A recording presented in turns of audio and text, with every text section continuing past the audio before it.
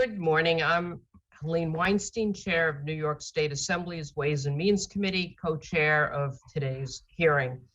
And today we begin the seventh in a series of hearings conducted by the Joint Fiscal Committees of the Legislature regarding the governor's proposed budget for fiscal year 2022-2023. And the hearings are conducted pursuant to New York State Constitution and the legislative law. Today, the Assembly Ways and Means Committee and the Senate Finance Committee will hear testimony concerning the governor's budget proposal for higher education. So I'm going to introduce now the members of the Assembly who are here and then turn it over to my co-chair, Liz Krueger, to introduce our colleagues from the Senate. So we have with us our Higher Ed Chair, Assemblywoman Glick, Assemblywoman Beshat Hermelin, Assemblyman Bronson, Assemblywoman Buttonshaw, Assemblyman Epstein, Assemblywoman Seawright, Assemblywoman Simon. And why don't I turn first to my ranker, Ed Rod, to introduce the members of his conference who are here. Great, good morning. We are joined by Assemblyman Mark Walczyk, our ranker on the Higher Education Committee, as well as Assemblyman Smullen. Okay, and now to Assembly, and I thought I saw Assemblywoman Gandolfo here a moment ago, but maybe not anymore. Senator Krueger, thank you very much. Introduce your colleagues. Great. So I want to introduce Senator Pete Harckham, Senator John Liu, Senator Jim Gorin, Senator Jeremy Cooney, Senator Gustavo Rivera, Senator Andrew Gounardes, of course, the Chair of Higher Education, Toby Stavisky, and I will turn it over to my ranker on finance to introduce his conference, and that is Tom O'Mara. Thank you, Chairwoman Krueger. On our side of the aisle, we are joined by Senator Sue Serino and Senator Jim Tedisco. Thank you. Great. Thank you. And we also have been joined by Assemblywoman Fahy. So I think most of the members have been at hearings before, but let me just go through the time limits and also for the witnesses coming up. Governmental witnesses will have 10 minutes to make a presentation. They don't have to use all their 10 minutes. We already have the testimony submitted. Non-governmental witnesses will have 3 minutes to present their testimony. When we get to that, the chairs of the relevant committees, the hearing will have 10 minutes and a second round of 3 minutes if needed. Ranking members of these committees will get 5 minutes each, and all other members of the relevant committees that are, those are the members that are here, both the Assembly members and senators, will get 3 minutes each. And as I mentioned, the written testimony has been submitted, distributed to the members and the senators, so there's no need to read your testimony. Summarization is always encouraged. And just a reminder, really, to the legislators that the time limits are for both the question and please leave more than a second or two for the witnesses to answer. With that, I'd like to now welcome our first witness. This hearing is being conducted with the Assembly as the main sponsor of today's, or the first sponsor of the hearing. So after witnesses testify, we'll go to the Assembly and then to the Senate and back and forth until we are either exhausted or have exhausted all of the questions. So we go now to the State University of New York, Interim Chancellor Deborah Stanley. Good morning, Chairpersons Krueger, Weinstein, Stavisky, and Glick, as well as all members of the Senate, Assembly, and staff that are here today. I am Deborah Stanley, and since January 15th, I've had the privilege of serving as the interim chancellor of the State University of New York. I've come to know several of you over the course of my 25 years as president at SUNY Oswego, and it's good to see you today. On behalf of the Board of Trustees, I'm pleased to have this opportunity to discuss Governor Kathy Hochul's vision for the SUNY system for both the 2022 and 23 year and beyond, and to share the perspectives of our students, faculty, and staff on the proposed executive budget. I'm joined here today by both Bob Megna, SUNY's interim chief financial officer and president of the Rockefeller Institute of Government, and Cheryl Hamilton, SUNY's student advocate and executive director of the Educational Opportunity Program, who heads our work on many of the most important issues that ensure student success. Before I begin my budget remarks, I'd like to take a moment to thank all of you and our other partners in the legislature, Governor Hochul, the Division of Budget, the New York State Department of Health, and New York's federal congressional delegation. As you can imagine, the past 2 years have been an extraordinarily trying time for the SUNY community. Support from you and our other partners through formal guidelines and expert information, as well as financial infusions, made it possible for our campuses to keep their doors open, for students to safely return to campus to continue their academic and extracurricular activities, and for our institutions to contribute to the battle against COVID-19, especially our hospitals.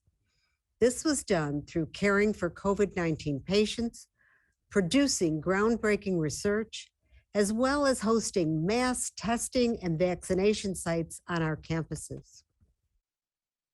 In terms of the executive budget, it's important to note the atmosphere in which it's proposed. The pandemic came at a time of major change for higher education. It brought into even greater light concerns over access and affordability that have been expressed in the general public, as you know, and by prospective students, especially those from underserved communities. This is a particular concern of mine, and one I know you share, as SUNY is respected as one of the greatest institutions for creating social upward mobility. In addition, the pandemic accelerated enrollment challenges for many institutions of post-secondary education, including in SUNY. However, I'd like to point out that not every sector was affected equally. In fact, our university centers and many of our four-year degree granting institutions kept enrollment stable and maybe even had modest growth in the number of students they serve. Finally, the pandemic hastened changes needed in how education serves these students. Studies indicate that by 2027, and you know that's almost upon us, 70% of all new jobs created in the United States will require post-secondary education. And the students of today also tell us that they seek a different approach to receiving their education. I want you to know that SUNY is on the forefront of delivering. I share these realities because they are central to understanding Governor Hochul's vision for making SUNY the greatest comprehensive system of public higher education in the nation. We share her vision and know that with the right assets, investments, and partnerships, we can achieve it. SUNY cannot continue with the same policies and practices of the past. We are on a path to continue SUNY's academic leadership in the world. And as we move forward, we recognize that many of the changes will need your partnership because they will need to be supported by legislative action. Given how comprehensive and complex SUNY is, with 64 colleges and universities, including research and doctoral granting institutions, four-year and master's granting institutions, 30 community colleges, 3 hospitals, a law school, a veterans home, and partnership with the National Laboratory, change does not come overnight. Recognizing this, the governor has directed SUNY and its partners to work collaboratively across the sectors to develop a wide-ranging and detailed action plan. Objectives include increasing enrollment, and redesigning our academic models to meet the needs of every student, including not only students straight out of high school, but also those returning professionals who need flexibility and affordability to earn a certificate or degree to advance or change their careers. This year's executive budget is the foundation to begin that work, and it is a strong foundation. This proposed budget is the most significant executive proposal of investment into public higher education in more than 20 years. And it underscores the governor's understanding of and commitment to the ways that SUNY is inextricably linked to the well-being of New York's economy, its workforce, its healthcare system, and so much more. This is something which those of us who have worked with Governor Hochul know that she has been interested in over the years. We respectfully urge the legislature to support all funding provisions pertaining to public higher education in the executive budget proposal, including elimination of the TAP gap this year in 22-23. We were delighted to see action in the last budget to close the TAP gap within 3 years. The TAP gap drains tens of millions of dollars annually from campus budgets, and we applaud the executive's proposal to close it for good this year. Funding maintenance and new capital projects to attract students and provide the excellence that our graduates need to compete with graduates from across the state and the country. Our campuses need the classroom and lab space that other institutions provide. The executive's plan will provide SUNY campuses with the resources necessary for the much-needed and shovel-ready projects.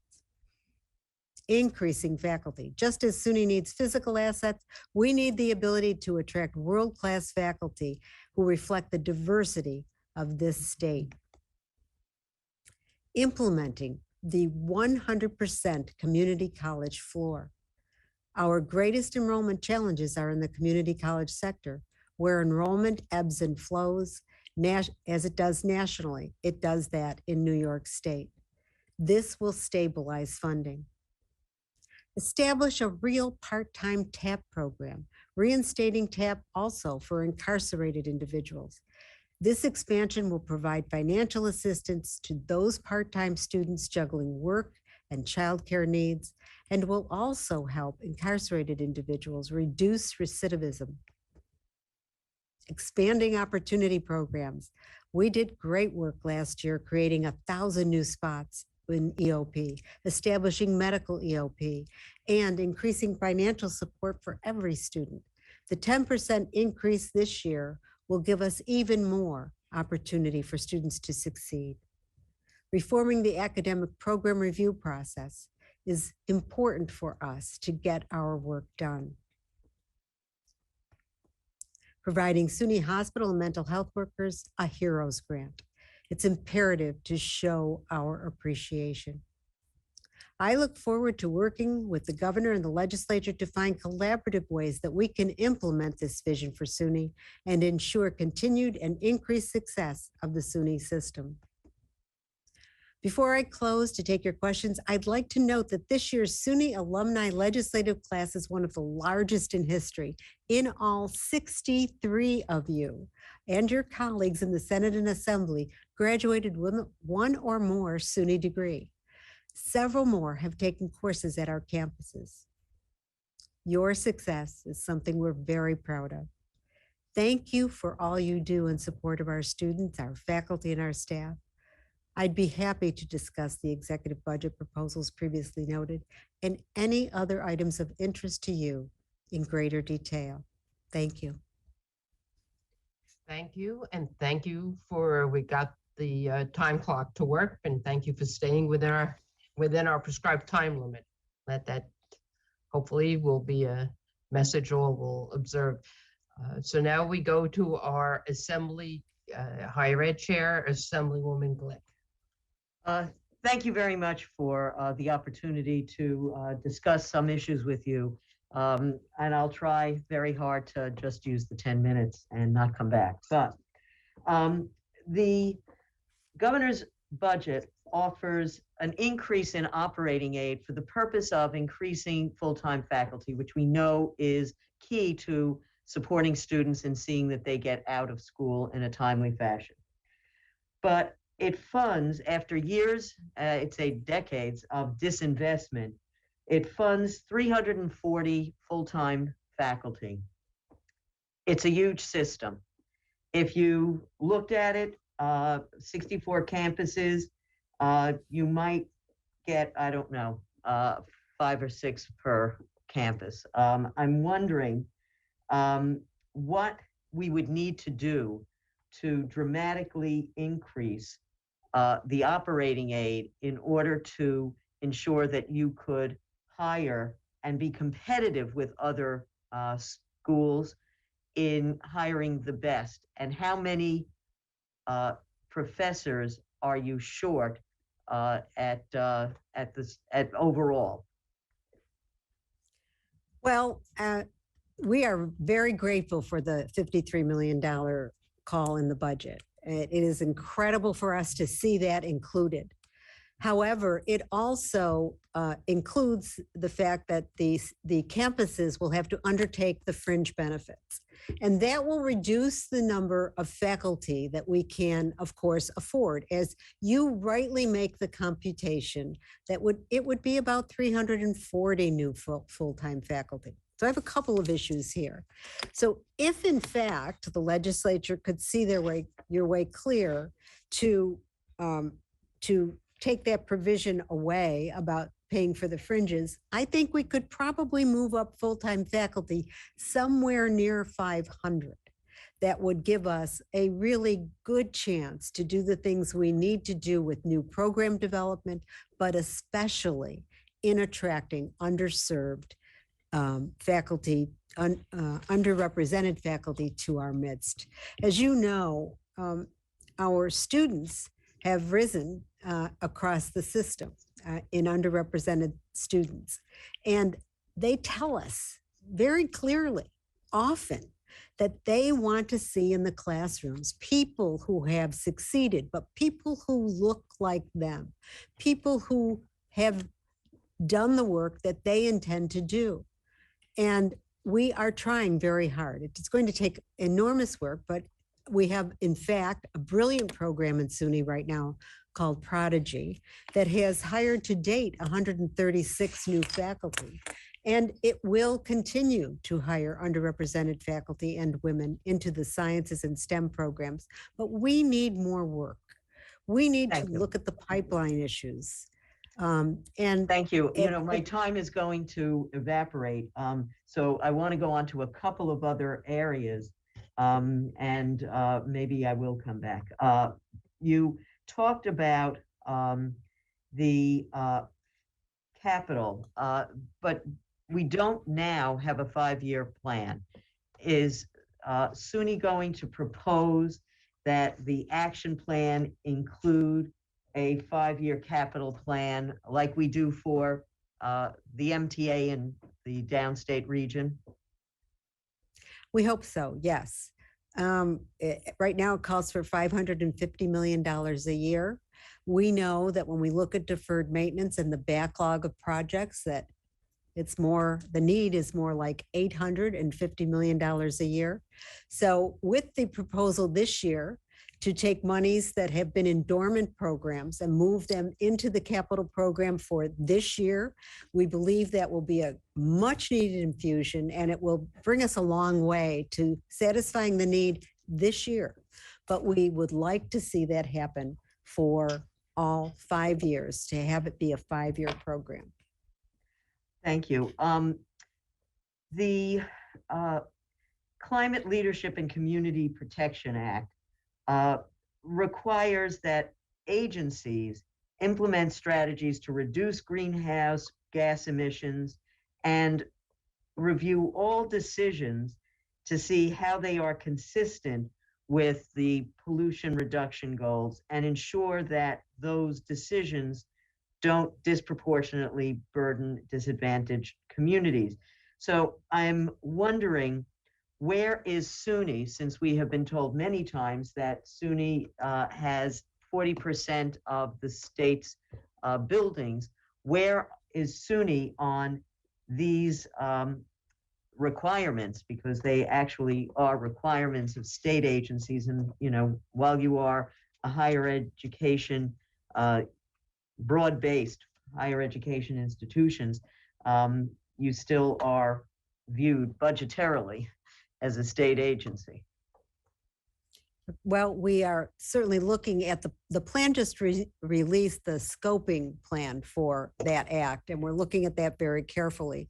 But SUNY is really ahead on this game. And yes, we do have 40% of the physical assets of the state of New York, but we also have requirements of plans from the campuses for every proposed project. Every new building proposed, every major restoration proposed must meet carbon zero, net zero requirements before it gets the green light to go forward.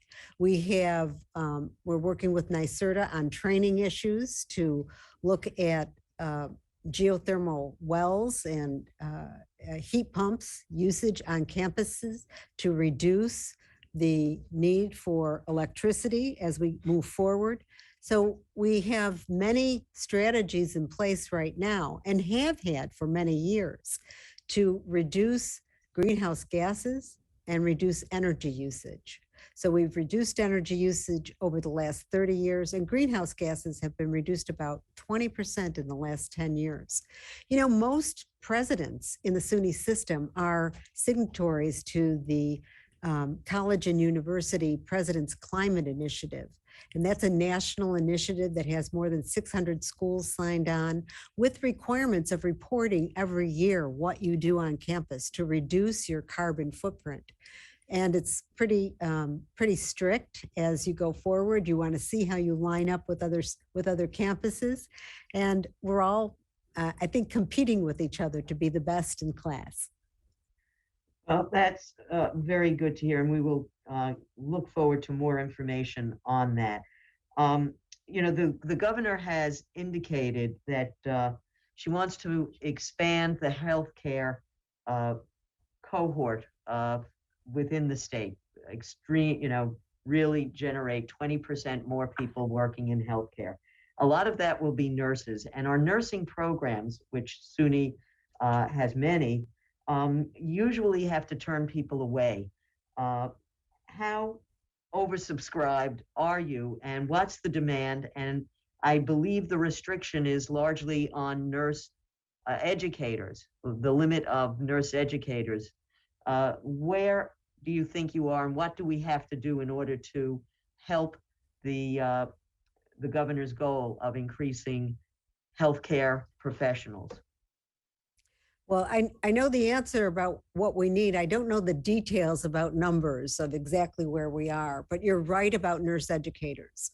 It's pretty difficult to get nurses into the programs. We are going to have to incent that pipeline a lot better than we do to get them into the programs. But one of the problems has been with accredited programs in getting those programs approved through the state processes and the professional processes.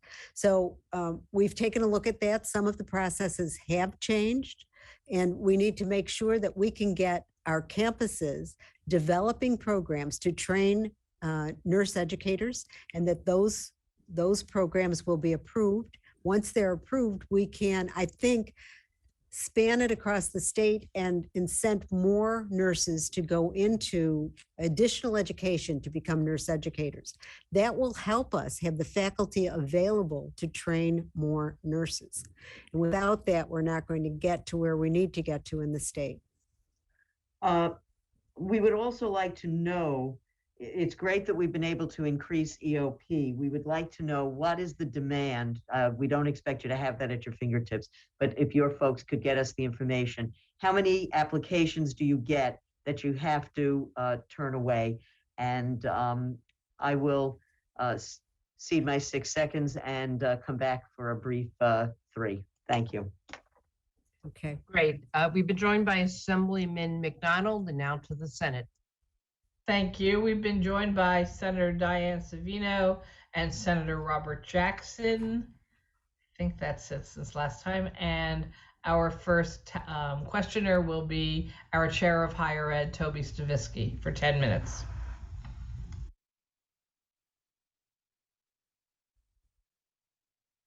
Sorry, I was muted, which is a hard thing to do, I think, except on a computer.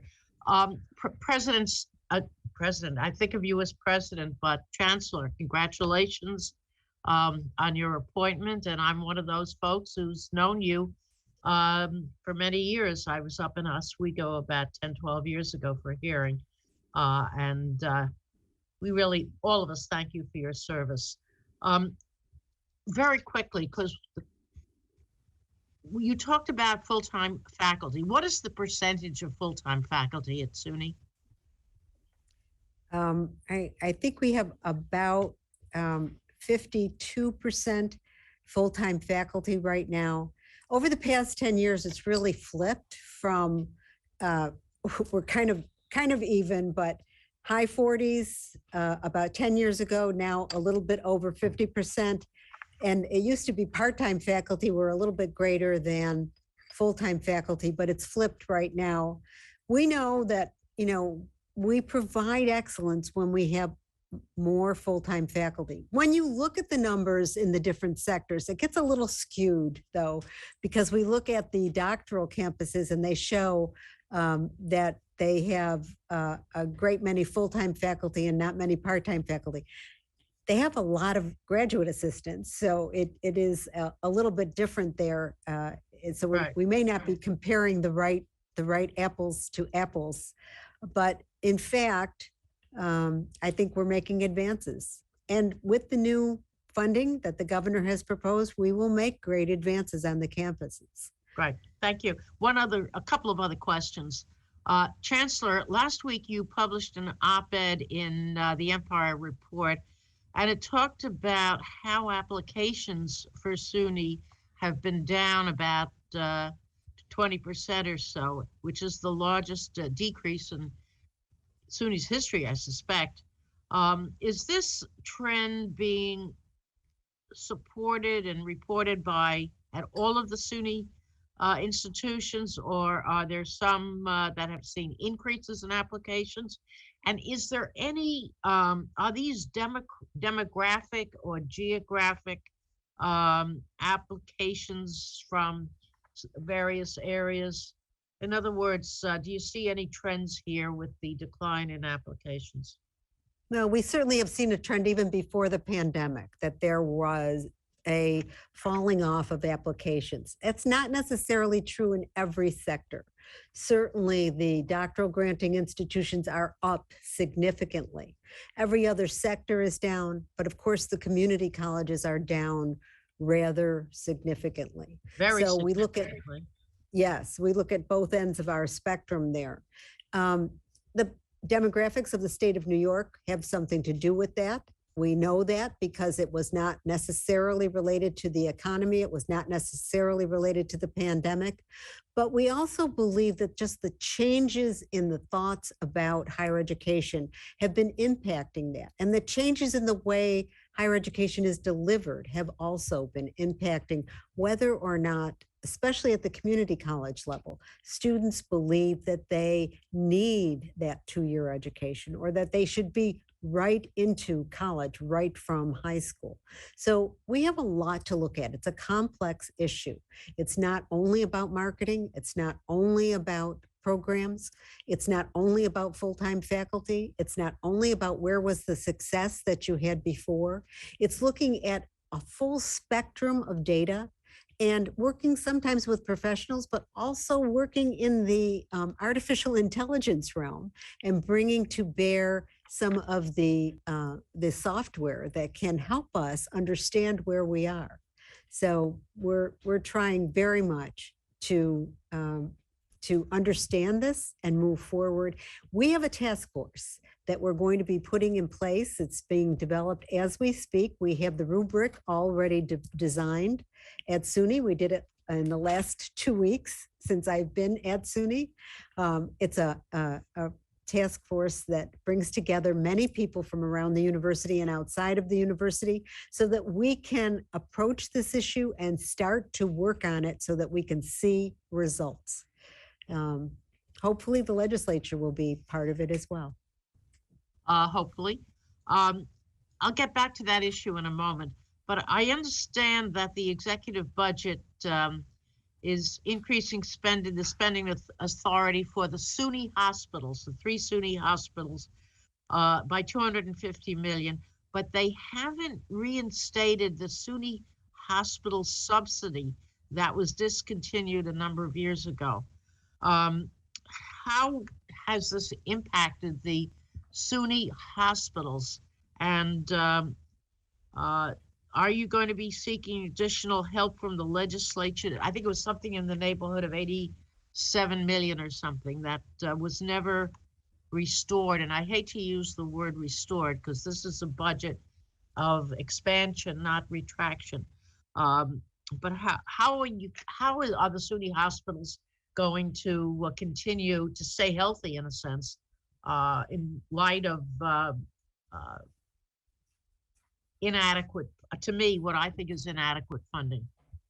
Well, we hope they stay healthy because they have been the heroes throughout the pandemic. We are That's so why I'm proud asking the question. of Yeah. our hospitals.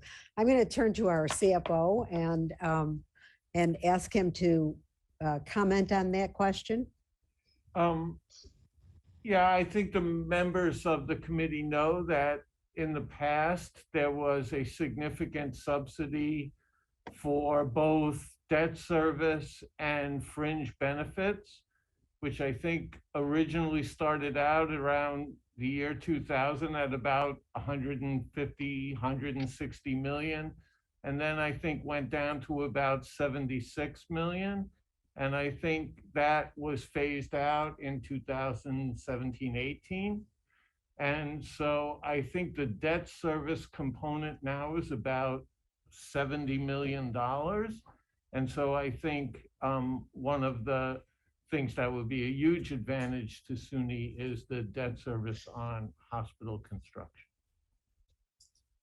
But in addition to the debt service, which the state pays for every other state agency, are more additional subsidies that were phased out a number of years ago. And that is of concern because, as you said, the SUNY hospitals really were on the front line of the last 2 years during the pandemic. And it's sort of frustrating when you see certain advantages paid to other hospitals and not to the SUNY institutions, particularly at downstate, but also upstate and Stony Brook. Particularly, and they have been, of course, downstate, as you mentioned, was designated as a COVID-only hospital during the pandemic, and it performed brilliantly as a COVID-only hospital, and we're very proud. But it has had some lasting effects from that designation that have resulted in lost revenue, which have multiplied the problems with the hospital. All right, let me quickly get to another topic, which is sort of related to the first question that I asked. Your decline in enrollment, obviously, I think has been affected by high school students who somehow got lost in cyberspace or something because they never enrolled in the 4-year or 2-year institutions. And that, I think, is rather pronounced, especially at CUNY, but also at SUNY. Have you been working with either the state education department or the local school districts or some way to find those students and perhaps have them enrolling in some sort of program either at the 4-year or 2-year institutions? Absolutely. I think of during the pandemic, most of the high schools were not open. Students were remote. They were not really face-to-face with their guidance counselors. So what we noticed throughout all of that it really became a reality in our application base that students were not on the same course that they had been on before. They were not getting the same advice because they were not physically present. They were not queuing up in the same way. They were not completing their coursework the same way. Tests were not being given that got them to the next level in the same fashion. So everything was really out of whack to get students ready for college. But certainly our community colleges have stepped up and stepped into this breach very strongly with thinking through ways to serve students when they come into the community college system, to reduce remediation courses so that students can see themselves as learners that are proceeding, that are really making advances on their degree. It's also dealing with early college, high school, and SUNY Reach. There are other programs that deal with a little bit older learners that have been funded. I Toby, don't I'm want to get sorry. yelled at, Clock- Chancellor. Your clock is off, so we're going to give you 3 minutes for follow-up later on. Okay, I'll do that later. Thank you so much. Assembly. you. We go to the ranker in higher ed, Assemblyman Wozniak. Thank you, Madam Chair and Chancellor. Wonderful to see you once again. Enjoyed your leadership at SUNY Oswego and look forward to working with you here. Quick question that's non-budgetary. COVID community testing sites, are you still doing those on campuses and residential halls and gymnasiums and that kind of thing? And if so, when does that stop? When do you anticipate those will be off your campuses? When does it stop, did you ask? Yep. Well, we're testing, of course, is still going to be very important to us into the future. Yeah, And, Chancellor, I mean specifically community testing sites, not just for your students. Okay. I'm not clear that there is an actual stop date for any of the community testing sites. So no stop date has been issued, and we will continue to do that in collaboration with our local departments of health, especially. It's been very important to our communities, especially with Omicron, to go forward. Thanks. The Excelsior Scholarship, did Governor Hochul continue that, or have we finally, right across the board, I haven't heard a lot of great things consistently about Excelsior. Is that still in her presented budget, or are we going to finally get rid of it? We have about 20,000 students in Excelsior programs across the system. And yes, she's continuing it. As a matter of fact, she's brought it up to date. So, Excelsior paid a certain amount toward tuition, which when it was originally proposed was a little bit under the tuition that SUNY actually charged. And now the governor is proposing to bring that to a match to the tuition that SUNY is charging. So it will be better for our campuses. It certainly will be great for our students. And Chair Stavisky made the point, enrollment is down significantly. Is out-of-state tuition something you would consider? We've got a piece of legislation, for example, for SUNY Potsdam to allow them to recruit some Canadian hockey players. Is that something that you think that we could do in the future or in this budget? And compete with Oswego? Of course. Well, I'll have to think about that one. I'm not sure, but yes, the question is really it's about always- out-of-state tuition incentives. yeah, it's that always would been allow some of the- possible. So the border state issue, of Yep. course, it's always been possible for campuses to deal with the differential on their own, but it's a little bit difficult if you don't have the reserves or the revenue in place to be able to do so. I think it bears looking at over and over and over again. We certainly are, one of the strategies for dealing with our enrollment issues is to look out of state. And as we look out of state, we're going to be comparing what do we charge the students who come in as out-of-state students? Is this something that is a barrier to students coming in? How does that compare to their in-state tuition in the states they reside in? Those are the kinds of issues we're going to be looking at. It's also going to be true for international students. So we're looking clear across the board. I'd say the issue is really going to be, hockey aside, it's really going to be about what will literally incent those students to come. Great, and I look forward to a continuing dialogue on that. I appreciate your comments. Chair Glick asked about something that's, I think, going to be critically important, and that's the master's qualified nurses pipeline to get some nursing trainers into your institutions. And I know that's something that's important to you and the governor moving forward. I noticed the governor had 53 million incentives for faculty and recruitment. How do we anticipate that that's going to square up with collective bargaining and incentives for, how do you anticipate that that's going to be used to get those master's qualified nurses so we can fix the nursing pipeline? I'm not sure how it would be affected by collective bargaining. How would it, we will be, certainly we have to have the programs in place before we hire the faculty for them. And we open it up for enrollment in the nursing professions, but could you explain that a little bit more? Probably not in 25 seconds, because I had one more question that I wanted to ask, and it was to echo Chair Glick's 5-year capital plan. Do you anticipate, and I know you just got on the job, but do you anticipate that you'll put one out? We hope so. The Thanks 5-year very much. capital plan? Yes. Thank you. We've been joined by Assemblywoman Forrest, and we send it back to the Senate. Thank you. Next, we have Senator John Liu. Thank you, Madam Chair. I want to thank you, Madam Chancellor, for joining us. I want to just piggyback off of what my chairperson, Senator Stavisky, asked about, which is the declining enrollment. You cited a whole host of reasons why enrollment at SUNY might be declining. I asked you this question: is it possible that the cost of tuition is a factor in that declining enrollment? Well, I think it bears looking at, but in fact, there are declines in enrollment clear across sectors. In fact, also for private institutions across New York State. And the private institutions charge much more. They certainly can discount those tuitions, but they charge much more. So they're not declining. I understand that, Madam Chancellor, that private institutions charge more and they have declining enrollment.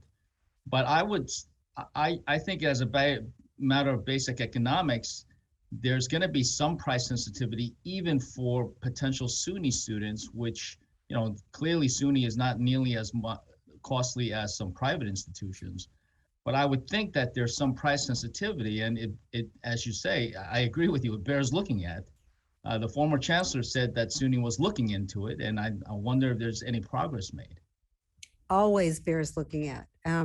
Tuition is a factor that every family looks at when they make a decision, And please, and every student looks at. then please have your team look at the price sensitivity. And this goes to my real question, which is that, as we all know, the tuition has been supporting more and more and more of SUNY's ever expanding operating costs. And so SUNY tuition costs have risen in excess of other budgetary items, including the amount of state aid that's given to SUNY.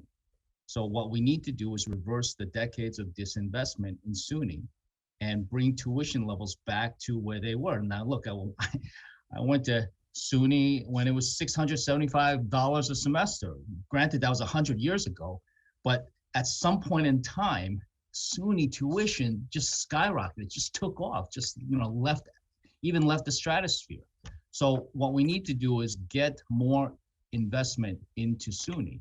And it would be helpful if you could have your team look at the price sensitivity, and also at what point in time was there some kind of time correlation between the rapid increase in the tuition and the percentage of the operating costs paid by tuition and the decline in enrollment? I think it'd be helpful to see that kind of pattern if it exists. I believe it does exist, but SUNY for a long time now has been talking about looking at that.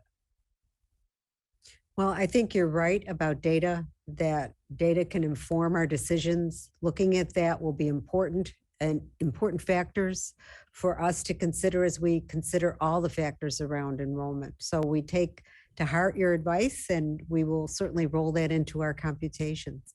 I'm heartened to hear your comments about the proposed budget by the executive, and I'm heartened to see our new governor looking to put more money into SUNY. I think it's desperately needed. At the same time, there are legislators I know of in both chambers that are concerned about SUNY's management. And I want to thank you for, you were about to start enjoying your retirement, and then they kind of like drag you back in 2 weeks into your retirement. Congratulations and thank you for that. My question, and this, please don't take it personally. Senator, excuse me, Senator Krueger. So we're having a problem with the time clock, but I've been using my sturdy watch, and the 3 minutes has expired a short while ago. So I think we're gonna. Chair, I was just getting to the fun stuff. I didn't even know. I felt like 45 seconds had transpired. No, she was correct, John. I was watching my watch as well. I think the clock is fixed, but for your next question, you'll be able to really see the clock. Hopefully, it's fixed now. We've been having problems all day.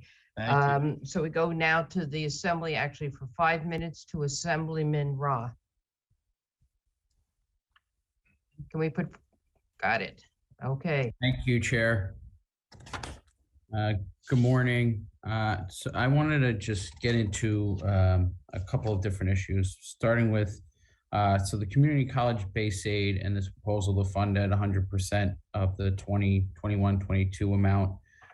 Obviously, it's better than dealing with perhaps more of a reduction due to the decreasing enrollment, and obviously it's an increase over the 98% last year. But I know there are proposals out there to look at other years, 1920. I think I saw one proposal. Others have advocated for going and utilizing the 2018-2019, which is really the last year unaffected by the pandemic. So can you comment on that and what these numbers actually mean in terms of money in the system, because we're basing it on a really down year that really is the culmination of years of enrollment decreases. I don't know that that's sustainable funding for those institutions. Yeah, we definitely are interested in moving that benchmark year back to pre-pandemic. I think that it will be more rational, and it will be related more to reality if we move it back and look at 100%, and it will really restore the community colleges to be able to look forward. If we move it back to the 2018-2019 year, that's about a $37 million delta. So we're proposing that, and we're hoping that will be the case. So we can remove the pandemic from funding levels. Yeah, that would be great. I know community colleges all over the state would greatly benefit from utilizing that benchmark. Certainly we would in Nassau County, where I'm from. The other thing I wanted to ask about, and this has been a concern for many years, and it's great to see the governor investing in this area, the child care centers on campuses. And obviously in a budget where we're investing in part-time TAP, this is a central piece, I think, to that goes along with that, so that those part-time students have access to that child care that they need to go to class. So do we know, or have a list somewhere that could be provided of what campuses would benefit from this increased funding in terms of starting child care centers that don't currently have them? So this is startup costs for about $600,000 to start a child care center. I don't have the list off, the top of mind here, but I'm sure we can get the list of those campuses. Yes, you are absolutely right. Students benefit greatly from this, especially single parent households benefit greatly from this, and we're interested in seeing this happen. Okay, great. And then the last thing with my remaining time, obviously we are now several years into the pandemic, and we have students who have finished their high school years under these circumstances. I'm just curious what SUNY's doing and what maybe the legislature ought to be looking at in terms of providing resources to ensure that that transition is going as well as possible, given that, these students either ended high school during a pandemic and probably missed out on a lot of the opportunities you normally have to make that transition into college. Well, we do see students coming with some emotional problems and mental health issues, and it's greater than it's ever been before. So certainly the dollars that we will be spending out of the federal stimulus and other dollars put to this will be sorely needed in order to help our students make the transition and to succeed throughout their college careers. We also are looking at academic deficiencies, but we don't have those data yet. We have not amassed anything that shows us that there is a great distinction between students before the pandemic and after the pandemic. So it is something we're looking at, but we don't actually know the differences yet. Thank you, Chancellor. To the Senate. Apologies. Next is our ranker on higher education, Phil Boyle. Thank you, Madam Chair, and thank you, Chancellor, for joining us today and also for this responsibility you've taken on. Just 2 quick points. One's a kind of a comment, the other's a question. The idea of having SUNY flagship, including Stony Brook, I think is a tremendous idea. I've advocated this for a long time, and I think it will go a long way to improving it and helping the entire system for doing that. My question regards what we see, I guess, whether it's called cancel culture or the silencing of open and debate on our college campuses. That's really been a tremendous concern of mine over the last couple of years. Have you, I don't know what you did at Oswego or with your other colleagues, to make sure that everybody is allowed to say what they are for an open and honest discussion without being concerned about losing their job as a professor, getting canceled as they're a student, and regardless of what side of the political spectrum they're on, to have an open, honest debate. How would you see yourself or any ideas about some policies that may protect our professors and our students in these difficult times? Well, college campuses are a place where there's a marketplace of ideas. Free speech is absolutely essential to learning. Academic freedom is also part of this. What goes on in the classroom is very important. We're always pushing the limits. This is higher education. Higher education at its best is always at the end of the envelope, Faculty members as well as students want to get to what can I do and how far can I take it? So it's a great place to be. I think our campuses are really good at this. Our campuses in SUNY are excellent at kind of threading this needle of making sure the campus is safe, providing for safety for lectures and presentations and such, and making sure there won't be anything happening that could have the campus be unsafe for our students or for any of our visitors, but also allowing free speech, allowing students to have the speakers they want, allowing students to have the debates that they want, and faculty members to express themselves inside and outside of the classroom. There are limits, of course, and that's when you look at it more carefully. The press looks at it more closely, and we all get to decide one way or another. Sometimes it ends up in court, sometimes it doesn't. But in fact, I think even that is an expression of what our country's all about. We go at different opinions in different ways. This is what we need to do in higher education. So as long as we are allowing people to present their ideas, debate their ideas, that's where we should be. I know at Oswego, it's not always easy to do. You stand up generally for the underdog, but sometimes you've got to go the opposite direction because free speech demands it. And then your campus is not quite as understanding. We have some outside agencies that take a look at what's happening on the college campuses, like FIRE, and give us kind of a grade or a ranking as to how we're doing. So we have many factors we take into consideration when we're moving forward. Is there a particular issue you want to talk about? No, just generally, on campuses around the country, I see many times when, say, a conservative speaker was invited to speak, and then the students break the windows and they, whatever they do in terms of getting the point across that they don't want that speaker on campus, and suddenly the invitation is revoked. I have not seen that at SUNY. I'm happy to see that, but the mob mentality cannot hold sway, and it's the same true with the liberal speaker.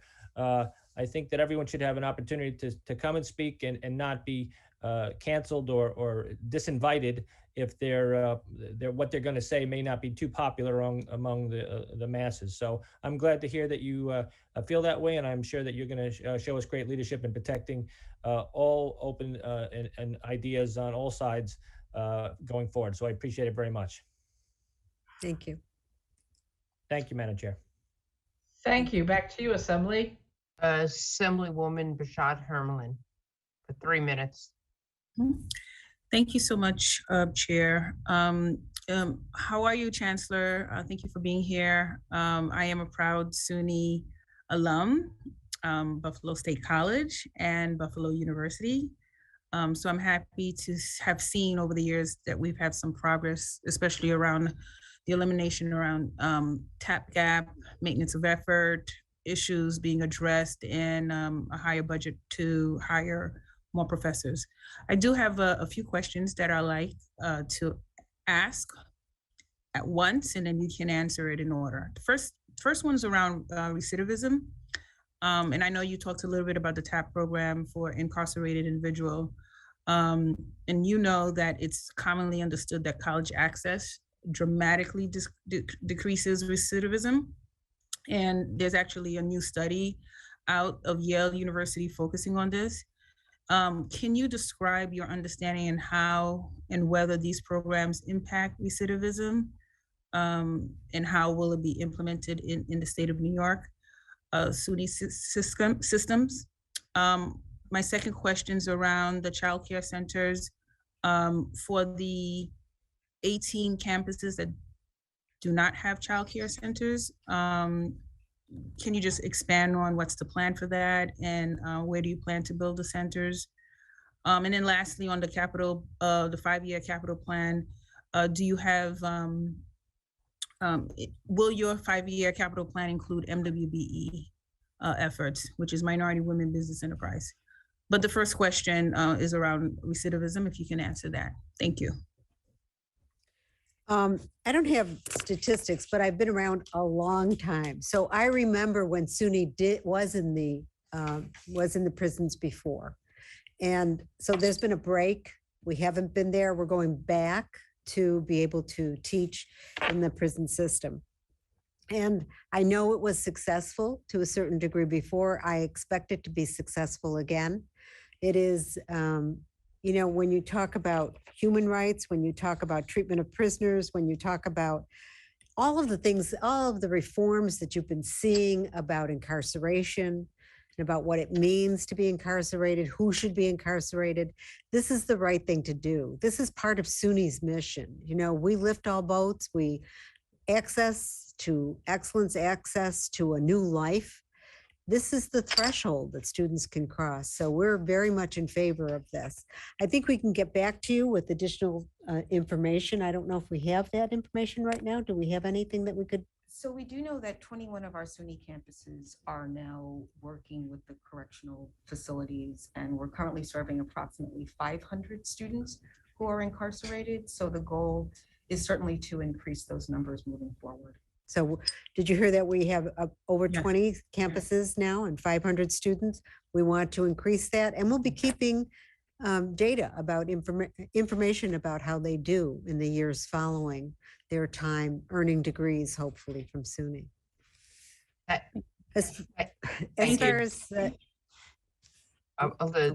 time has expired. If you could respond, and there probably may be some other questions that members have, and it won't be time to respond at the hearing. If you could respond in writing, and we will, to both myself and Senator Krueger's office, and we will distribute to all members who are participating.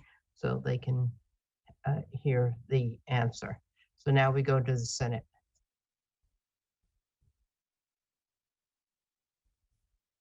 Senator Jim Gorin.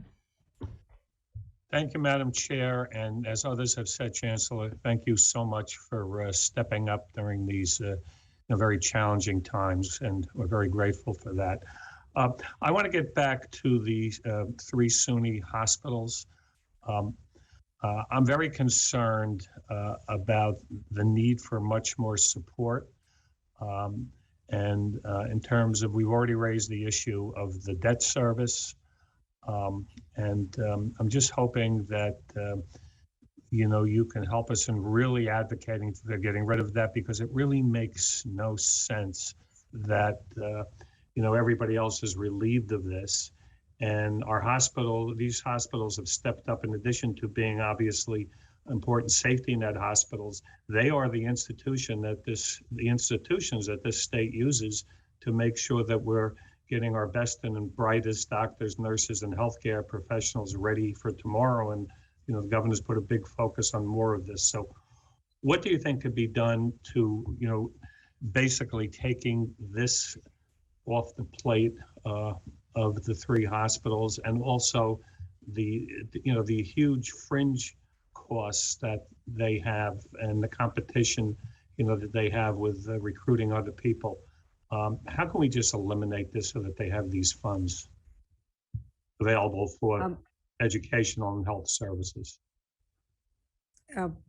So the funds, certainly the hospitals need an infusion of funds. All of the hospitals are not exactly alike. They've expressed their missions in different ways, and they have different situations, given through the pandemic that they've done different things. SUNY Downstate, as we've said before, was a COVID-only hospital, and they have, in fact, some lasting effects from that of lost revenue. And of course, SUNY Stony Brook, it has served a great many patients during the pandemic, often up to, I think, 6,000 patients in a week. So we have had a great impact on that hospital. Upstate, of course, has been involved in research. They've developed the saliva test. They are part of the Pfizer. They're investigators. They're principal investigators for the Pfizer vaccine. No, I agree. I appreciate that, but I just want to ask you one quick question before my time clock runs out, and that is, the governor is this huge $10 billion overall in healthcare, in addition to the education budget. Have there been some discussions, and can there be that these 3 SUNY hospitals also get, a significant share of that money as well? We are assuming that they will get a significant share of that money as well for faculty and staff. Yes. And it may be infrastructure.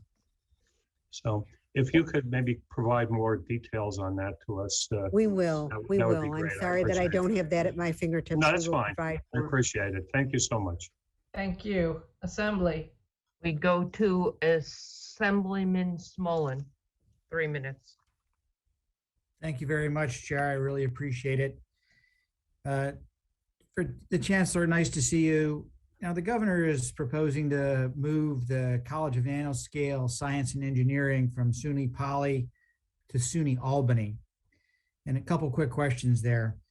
Why does the governor feel this move is necessary at this time? Well, we don't know exactly why the governor feels it's necessary. We're looking at all of the issues surrounding it. It sounds and looks pretty good to put a research institution with the research College of Nanoscience and Engineering. But also SUNY Poly, of course, has a great deal to connect with those endeavors as well. So we're looking at the scope of all of it. And for our students, for our research base, for our connections to industry, all of these things will be very important as we move forward. I assume that that's what the governor looked at. That, So as we can elevate you- it. You didn't suggest this. This came from the second floor? Yes. Okay. And so the second question on that, I represent Herkimer and Oneida counties. Will there be any impact on this relocation on the local economy in the Utica area? We hope not. We know that, we are all SUNY and we share programs, we share ideas, we work together, we collaborate. We believe the same collaborations that are in place today will be the collaborations that will be in place no matter what happens with the formal connections that will be made. Okay, but this isn't part of an overall, then a reorganization of the SUNY system. This is something to make it easier for an administrative reason? Not administrative reasons. I think it really has to do with responding to industry need. It has to do with responding to the needs of research. We have premier institutions here. And as we highlight them and we move them forward, we're not leaving SUNY Poly behind. We haven't sat down to look at all of the factors yet, and we want to bring all of the institutions to the table to take a look at what this will mean and make it additive for every campus so that there will not be any loss. That's great. I really appreciate that. We want to get the organization right. We want the institution to really to prosper and to really take things into the 21st century. So we'll, at least from my perspective, we're fully supportive of efforts to make it the very best it can for New York. Thank you. Thank you. Back to the Senate. Thank you very much. The ranker, Tom O'Mara. Finance ranker, Tom O'Mara. Good morning. Hello. And welcome. And thank you for your service at SUNY Oswego. You did an outstanding job there for many years, and congratulations on your appointment here. Are you seeking the full appointment to this position? I'm seeking sunshine, relaxation. I think my husband's listening in on this broadcast. And okay. No, I am not. But I love SUNY, and I'm happy to serve. I'm here for a particular purpose, and I'm thrilled to be able to play that role. Well, I'm glad you are, and I wish you were looking to stay on as well, but I fully understand. With regards to the expansion of TAP for part-time students, is this going to include non-credit career and technical workforce development programs for individuals taking those? I'm not sure if it does include the non-credit. It potentially will include the non-credit. We haven't, I don't think we've actually looked at it yet. Okay, well, I would certainly advocate that it is included in that to further encourage the workforce development needs that we have across New York State. And I think that would be a help in doing that. With regards to the Excelsior program, are there any changes being made or any leeway given to those students in the Excelsior Scholarship Program with regards to either full-time status or GPA maintenance requirements due to COVID and the impact that has had on some students?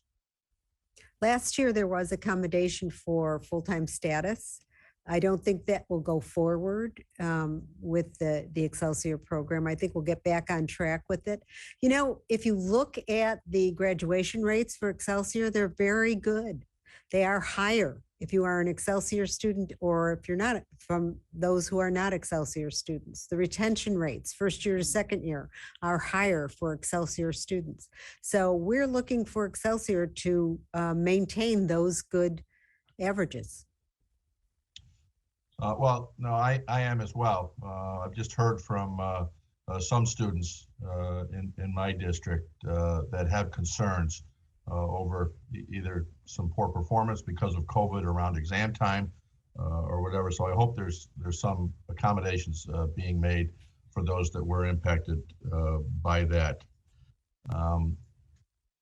The capital budget for SUNY, how much is in the capital budget for the movement under the New York's Green New Deal for the lessening of emissions from all buildings, certainly including SUNY buildings? What's in the capital budget for that? I'm not sure I know that. Bob, do you? I think it's nested within our overall budget that we take in those requirements. There's no specific piece, but we're subject to all of the same requirements that other state construction projects are subject to. Do you have any estimates or cost studies, feasibility studies for the conversion of SUNY buildings to zero emissions? Yeah, we'll certainly provide those. I think, again, this is something that happens over time, right? So there are a process that begins, we make sure that we're hitting the guidelines we're supposed to hit now. And I think it's built into our estimates of how much we're going to need for critical maintenance in future years to continue to hit what we have to hit. And they're usually rolled right into the project. So what happens is, a few years ago, we would kind of break out, what would the project be without geothermal wells? What would the project be with geothermal wells? And you would kind of make a decision. Are you going to go for that carbon neutral and get into the higher rate for the project, or are you not? And right now, because SUNY is requiring that we take a look and we make a plan for moving to a net zero carbons, that we roll those into the project and we don't take them out as standout costs. So it's difficult to break them out. I think that New Yorkers who are footing the bill for what are going to be outrageous expenses in this conversions deserve to know, and I advocate that that be set out and what the costs are going to be going forward. So my time is up. Thank you very much. Thank you, Tom. Assembly? We go to Assemblyman Epstein. Thank you, Chair, and thank you, Interim Chancellor. I know I only have 3 minutes, so if we could, a couple of questions we could do quickly. Can you commit to getting publicly available charging stations on all SUNY campuses? I beg your pardon, can you say that again? Can you commit to getting publicly available charging stations for e-vehicles on all SUNY campuses? Well, it sounds like a great idea. I think a lot of campuses already have charging stations on them. I'm not sure how many campuses have them though, so we'll get back to you on that. And see what the feasibility would be of having them on every campus. Can you commit to ensuring that as your interim chancellor that all new vehicles that you buy for the SUNY system will be EV or low carbon?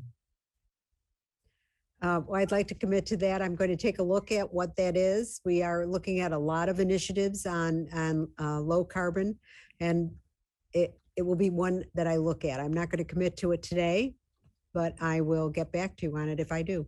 Okay, I'd love to hear back from you about it, because obviously we're all part of our CLCPA goals, including our SUNY system, so I'd appreciate it.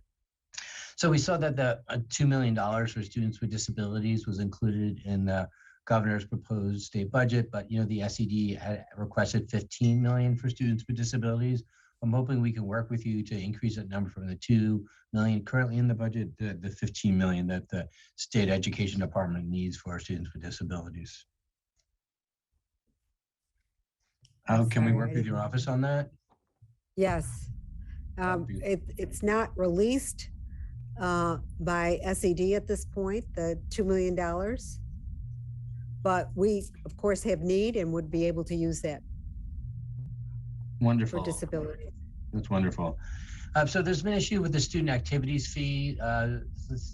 Students have really relied on their budget through SUNY, and CUNY has a separate set aside for student activity dollars. So the student assembly can do the activities they need to do statewide. Can we have a conversation offline around trying to have a set aside student activity fee for the student assembly so they can get the resources that they need? I'm sorry, I didn't catch that. Can the student assembly, can they have a offline discussion on increasing the amount of money for what the student assembly needs? Sure. I mean, we're in contact with Student Assembly. We're looking at their needs. We just made available to them a full-time staff person that will help them with their administrative duties that we are paying for on the SUNY side. Right. So, we're interested in the Student Assembly being successful. Right. It's really important for students to have a voice. And one last And a question, just conduit. on the TAP dollars for incarcerated folks. Can we get a sense of where you are around the nonprofit schools like Bard Prison Program and other programs versus, there might be for-profit colleges, others who might want to work with that population. I want to make sure that we commit to really degree granting programs as we move forward to TAP for people who are incarcerated. I'm sorry, I didn't get that either. Sorry. I'm sorry, can you say that again? Yeah, so we're going to make. There's a little bit of a wobble in the Additional voice. For incarcerated individuals. And making sure that they have degree granting programs like BARD, Prison Program, and other institutions versus some for-profit institutions or online colleges that, may want to try to get access to this student population.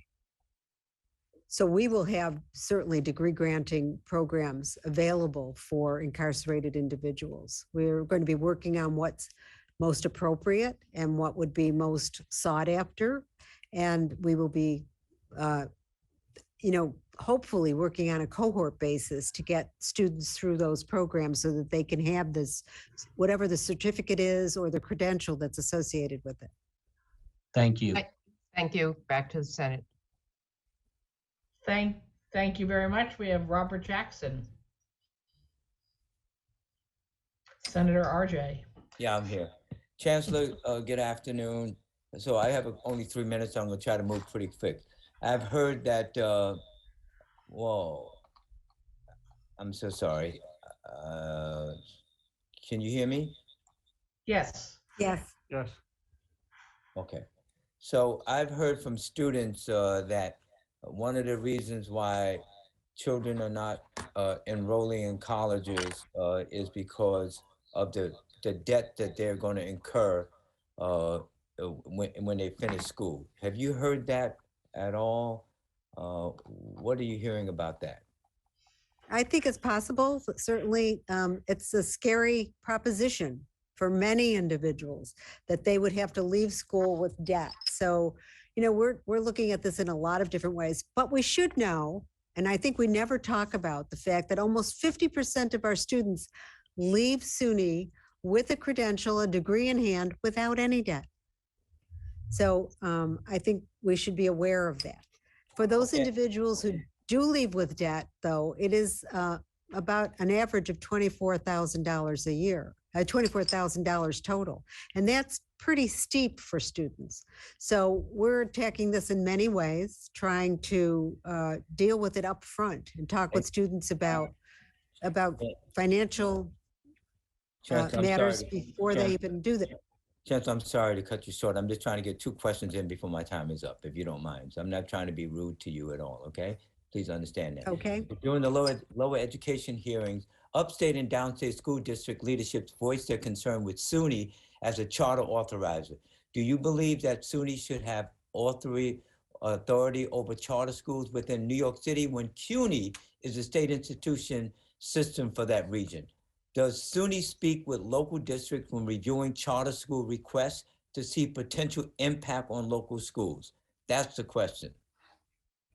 Well, I leave this in the hands of the Board of Trustees. The trustees have been dealing with this for almost 20 years, and I know they know much more about it than I at this point. And so I will leave that question in the hands of the trustees. And if you need more information, we'll get back to you. Got it. Thank you. And this, my last question. The governor proposed to prohibit withholding transcripts for failure to pay student debt related debt. An institution in violation of this will be subject to a $500 fine per violation.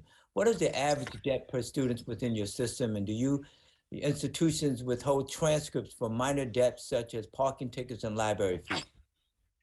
The average debt that students leave campus with is about $24,000, but I totally agree that we should not be withholding transcripts. We should not keep students from registering. We should not keep them out of extracurricular activities. We should not use the SUNY cudgel in order to keep students away from proper activities while they are still students if they owe minor amounts of money while they're students. We certainly have the right to collect those debts, but we shouldn't use an undue influence or heavy bargaining power in order to get those debts paid. And I'm 100% in favor of what's happened with the transcripts. Thank you, Chancellor. My time is up. I appreciate you. Thank you, Robert. Assembly. Yes, we go to Assemblywoman Fahey next. Hi, I think I'm on. Chancellor, wonderful to see you. Thank you for stepping in and as was commented, coming out of retirement. And a huge thanks to the governor as well for what is a very encouraging budget. So I have just a few comments and I have 2 questions. So I just want to weigh in. I know you've been hit with a lot, but I want to weigh in so that I'm echoing some of the what you heard today. Operating dollars for SUNY are incredibly important, and we do hope to see more. So pleased with the TAP gap, the part-time gap, and part-time TAP, and TAP for the incarcerated. Very pleased. The 5-year plan matters to us. I need to put in a huge plug for the $20 million for the UAlbany engineering building that we've been asking for probably a half dozen years now. I'm hoping this is the year. The building is, I'm a little tired of seeing the fence up around what is an old Albany High School, the Schuyler building, and would really reinvigorate an entire neighborhood. Absolutely support your comments and appreciate your comments on new faculty and trying to get to 500. Pleased again with the EOP increase and the community. I think it's very important that we have a community college floor. I wouldn't be here without the community college I attended as a first-generation American. So I do think it's important that we have those avenues as well as some of the certificate programs that you yourself mentioned. And a couple of things, the flagship. Pleased with the proposal for a flagship on 2 of the colleges, on Stony Brook and Buffalo. But as you know, we think it's a great idea. We want to expand it to 4. We think it's absolutely essential that it be 4. At UAlbany and Binghamton have always been university centers. Why not showcase, as we showcase all of SUNY, but why not continue to showcase those 4 university centers? Question. We are pleased with the proposal for re-merging CSNE, the Nano College, with UAlbany. The question is, how can we make this a win-win? We're certainly not trying to, a lot of effort has been put into SUNY Poly and Utica. We recognize the potential there for some semiconductor businesses near Syracuse. How can we make this a win-win? I know you can't maybe answer that in 20 seconds, but we want to continue that conversation because we support it. But I'll try to give you those few seconds. Thank you, Chancellor.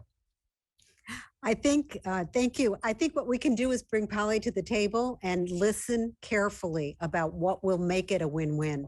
We need to roll their opinions in to this strategy to see what will make this happen and happen in the best way possible. As I said, we're looking for additure. We're not looking to hurt any of our fine, wonderful institutions. Thank you. Thank you, Chair. Thank you, Chancellor. Thank you, Assembly. Next up is Senator Sue Serino. Thank you, Chairwoman. Hello, Chancellor. We've had a lot of discussions about mental health throughout all of these hearings, and I apologize if somebody had asked you this already, but I was just wondering what's included in the budget to help address the mental health challenges I think that our SUNY and CUNY students face today. In the budget, well, you know that we have a lot of, we are charged to use on our campuses some of the federal stimulus money for mental health on our campuses. So $24 million will be applied to mental health from the federal stimulus packages, and $1 million will be continued from the budget. So we're going to put all of that together. It's, we've been moving forward on these issues. We've had a task force in place for the last 2 years, and it finally reported out. I was one of the co-chairs on that task force with Dr. Wayne Riley from Downstate Medical.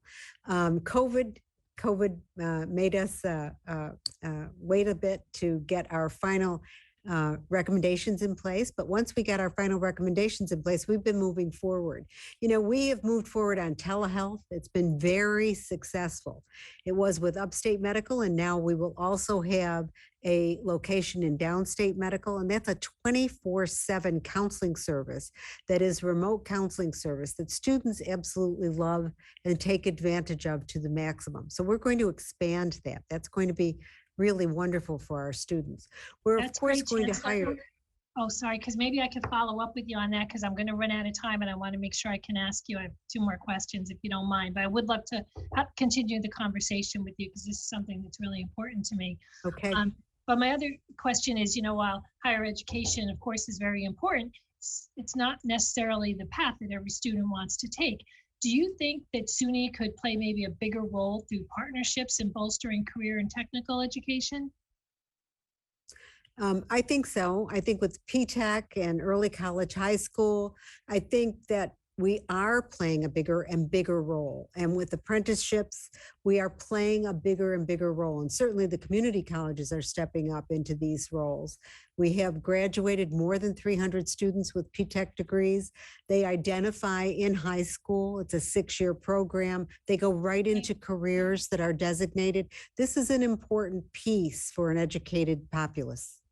Thank you. And I also, recently I heard from EMS first responders in my district who complete their continuing education through Dutchess Community College who are opposed to the booster mandate. These individuals have been on the front line since the start of the pandemic and they are currently vaccinated. They must wear a mask to attend. The program they attend would bring them to campus for about 3 to 5 sessions and classes are usually only about 10 students. So for these reasons, they feel the booster requirement is kind of onerous, especially at a time when COVID numbers are rapidly declining. And at a time when faculty and vendors are exempt from this booster requirement, how do you justify requiring it for attendees of programs like this that are so vitally important? Well, we're relying on the experts. We have an expert panel in SUNY that has helped us come to our decisions about what we require, and it's made up of researchers and doctors. They guide us in making our decisions, so we're relying on that going forward. Hopefully, we reassess it. So we will be reassessing as the numbers of perhaps Omicron come down, or we move with no variant in the near future, we hope. We will make some changes in what we require, but for now, the booster requirement stays. It's kind of like a slap in the face that faculty doesn't have to, yet the people that are coming here for these vital services do. So I would hope that it's reconsidered. And I know I ran out of time. Sorry, Senator Krueger. That's okay. You were pretty close. Thank you, Assemblywoman. Assemblyman Bronson. Good afternoon, Chancellor. How nice to see you, and want you to know that we miss you tremendously at SUNY Oswego. My question was just asked by the senator. As you know, I'm very involved in mental health issues, and you and I have spoken about that in connection with Oswego. So I'm glad to see the $24 million of federal stimulus dollars. A little bit disappointed that there's only $1 million in state funds as we go forward. We need to increase that. But could you just tell us a little bit more about the task force and some of the findings to help us meet the needs of mental health services for our students? Well, the task force was eye-opening. I mean, we really set about trying to assess where were there services on campuses for mental health. And we found it's really uneven throughout SUNY. Some of the campuses have no SUNY services. They rely on the municipal services or county services around them. But they do have good coverage from those services, and they have great collaboration with those entities.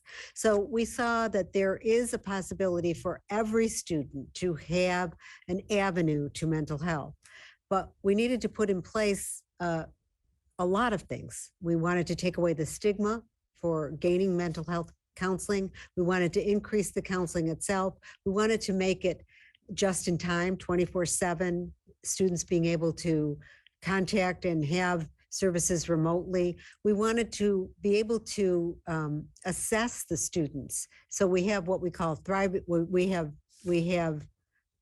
put in place Thriving Campus, which is a program across the university that is a triage program that connects students with services in their communities, so with providers in their communities. So we're trying to cover the map as far as mental health services are concerned. We're also seeing the need for training on college campuses, for faculty and staff to become more aware of what is necessary. The QPR training for suicide prevention, question, persuade, and refer, which is incredibly important, has really covered the map. I mean, there are thousands of people within SUNY who have been trained in the QPR training at this point, and we continue to do that. But we need to do more. We need to keep on it. We need to make sure the funding's available, and we need to ask for funding every year on this matter. Yeah, I certainly will be with you asking for additional funds because meeting the needs of the mental health for our students is one of those wraparound services that are essential for them to be successful, to get their degrees and to move forward. So thank you so much, Chancellor. So nice to see you. Nice to see you too. Back to the Senate. Thank you very much. Hi, Chancellor. Nice to see you. I've just been asked by a couple of people who aren't on the committees whether I can ask a few questions for them. The first one, and you partly answered before, but I didn't quite put it in context. Question one, has the, and you, I don't know that you'll know this, in which case please just get back to Chair Weinstein and I, and we'll pass the information along. Has the ratio of administrators to full-time faculty changed dramatically in the last 10 years? There seems to be a belief that both university systems have really upped the number of administrators while not upping the number of faculty. I don't know if I have that number exactly. I don't think so. We'll get back to you with it. I will tell you that I was a faculty member for 11 years. I believed that as well. And that was back in the 80s. But so, I mean, go back 20 or 30 years, that's probably a little harder. Yeah. Yeah. I didn't mean to cut you off. Sorry. No, that's, you know, what we need to know. I know we know it. I don't know it at this point. Okay. I appreciate that. And then following through also, several of my colleagues have asked you about the costs of the universities and whether that has an impact of the students coming or not coming. But do we think, or does research show that the ratio of full-time equivalent faculty to students actually impacts the reasons people go to SUNY or not? I know that private colleges market themselves based on the ratio of faculty to students. So I think they think it matters, and I'm curious what you think. You know, I don't think there's data that shows that students come or don't come because of that ratio. We do know there are some data points that show that students are retained or graduate more on time or find themselves in the careers of their choice due to more full-time faculty. So we're moving on those quality issues, those student success issues, as well as whether or not they come to the institution because of full-time faculty. And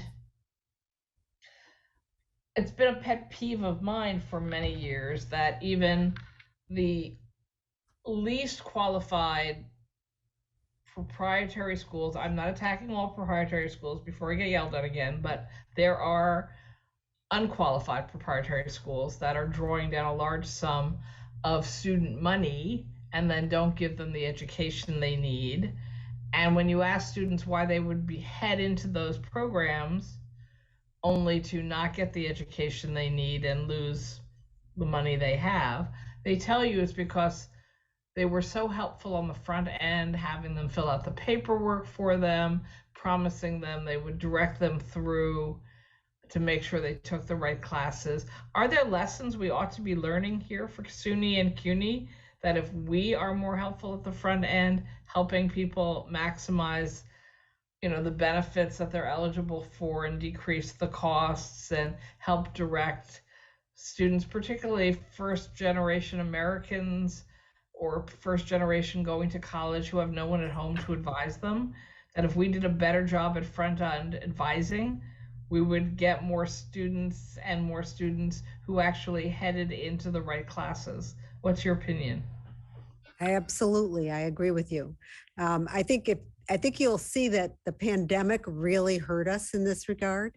I think some of the programs of where we had either admissions counselors or faculty connect with prospective students and help them understand what the programs are about, what the careers are at the end of the programs, how you maximize your time at the institution, how you can work with individuals to leap over those barriers to get into the institution. A lot of those things fell away from SUNY. So they are in play as we start to look at what are the factors that are impacting our enrollment at this point. I've worked with a professional over the last year and a half on enrollment issues. And one of the things we attacked for SUNY Oswego was this, as you say, this personal contact and having this feeling of confidence that someone will help them when necessary. It made quite a bit of difference in the number of applications that we received for the institution.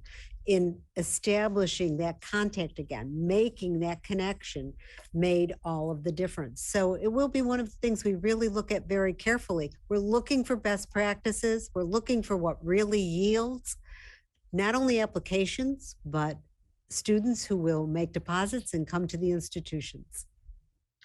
Thank you. And thank you for being willing to jump into this very important and challenging position when, at least rumor has it, some members of your family thought you had another plan in mind.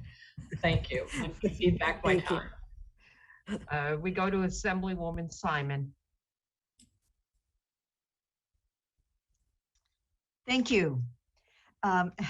Good morning, Chancellor, and thank you again for your service and your willingness to step up at this critical time. I have a couple of questions. First of all, let me just say, in the spirit of full disclosure, I did not go to SUNY, but my sister did. And, she was a neonatal intensive care nurse. And so I know the issue of nursing education and the capacity and nursing educators is one that we're all concerned about. And I'd like to ask your thoughts on that. I also want to address a couple of issues about technology, which is largely a capital issue. So the issue about technology is that we are now needing to really step up our pace. It's really an issue for access. I'd like to encourage you and CUNY and the independent colleges to work together to kind of influence product development so that it becomes more accessible because of the power of the joint purse that you have to drive that market. I also want to support the $15 million for students with disabilities. And I'd love to talk to you offline about our teacher education programs. Okay, with technology, I totally agree with you. One of the major issues during the pandemic is that students went home and did not have the technology to access their remote courses. So many students actually came back to campuses and we helped them with lending them laptops and of course, allowing them on the infrastructure, the internet infrastructure in order to be able to take their remote classes from the residence halls if necessary. It's a very difficult time for many students. We need to be on top of this. We need to make sure that our students are capable and have the technology in their hands to be able to access what they need in their curriculum. It will help them in the future. We also need to upskill students who are not only in our curriculum at this point, but those students who have graduated from our institutions. Many of us are now getting in the business of working with alumni to bring them back to campus to upskill them in certain ways for their placement in their careers and for credentialing them to move up in their careers. It's really important to them. So technology is going to be, more and more important as we move forward. I'm sorry, was there another question? Well, no, I just want to, if I can, just piggyback on that and encourage a view as well of upscaling or upgrading, for example, the programs that are being used. I think a lot of, if you talk to anybody, Blackboard is not anybody's favorite program. It's very difficult, it's clunky, it's difficult to use for anybody, and it's particularly inaccessible for a lot of people with disabilities. So I think that we can, use that influence that we have in the market to, make a Blackboard 2 or 3.0 or some other program that, works much better as a platform for everybody. I think we're migrating off of Blackboard as we Good. speak.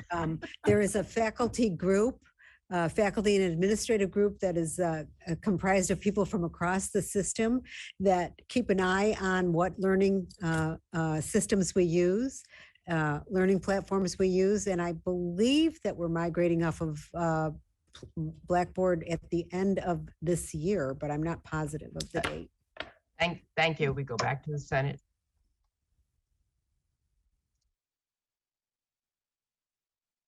Just double checking, no other senator has snuck in for a first time ask. And I don't think so. I see, I do Yes? see Senator Cooney. Oh, Senator Cooney, are you here with your hand up? Yes, you are. I am, Chair. Thank you. Okay, thank you, Assemblywoman, for helping me. Senator Jeremy Cooney. Thank you, chairs, and thank you, Chancellor, for your testimony today. I'll build off of the conversation that my colleague mentioned with technology, but sometimes technology can become harmful. And we know that a number of schools and institutions are facing the threat of cyber attacks and could find themselves endangering not only their institutions, their students, and their faculty, but the long-term viability of their institution because of some of these terrible ransomware attacks that we read about in the paper. And so my question to you is, what resources does SUNY have available to protect institutions and campuses from these types of attacks? And if resources are unavailable, what type of investment does the state of New York needs to make to prevent these cyber attacks from occurring? Well, I won't know exactly what resources are available, but I do know it's a collaborative effort across all of SUNY, that when one institution has a problem, everyone is on it. I also know that we have to keep making the investments, that once you make an investment and upgrade, it becomes old pretty fast. It's an anachronism immediately, and we have to move on to the next. So to protect the system, it's worthwhile to protect the system. I think last year our eyes were opened clear across the system for all of the attacks that were tried. Many of them failed because we were prepared across the system. I think that SUNY does a great job in making sure everyone knows what's happening across the system and how to provide for security. We're also testing it out all the time. So I can't say we're immune, that we would always be immune, but at this point, I think we've been able to weather most of these storms. Well, I appreciate that, Chancellor. And of course, I'm not surprised that SUNY is prepared, but I also would just close by saying that I am concerned not just for our public universities, but also for our private universities, that I think as these types of technology evolve, there could be risks of losing private information for our students and our faculty members. And it's something that I would ask that we continue to actively monitor so that we can uphold the integrity of our public education, higher educational system. So thank you for your time today. Thank you. So before we go to the next question, I just want to acknowledge a number of members, assembly members who joined us for while the Chancellor was speaking. Assemblywoman Hindman, Assemblyman Delan, Assemblyman Cahill, Assemblywoman Joyner. think that may be it. And now we go to Assemblywoman Forrest for 3 minutes. Thank you, Chair, and thank you, Chancellor, for being here. I wanted to, first of all, echo the importance of providing funding to SUNY Downstate, which functioned as a safety net hospital during the pandemic. It's absolutely critical to support our safety net hospital, so I'm very excited about that. I do have a question. As a product of educational opportunity programs, I do wholeheartedly believe in the service that they're providing. Do you believe that that expanding the opportunity programs will be enough to serve the students who are currently receiving aid, in addition to adding new students? If not, or what do you think? Would you support expanding that funding beyond 10%? Well, I'm grateful for the 10%. I will always support expanding the funding beyond 10%. I want to tell you a story about an individual who I've worked with who retired. He actually did retire about 3 years ago. I worked with him. He was a SUNY Oswego student in 1970. He came in as one of the first classes of EOP in SUNY Oswego. And he's a writer. He stayed on for in various administrative jobs. Eventually, I asked him to be my executive assistant, and he stayed with me in the president's office for 20 years. His name is Howard Gordon. He's a published writer. He was an amazing partner for me in the president's office. And one day I asked him about the EOP program. And I said, when it was so new, what was important to you? Why did, he would tell me about some of the discriminatory actions of student to student on campus and things that faculty members said that might be considered microaggressions today. And I said, how did you get through? He said, you know what? The EOP stipend that I got made me know that New York State was pulling for me. I knew that it was important. So EOP for me is real. EOP for me makes a difference, and I will always fight for more. We're going to do what we can. We're going to add maybe more pre-med or more pre-professional programs in EOP, and we're going to hopefully increase the stipends for existing students and perhaps add students to the EOP mix. Am I missing anything, Cheryl? No, we're certainly grateful for the 10% addition that's in the executive budget. We feel that any additional support can make it possible for us to increase our student success rates. Oh, well, I'm sorry, I couldn't really hear, but I do echo your sentiments, and thank you for your support for more beyond 10%. Thank you. Senator Krueger, do you? We have one more. We have 3 minutes for Toby Stavisky. A second round for her, then I believe we're done. Thank you. Real quick, because it's sort of like a football game, and I don't want to get a delay of game penalty. Can you compare? I asked a question earlier about the full-time student enrollment decline. Can you provide us a campus by campus breakdown so that we can take a look at further information on that score? Yes. Secondly, let me just really quick mention a source of student potential enrollment, and that's the international students. As the COVID rate goes down, I think there should be real outreach to the international students. My two questions really concern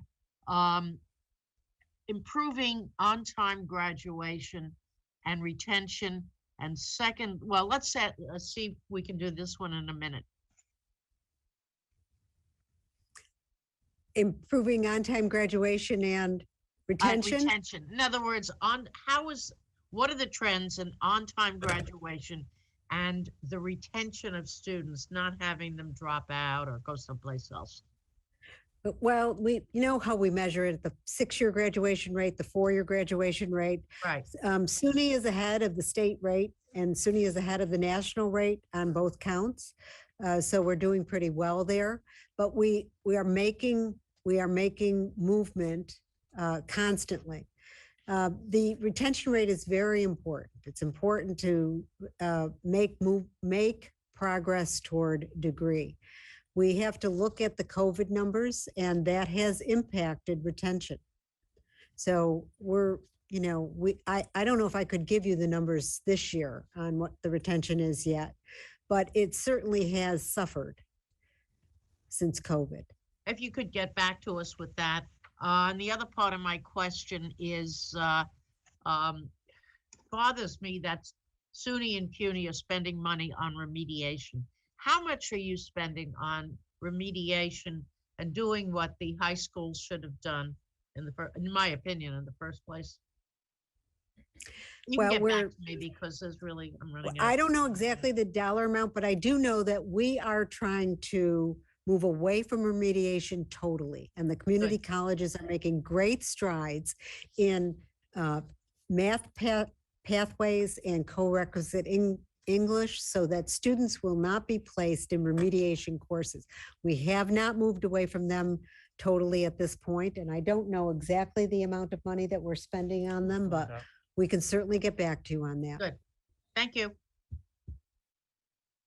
Assembly, I think it's yours because the Senate's done for now. Okay, so Assemblywoman Seawright for 3 minutes.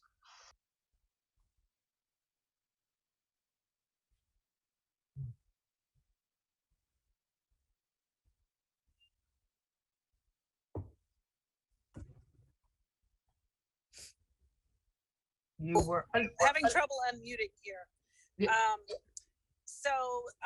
Thank you, Chair Weinstein and Kruger.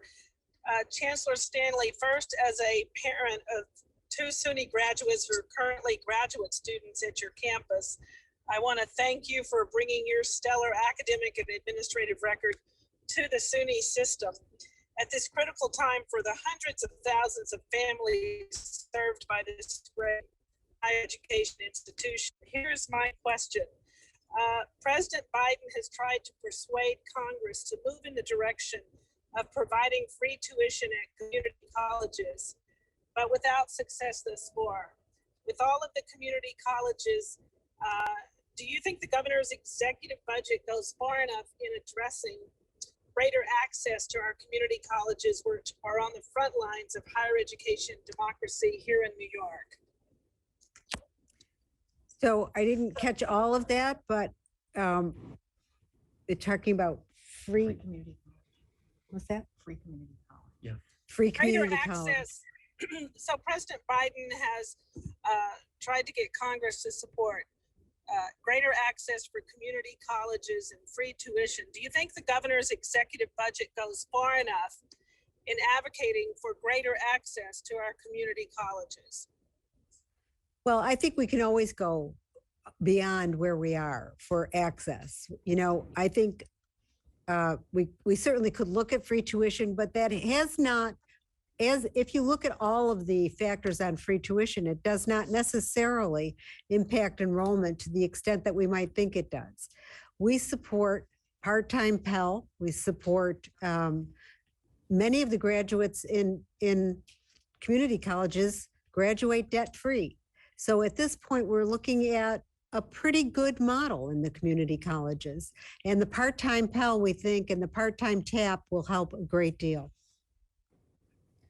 So President Biden has tried to encourage Congress to pay tuition to our community.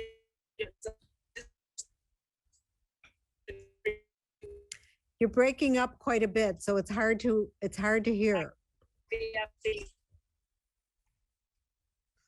Let me turn off my video and you can hear me better. Can you hear me now? Yes, you have 30 seconds, Rebecca. I just want to echo my colleague Harvey Epstein in support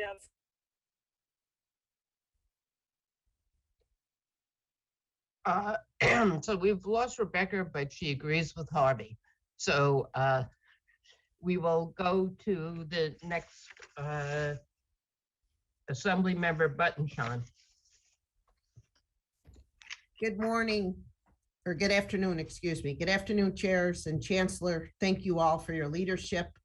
I come from a family of SUNY graduates and understand the importance of all that you do. Many of my colleagues have brought many topics and issues that I support regarding maintaining our community college floor, childcare, EOP, student with special needs concerns, and the challenges that they have brought forward. You spoke of SUNY's mission and highlighted the rubric of importance of utilizing data and expanding partnerships. I have the honor to represent Mohawk Valley Community College, Herkimer College, and SUNY Poly. Over the last 2 years, SUNY Poly has increased its student population, has vibrant partnerships at the federal as well as industry and business. On the federal level, the Air Force Research Lab, industry with Wolfspeed that has dedicated $1.5 million for hiring and retaining faculty, and endless business partnerships. One of my colleagues had brought up the issue regarding possibly making some changes in the SUNY system that would reflect negatively with SUNY Poly. I would ask if you could advise me clearly if data as well as many of the that is incorporated within the SUNY mission is considered before any changes are made at this time.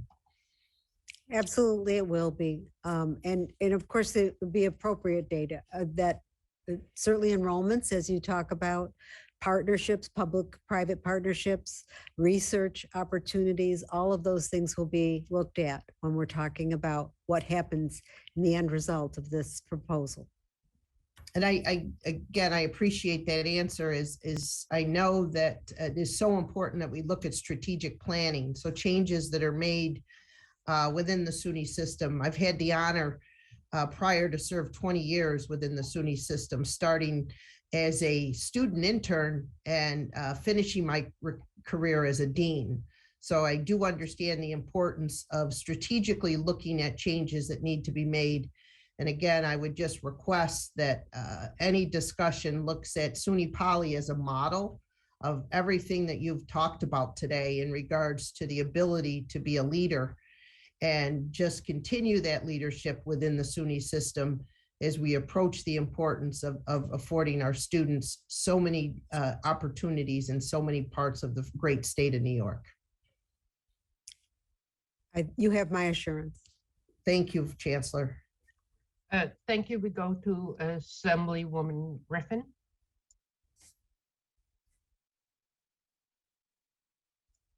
Okay, thank you, Chair Weinstein and Chair Kruger. And it's nice to meet you, Chancellor Stanley. I appreciate all the work you've done so far.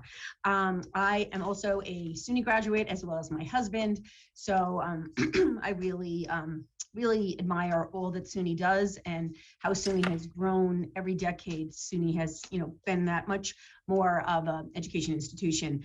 And I completely agree with a lot of things mentioned of my colleagues with expanding childcare, mental health services, making strides in services for children with disabilities, students with disability. And I have Nassau Community College where I represent Nassau County and Long Island. And Nassau Community College is a great school, great place for students to go for 2 years, maybe go on from there to stay local, save money. So I am all behind anything we can do to make that more affordable and increase the floor, the floor funding for that college, those colleges, community colleges. I don't know if this was asked, and forgive me if I missed it, but I wanted to ask about the Excelsior scholarships. I've been in office, this is my 4th year, and I've yet to meet one constituent that is a recipient of the Excelsior Scholarship. So I would just love that information, love to find out how many students does the Excelsior really help? And is it something that we should look for, maybe increasing access, increasing the salary that a family has to make to be able to get that salary?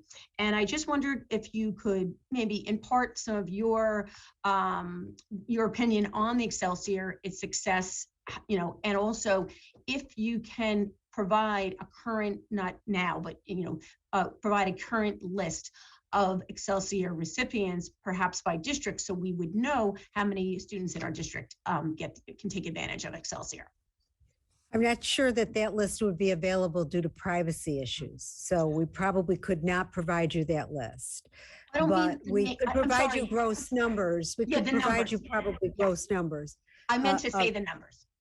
Okay, yes, we could certainly provide you gross numbers.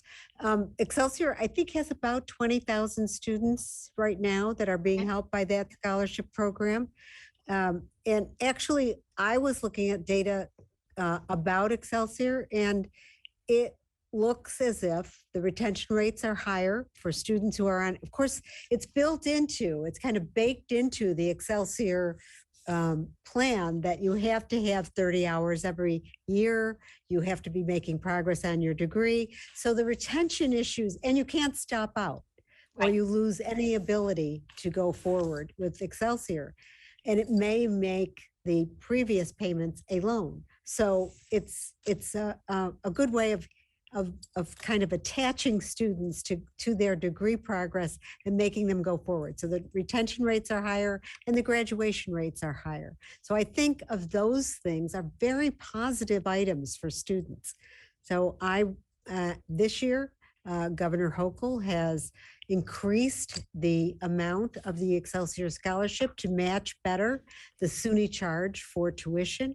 And she's proposed that. I think that would be a very good thing. Okay, thank you so much. Thank you. Thank you. Go to Assemblyman Cahill. 3 minutes. Thank you very much and welcome, Chancellor. It's good to see you. It's good to have a person with a background at our comprehensive colleges at the helm at a time when our comprehensive colleges are facing such serious challenges. I'd like to ask you just to give your view on the governor's proposal for flagship universities and national university status for certain of our schools, and in particular to discuss how that might work interacting with the comprehensive colleges.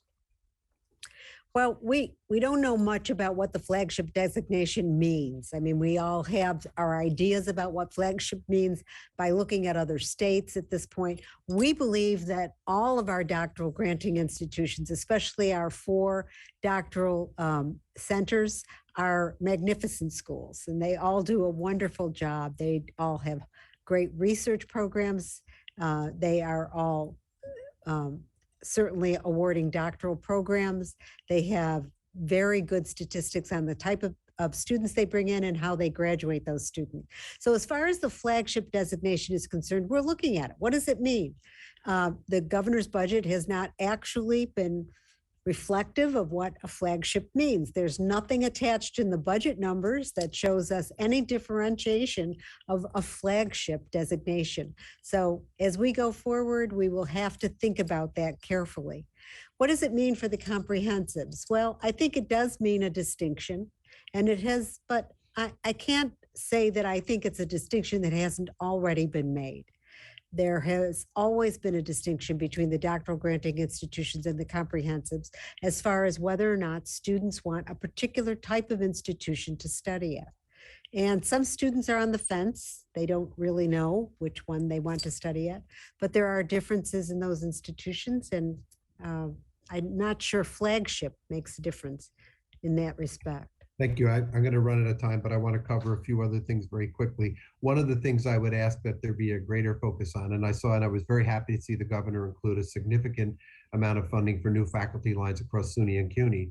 But 340 lines divided amongst all of our campuses doesn't really add up to enough to overcome the years of neglect that SUNY has suffered under when it comes to restoring full-time faculty. I would urge you and also my colleagues to make it our business to do all we can to restore funding for more full-time lines, particularly at our comprehensive colleges. You know, our president of our local college said, you know, we have an obligation to be a steward of place, but you are primarily an institution of education. I'm going to run out of time, but I want to also draw your attention to some of the issues surrounding our community colleges in the state and the fact that a significant number of people who participate in them do not matriculate, graduate, get the courses that they need, and are unsuccessful at the end of it. So, but I've run out of time, and I will look forward to an opportunity to see you face to face and have that conversation. Yes, thank you. We've been joined by Assemblyman Colton and Assemblywoman Cook, and our final questioner is Assemblywoman Glick for her second round of 3 minutes. Thank you very much. We've talked a bit about the Excelsior Scholarship. I'd like to just for a moment mention the STEM Scholarship. This provides for any student who graduates in the top 10% of their high school anywhere in the state and is studying in the STEM disciplines, a scholarship, free tuition at SUNY or CUNY. It comes with a little bit of a hook that says if you do not get a job in your chosen field, it will revert to a loan, which I think is sort of a dirty trick. If somebody is looking to go back home in an area that doesn't have as much STEM commerce, but they want to go home to where their family is or whatever. What is SUNY doing to assist students so that we retain them in the state and they do not have that scholarship turn into a loan? So we actually retain a lot of students in the state. We retain over 85% of the students that graduate in the state. But of course, they may not be they either are in higher education or in careers, and they may not be in the career of their choice right away when they graduate. So what is SUNY doing? Well, we certainly all have career offices on our campuses, but career offices are changing a great deal. We're working with alumni. We are working with corporations for internships and apprenticeships. It's making that pipeline, it's making those connections while students are in school in order to place them in the careers that they're looking for and give them the practical experience that gives them a leg up when they get into those careers. So we need to expand that to a greater extent, clear across the system. Most of the comprehensive institutions are doing this at a great clip. Certainly the research institutions are doing that, and they're doing that with their research as well. When you have students in the lab, that certainly helps. Well, thank you. I would just say that Excelsior requires somebody to stay in the state for 5 years so that it doesn't become a loan. But they could go home and do flower arranging with mama and they are not penalized. So I think that, the STEM scholarship students need a little bit more help. And I just, in the moments, I would just want to raise one other issue, which you won't have time to respond to, but to get it on your radar. Out-of-state colleges, the for-profits, are doing a lot to recruit students to online courses. So perhaps at some future point, you can inform us of what the plan is to get SUNY into that business and make it as available to students as these other campuses that use a lot of money for advertising, which you don't have. What's the plan for you to compete in that arena? Thank you. Thank you. Thank you. So that we are finished with questions, I just want for you, and I want to thank you for being here, Chancellor Stanley. And I think there may be a couple of questions that where you may be sending us answers where there wasn't time to do that. So just, reminder to the members, we will share, the senator and I will share those answers with you. Again, thank you for being here. Yes, thank you very much. Next, we're gonna call in Chancellor Rodriguez, the Chancellor for the City University of New York, CUNY. And you will have, there you are, Felix. You will have 10 minutes to make a presentation.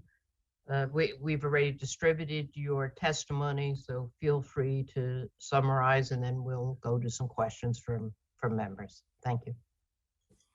Thank you, and good afternoon, Chairs Krueger, Weinstein, Stavisky, and Glick, and the members of the Senate Finance, Assembly Ways and Means, and the Senate and Assembly Higher Education Committee, staffs, and guests.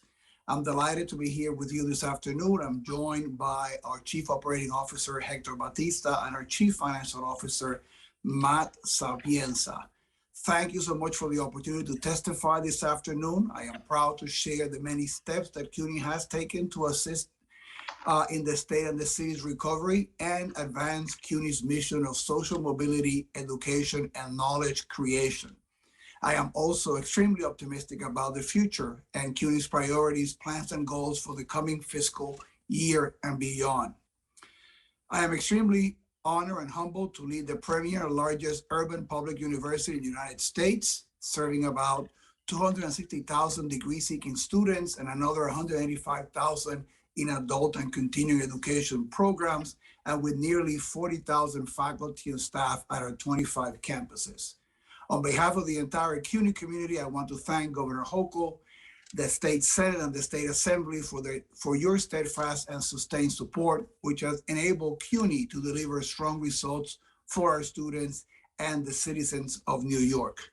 Governor Hochul has been a longtime friend to CUNY, and her commitment to higher ed is evident in her executive budget proposal. The past year, even if it was difficult, there were many triumphs for CUNY. We completed the 2020-21 academic year and awarded 59,295 degrees, the largest number of degrees in the 175 history of CUNY. And that number represents a 5% increase over the previous year. The ability of the CUNY community to reach this milestone in the face of unprecedented challenges exemplifies the perseverance of our students, the determination of the faculty and staff, and the importance of our mission. Among those who received a diploma this year were the first graduates of the Macaulay Honors Bridge Scholars Program, a new program that opened the Macaulay experience to community college transfer students. The federal higher education emergency relief funds were used to advance a number of initiatives that directly assisted our students, among them the expansion of mental health services to assist the increasing number of students at CUNY struggling with the effects of the COVID-19 pandemic. We used $5 million from federal stimulus funding in each of the last 2 fiscal years, allowing colleges to reach more students with face-to-face online counseling and other remote and in-person wellness services. Thanks to the federal relief funds, CUNY made history by launching the CUNY Comeback Program, erasing more than $100 million in unpaid tuition and fees for more than 57,000 students through what we believe is the country's largest debt forgiveness initiative of its kind. Additionally, the CUNY Comeback Program granted relief in the form of enhanced emergency grants for students who did not accrue unpaid tuition and fees balances during the period, but experienced financial hardship stemming from the pandemic. We also stopped the practice of withholding student transcript due to failure to pay past or present tuition in August of 2021, a policy that was made permanent by our board at its past January 31st meeting. And we congratulate the governor for including this in her budget request. CUNY oversaw the timely distribution of $455 million in emergency grants from 3 federal stimulus bills. In the fall of 2021, all degree-seeking students received funds from the ARPA allocation. And even with the challenges the pandemic has created, prestigious national organizations continue to signal the phenomenal return on investment New Yorkers get from CUNY. Let me give you 3 quick examples. 10 of CUNY's 4-year colleges have been named among the top performing public schools in the Northern US in the 2021 US and News and World Report rankings.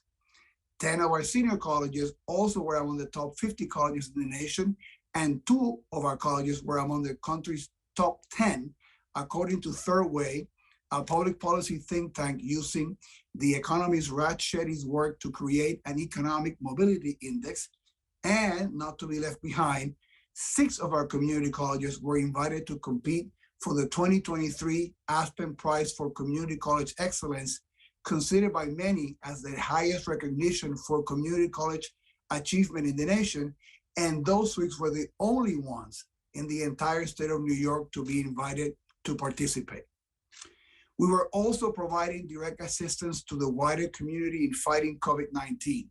8 CUNY colleges across all 5 boroughs hosted vaccination sites and pop-ups, collaborating with the city, state, and federal governments to vaccinate over 520,000 New Yorkers on the grounds of our campuses. Also, more than 2,500 CUNY nursing and medical students stepped forward to help run vaccination sites all across New York City. In the fall of 2021, we increased also our in-person class offerings. And this spring semester, a majority of our class offerings are in person, while also offering more online and hybrid courses than we ever did before the pandemic began. CUNY is also a research powerhouse where externally sponsored research and programs totaling over 500 million contribute knowledge and deep solutions for the critical regional and national challenges, including the climate crisis, energy, public health, and other public impact areas. Just this fall, CUNY secured only one of 7 national awards for an innovation hub through a $15 million grant from the National Science Foundation. Now, let me comment briefly on Governor Hochul's executive budget, which would increase CUNY's operating budget by over $171 million. The governor's proposal to add $53 million to hire approximately 540 new full-time faculty would fulfill a request from CUNY built around student-centered priorities. We know that full-time instructors have a particular high impact in courses that have low passing rates, provide more consistent opportunities for faculty mentoring and advising, and have more time to focus on the development of new courses and the revision of existing ones. Additionally, Governor Hochul's executive budget contains a number of welcome improvements to the TAP program. The executive budget would increase state support to CUNY four-year colleges by $59.6 million to cover the so-called TAP gap, include TAP awards for part-time students enrolled in degree programs and in non-degree state-approved workforce credential programs, and also propose the repeal of legislation banning incarcerated individuals from receiving state financial aid. We had advocated for similar changes in the past and thank the governor for her leadership in making these changes. We're also grateful for almost $48 million in increased funding for CUNY's fringe benefits budget. Unlike state agencies, CUNY's fringe benefits are a line item appropriation in our state budget. Annual funding increases are vital as our fringe benefit costs account for almost a quarter of the university's total operating budget. For the community colleges, the executive budget includes a 100% funding floor equated to current year funding levels. This will assist our community colleges with budget stability and is something that CUNY advocated in our budget request for 2023. With respect to the capital budget, the executive proposal recommends $792.8 million in new funding, $248.2 for critical maintenance, and $425 million in the expansion and improvements at the senior colleges. The governor budget also adds $48.8 million in matching funding for community colleges projects that already have received funding from the city of New York. These funds are needed to maintain our 300 buildings totaling 29 million square feet across 25 campuses and to expand where needed. And those dollars, as you know, for every $1 million in construction spending, we create 1,000 direct and indirect jobs for the local economy and allows us to continue to support our MWE vendors. I am extremely optimistic about the future of this great university, especially in the light of the challenges we have overcome the past 2 years. I thank you for your support. And this concludes the abridged version of my testimony, but please know that I have submitted a more comprehensive version for the record. Delighted to be here to answer any questions that you have and ended up with time to spare. You must have sat with a timer to get it down to just the 10 minutes, Pat. We go to our Chair of Higher Ed, Assemblywoman Glick.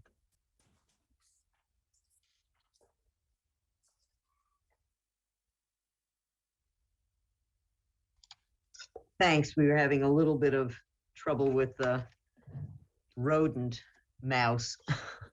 um, okay, thank you so much, Chancellor. It's always good to see you. And as a CUNY grad, I'm very proud of all of the work that the university does.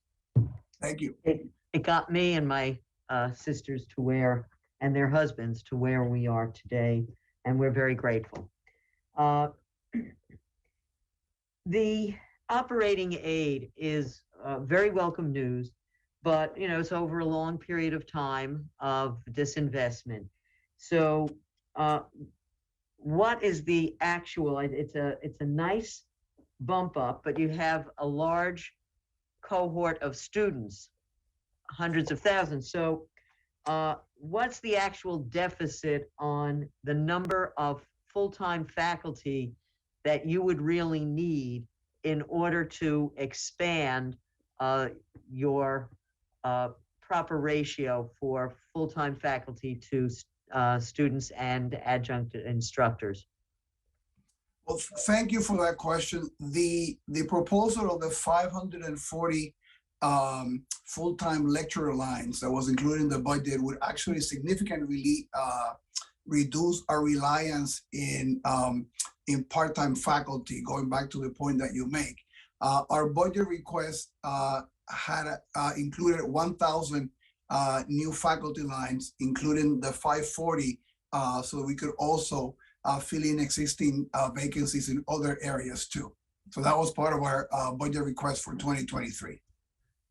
Great. Now, again, on your capital needs, a lot of your buildings are, it's New York City. They're a little bit older than some of the campuses that might be in other parts of the state.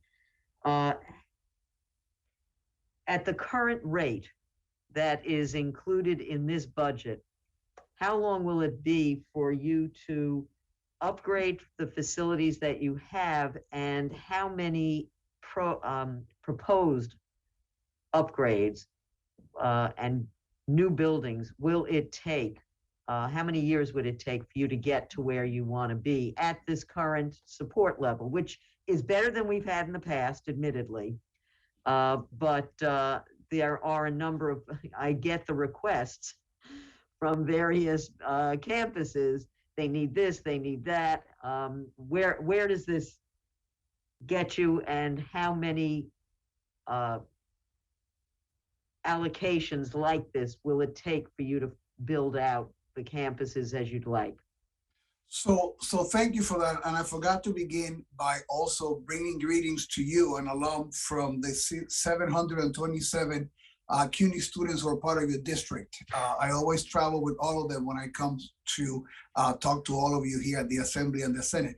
I don't think that we've made the calculation in the way that you have formulated your question. We can certainly do that and provide you that that figure. And but clearly we have a need for additional critical maintenance support for our campuses.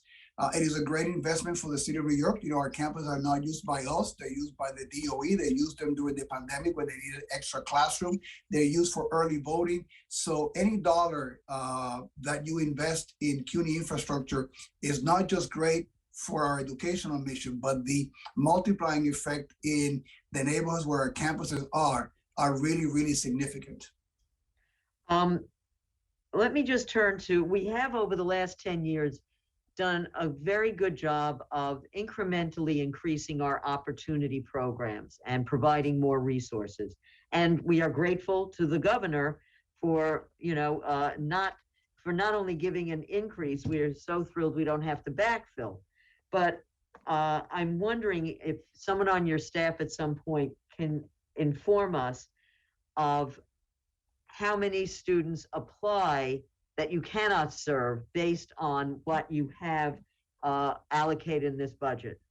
So we know that those programs get students on track, keep them on track, and graduate them on time or close to on time. And we assume that there are students that are turned away and through only the lack of resource. So if we could get that number, that would be helpful.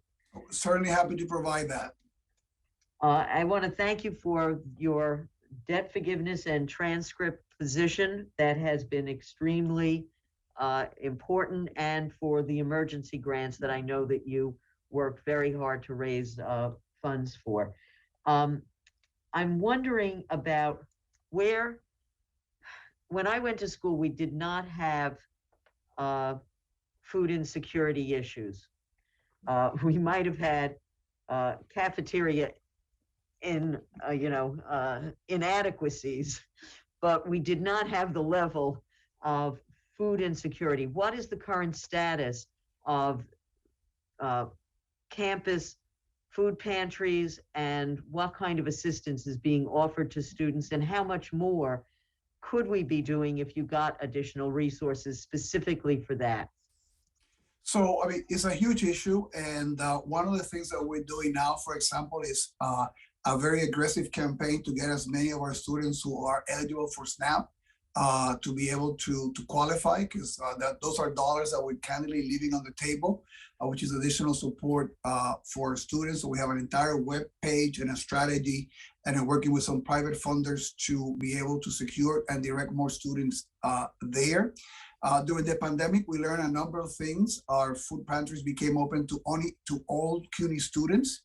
And I would argue that probably in the future, Assemblywoman Glick, it would be through partnerships with local community groups that we can better attest food insecurity, right? Because if our students are living in whatever community they live, they should be able to access their food there. So I think that down the line, a public policy that connects us with other ones who are engaged in food insecurity at the neighborhood level will probably be a smarter way from a public policy perspective. We will always have the food pantries and all those things, but it's much better to meet the students where they live, where they have the need. And that's where I would invest dollars, even if they didn't come to CUNY. But if they were going to the right community groups and agencies, that they were able to support our students where they live. Well, perhaps we can have with some of your staff more of a conversation of what partners are out there and that you're currently working with, and see what we can do about directing resources there. Now, I think we're all very excited about part-time TAP. Where do you think you will see, do you think that will be most helpful in our community colleges, or do you think that that's going to be across the board, that support? And of course, that part-time TAP is targeted to undergraduates. So what are your thoughts about how it will help, where it will help, and any other thoughts you have about what more we could do in that arena? It's a long awaited change, and kudos for the step in the right direction. And I think as we do more, and you and I have spoken about this, we'll see where the added need is, and we can maybe allocate additional resources. Clearly, our largest sector of part-time enrollment is at the community colleges, and I think that that's where we will see, the highest volume assisting. I also think that it's going to be very beneficial to the enrollment issue that sector has been experiencing, because I think you have a lot of students that have been affected economically, health-wise, in their families because of the pandemic, and the idea of going full-time can be intimidating. And so by attending part-time with support from TAP, we get them engaged, we get them back into higher ed. So I think that this is, one of the best news in the entire budget, the support for part-time TAP. One of the things the governor is very keyed in on is expanding our healthcare, professions in terms of, from my point of view, nursing is one of the most important, because if you're in the hospital, that's 90% of who you're going to see are going to be nurses. You have a lot of nursing programs. Perhaps somebody can tell us how many people you have to turn away, and whether or not they are working with their students to explain to them that there are scholarships available through the state for continuing their education and focusing them on also thinking about becoming nurse educators, and expanding those programs to perhaps find nurses who have maybe through this pandemic thought maybe they'd rather be teaching rather than going back to hospital. So perhaps we can work together on, and maybe your folks could get back to us on what you're doing with nursing programs and getting students to think about continuing their education in that arena. Oh, we can certainly do that. And thank you for raising that point, because to expand our capacity, one of the main issues is the shortage of teaching professionals in nursing. So very much in line with your comments, and we're happy to provide the information that you requested. Thank you. Thank you. We go to the Senate. Thank you. And we go to our higher ed chair, Toby Stavisky.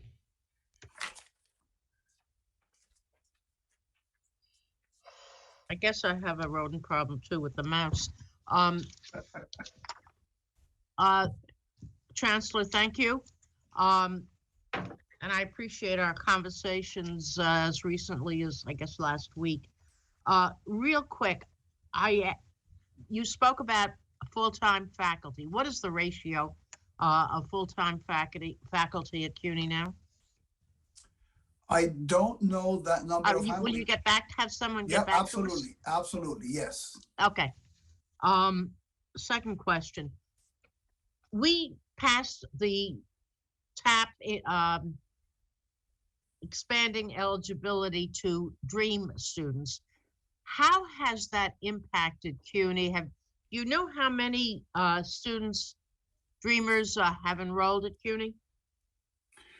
So we can get you that information. We have about 5,500 undocumented students. It's our calculation in the system. And it's been a game changer for them in terms of some steady support. So kudos to the Senate and the Assembly for that support. And if we can do more, I'm sure that those students will continue to benefit from that. I think that's a terrific idea, frankly. A couple of other questions, because many of them have been addressed. I asked the Chancellor of SUNY, and I want to ask you the same question. I am concerned Not about... everybody uses all their time. Excuse me? Go ahead, Toby. I'm sorry. sorry. My microphone was on. I am concerned about the students who I think somewhere may have left high school, never made it to CUNY, and I think the community colleges are the perfect place for, or the four-year colleges, either way. But what have you been doing to reach out to work with the New York City Department of Education to find these students and to have them enrolling in the community colleges or the four-year colleges? To me, that will help any decline in enrollment very, very dramatically. So we've done a great number of things. And let me also bring you greetings on behalf of the 9,764 students of CUNY that are in your district, Senator. Are you talking about current students? Yep. Wow. Okay. And so we created a number of programs with the DOE. We got support from the Petrie and the Bloomberg Foundation, for example, to create a program to have students at CUNY mentor graduating kids so that you wouldn't have the summer melt. So they will stay with them and make sure that they enroll and they came to class, and it provided internship money and stipend for our students. So a win-win in all scenarios. We also had the first community college exclusive sort of marketing campaign from the central office. We were particularly looking also at African-American and Latino students, because we saw that there was a decline in those numbers, particularly in the community college enrollment session. So we did a number of things to be able to work with the DOE and others to bring those students into CUNY, and we will continue to do more. the governor's executive budget has various provisions for the so-called flagship four-year colleges of SUNY. How do you feel about applying this concept to CUNY? We don't use the flagship term at CUNY. I think I welcome the focus from the governor in expanding research funding throughout the state, and we like for CUNY to benefit from that investment. We are, I mean, research creates knowledge, but also research funding attracts additional research dollars. So we want those dollars in New York City. We're talking about bringing the city back. It would be a great way to have added support for research, because that's going to multiply knowledge and it's going to multiply grants into CUNY. And also think about the equity issue. A lot of our researchers of color in the state and the students, the graduate students, are in CUNY. So we would like to be able to see an additional investment there too, and are delighted that the governor is focusing on research overall for higher ed. Thank you, because I too agree that CUNY has tremendous research potential, which I'd love to see in reality. You and I discussed the question of mental health support for your students. Would you comment on that issue and what you've done and what's there in the budget? Thank you. So we have used stimulus funding. The funding is going to the colleges, $5 million in each cycle to bring in additional in-person and virtual support in mental health for the students. We would love to be able to get additional support. We think that about maybe $8 million in the budget would be appropriate for this, to continue those investments that we made, and also to cover some of the schools that we were not able to provide any funding because they were not, the students did not qualify from the stimulus funding. So, and I want to thank also, because I know that you were key in getting that additional million last year in the budget, and we would like to have those things sort of baseline.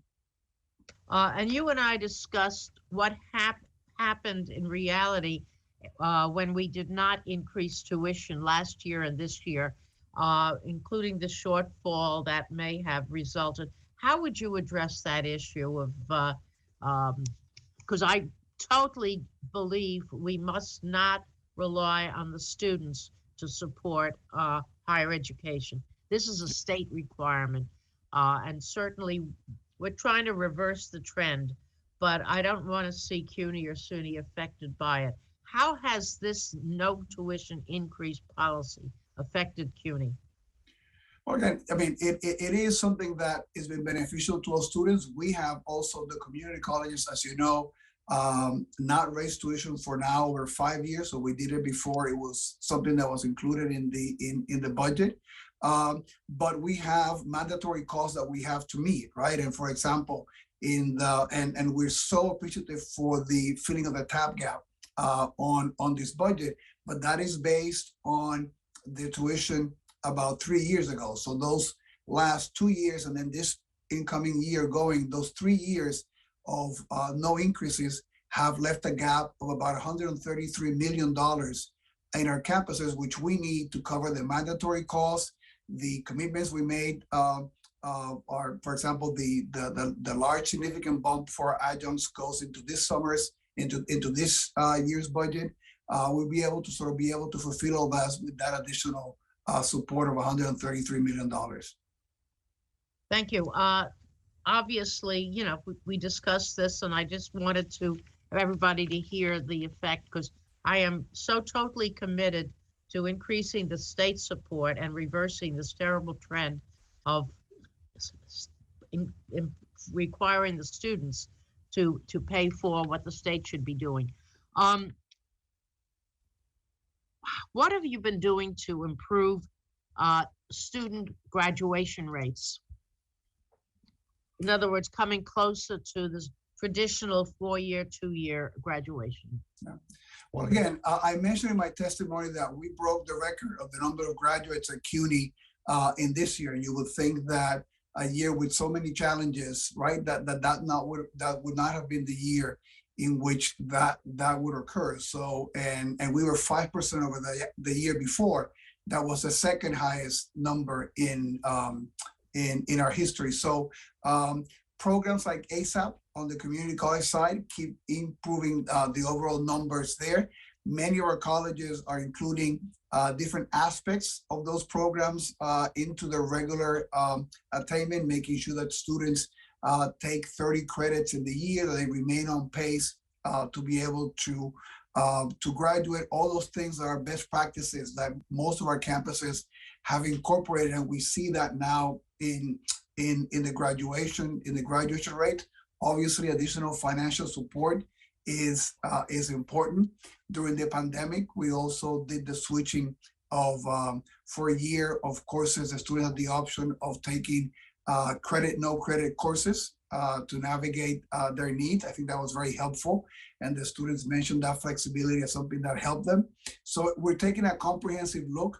And actually, we had a one-day conference 2 months ago of best practice across the system to continue to deliver on higher graduation rates. Thank you. Thank you. We go to our ranker on Ways and Means, Assemblyman Ra, for 5 minutes. Thank you, Chair. Chancellor, thanks for being with us again. Just along the same lines as what Chair Stavitsky was just talking about with regard to the tuition freeze. Just wondering specifically, we know costs always go up. Obviously, with the record inflation we're experiencing, I would imagine there's any number of things that are perhaps going up even more so. So just wondering, again, if you can shed any light on that, how that has impacted the cost of the school relative to what we should be thinking about when making investments in this budget. Well, thank you. And again, greetings from the 889 CUNY students that are part of your district. So thank you for your support.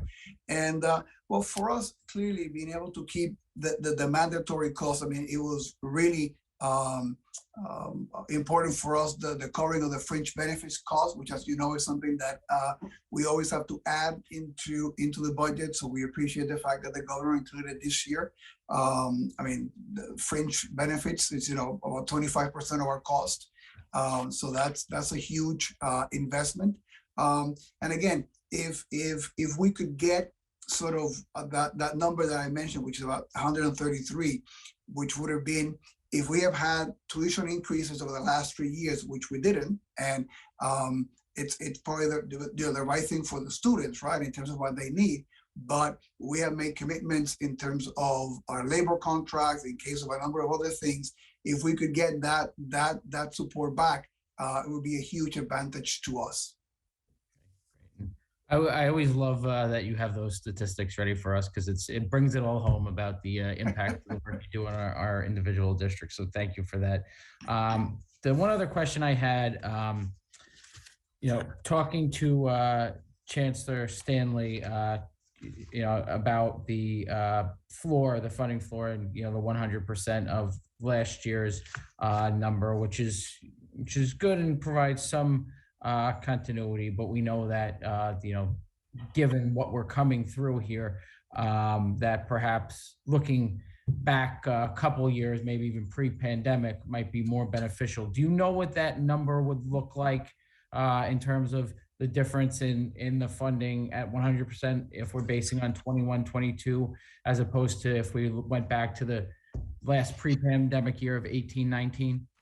So I don't have that offhand, but we can certainly make that available for you. And in our budget request, we asked for this funding floor, and in addition, $300 in base aid. But I can certainly get those numbers to your office. Okay, that'd be great. Thank you, Chancellor. Thank you, chairs. Thank you. So this basically extends it through. We go to the Senate. I think somebody may have their mic on mute. The Senate. Thank you. We go to John Liu, our chair of New York City Education, for 10 minutes. Thank you so much, Madam Chairs. Thank you, Chancellor, for joining us. It's always a pleasure to see you. Let's start with the pleasure before we get to the pain. Can we just have whoever try to mute so that you're not overlapping, John Liu? Thank you. Thank you, Madam Chair. I appreciate your testimony, Chancellor, and the responses that you've given to my colleagues before.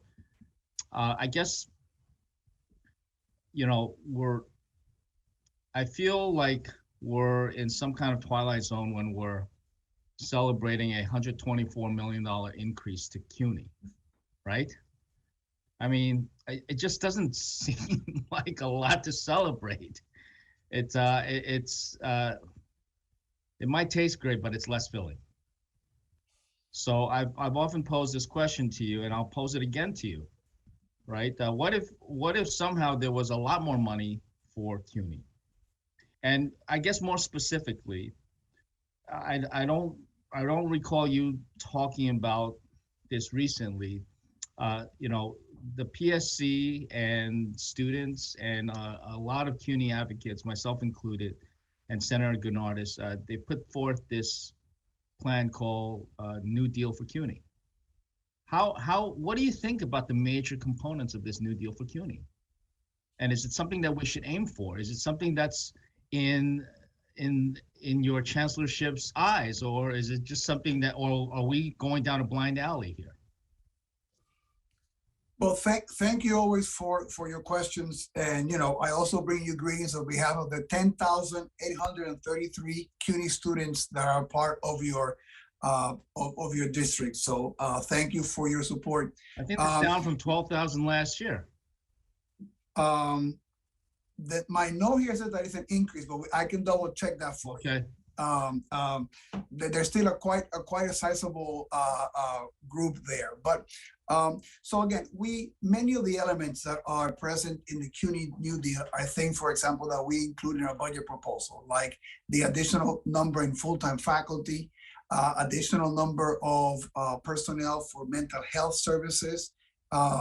One element, for example, which is of particular interest to me, which is not addressed directly in the CUNY New Deal, but is support for our infrastructure and career services. If we want additional paid internships, if we want additional connections to industry, if we want the pipeline of our course and the curriculum to be better aligned, we need to have the individuals who are out there connecting with industry, bringing that knowledge back, connecting our students. And frankly, it's one area where in CUNY, we have work to do, and it's often not mentioned when we talk about advising as a general category, and that's an important category, and academic advising is, but the advisement of students to connect with the world of work, where half of our students come from families that do not have parents who have a college education, I think is particularly important and would pay great benefits if we have added support in that arena. That seems like a relatively minor budget item, at least from the advocate's point of view. It's a $28 million cost over 5 years. So I guess that that's the first thing that you would mention as part of the New Deal for CUNY. I think I mentioned before that in our budget request, we included faculty, additional mental health support. And I was saying something that was not part of the elements of the New Deal, but I mentioned faculty and mental health support and the academic advisors too. So I was just signaling something which I think we don't include often, and is moving forward a key element if we want to really succeed in connecting our students to the world of work. Sure, I appreciate you mentioning faculty. It is certainly a huge part of the New Deal for CUNY, the getting full-time faculty. You know, it looks like CUNY's at half the national average with 35 full-time faculty per 1,000 students, as compared to nationwide, which is more like 65 per 1,000 students. So what do you think? Do you think students or current students and potential students care about the faculty-student ratio? Because the interim SUNY chancellor a couple hours earlier didn't didn't seem to think that students cared. Well, again, I did not listen to her testimony, but given her track record, I'm sure that is not what I mean. I didn't hear, so I'm not going to comment on that. But I mean, clearly, when any of us, right, you go to a reunion, you bring alumni back, they often remember a faculty member that was inspirational and important in their life. It's one of the things that in all those spaces always matters. So really, and that's why, you know, we made in our request a big push for additional full-time faculty.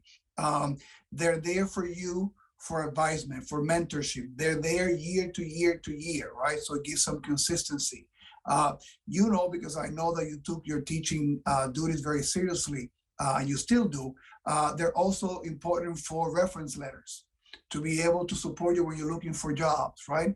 All those things, having someone who's consistently there for you matters. So I think it's a key thing for universities.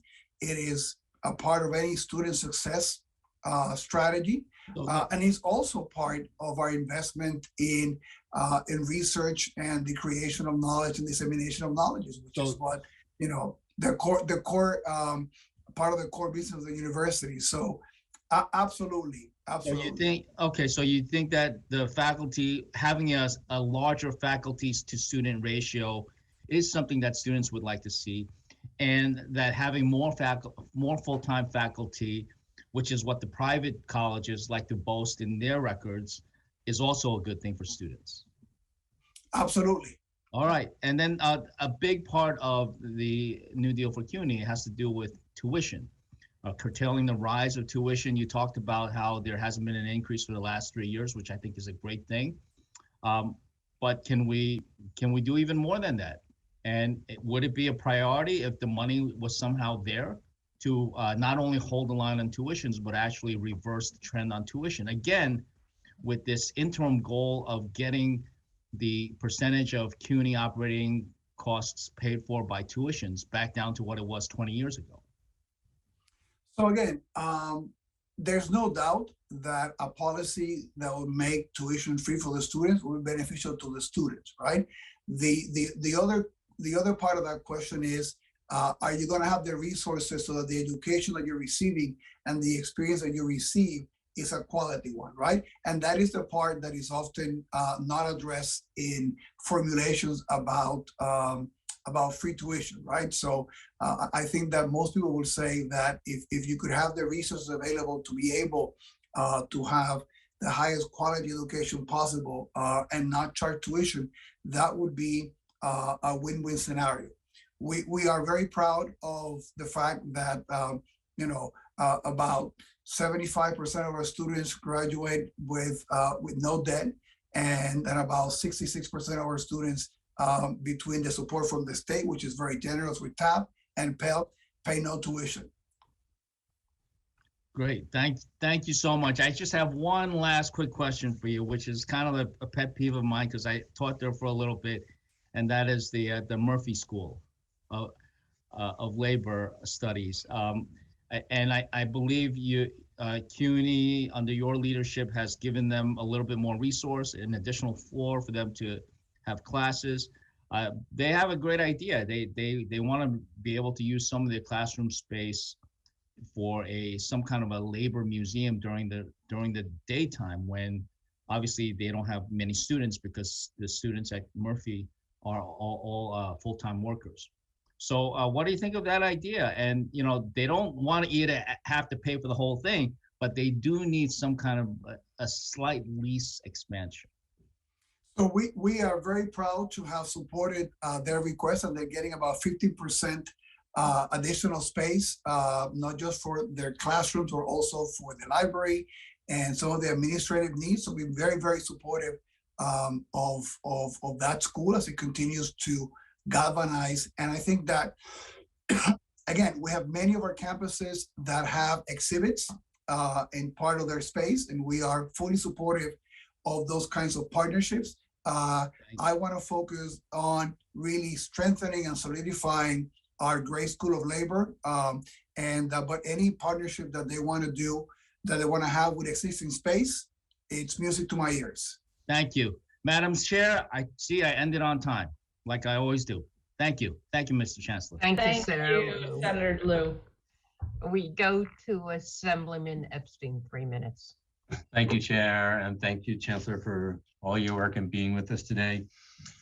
I wanted to talk to you about the struggles that we've seen with students who, have food insecurity, transportation insecurity, housing insecurity, and how CUNY can be a better provider for them.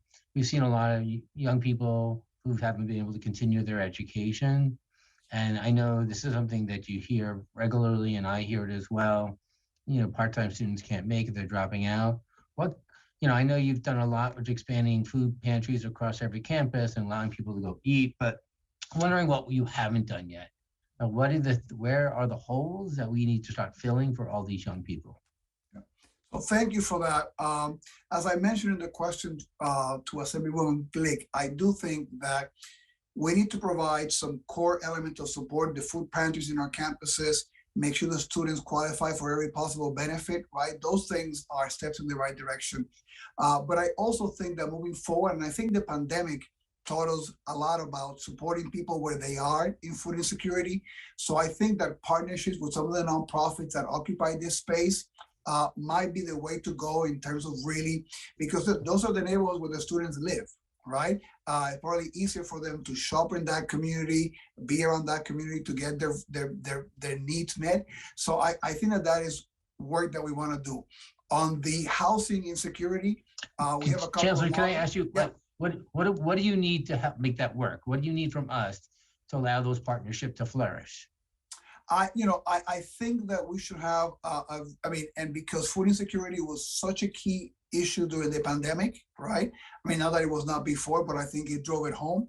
I think that we should really sit down together with the folks who are doing innovative work in that space, because I think there's a lot of, and we saw it. We had, for example, deliveries of food that some of our campuses took in the pandemic because they were not coming to the campus, right?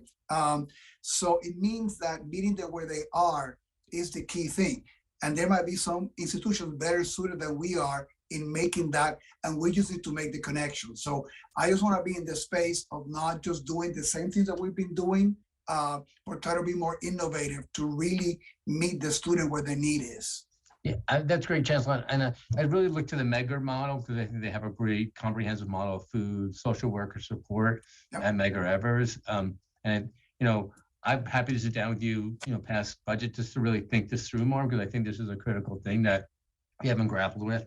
And I know I only have 30 seconds left, so maybe quickly on housing and quickly on transportation.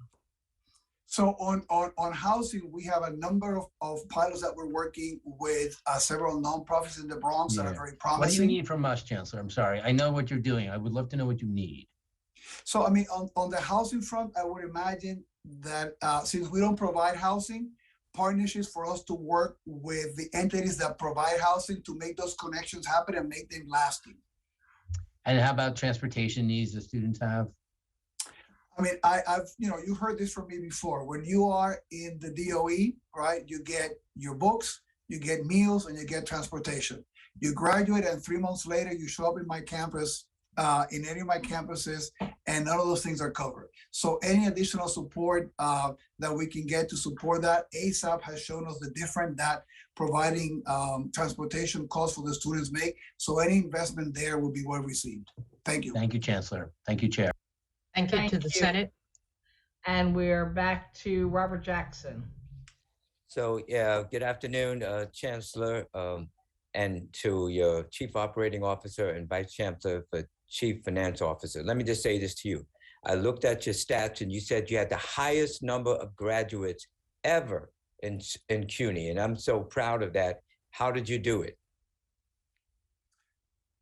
With thanks to the very dedicated faculty and staff that we have, and the tenacity of New York City students that wanted to persevere, and they really wanted to make their education count during the pandemic. So the students and our faculty and staff and the entire team are the heroes in making that happen. Thank you.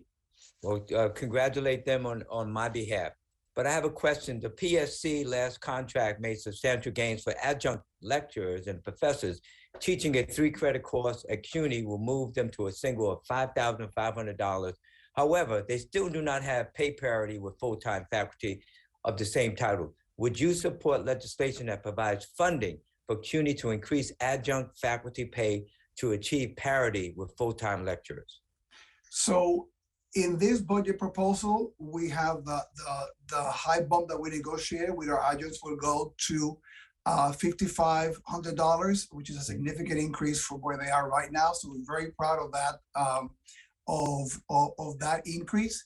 And so again, we're delighted to be supportive to do more for our adjuncts. Well, clearly, when you pay staff and they're paying them a decent wage, they stay. If you don't pay them well, they leave. And that we need a continuity of services provided, and in order to increase the graduation rate that you're doing now. So please keep up the good work. But do you think that expanding TAP for 5 years and or restoring eligibility to graduate students, in addition to allowing optional semesters, quarters, or terms eligible for awards, will have a similar result in enrollment, student achievement, as you stated for your part-time TAP expansion?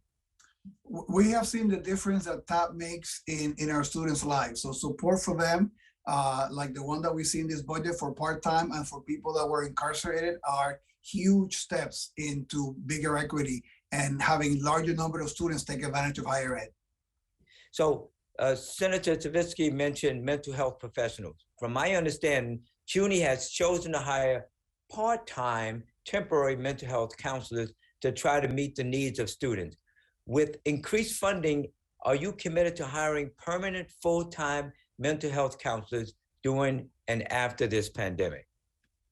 So I'm not sure that about that statistic about just hiring part-time mental health folks. So I'll double check on that. But that's why I made the point that we would like to make the money that we use from the stimulus dollars that we use for 2 years, we'd like to make that permanent. So we have a steady, regular support of in-person and online support for our students on mental health. Well, thank you. My time is up. $253 million for CUNY and $253 million for SUNY. Thank you, Robert Jackson. Next up is Assemblywoman Rebecca C. Wright.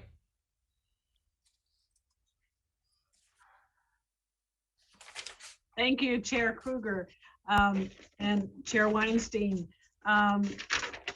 Chancellor, it's great to see you today. Thank you for your leadership as Chancellor of one of the largest public urban university systems in the nation. I know of your long-standing and vigorous efforts to create opportunities for students entering the healthcare professions, but there's still a construction hole in the ground in my district at 74th Street, New York Avenue, which should be a new Hunter College facility to serve nursing students and faculty, which we're in need of more than ever now with the pandemic. What can be done to help move this vital project forward? Well, thank you, Assemblywoman and alum, and also bring you greetings from the 1,225 students in your district. I forgot to mention the 6,800 in Senator Jackson's district, so my apologies to him. You'll be very happy to hear that we have issued a request for information to look at potential partnerships that would allow us to really move forward with that space that would support Hunter science and nursing and other health faculty. So we put that request for information. We want to see what kinds of partnerships are there so that we can maximize resources and actually bring to fruition this space that we've been talking so long about. And there's been a lot of interest, so we're very, very enthusiastic about being able to move forward with that project soon. Terrific. Thank you, Chancellor. Back to the Senate. And to Senator Andrew Gounardes. Thank you very much, Senator Kruger. Hello, Chancellor. Great to see you. I know we touched on this a little bit, but I want to go back to the proposed funding levels in the governor's budget this year. The CUNY Board of Trustees in October had asked for an increase of an additional $313 million in operating support to support a whole host of investments in hiring staff and support services, et cetera. But you're only getting about 120 million of that. That's a very, very big gap. Do you feel that with the funding that the governor's proposing, you can still meet the kind of the goals and the expectations that the Board of Trustees has laid out from their original budget request a few months ago? So thank you, Senator. And again, greetings on behalf of the 10,370 CUNY students that are part of your district. So more than any other district. I represent more CUNY students than any other district, I believe. Do you want me to I want you to answer the question. We can talk more well, about our data has you behind Senator Conry. So that so I don't want to create any competition here. But again, this has been really one of the best budgets in the executive that CUNY has had in a very, very long time. We're very appreciative of that. We also know that getting to sort of longer term gaps in funding is something that takes time. So this is definitely a step in the right direction. We would like to see additional investment. We put that out there in our request of additional full-time faculty, of additional personnel in areas like mental health and career services. But this is clearly a step in the right direction.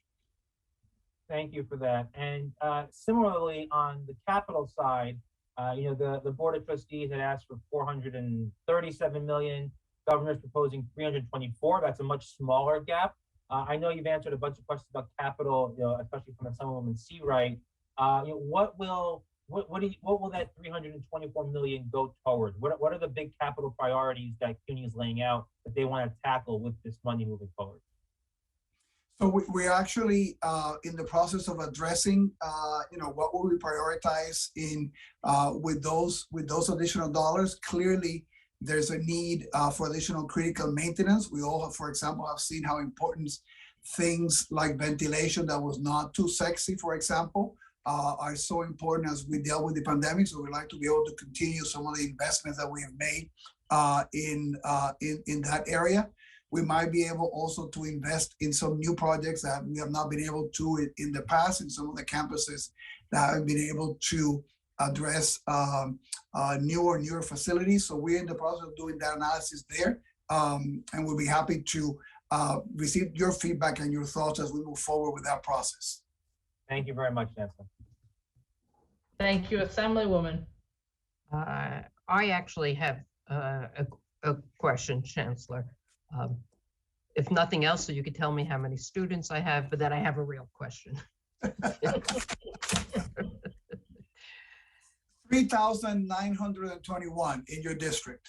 See, and Senator Granada's assembly district much smaller than a Senate district.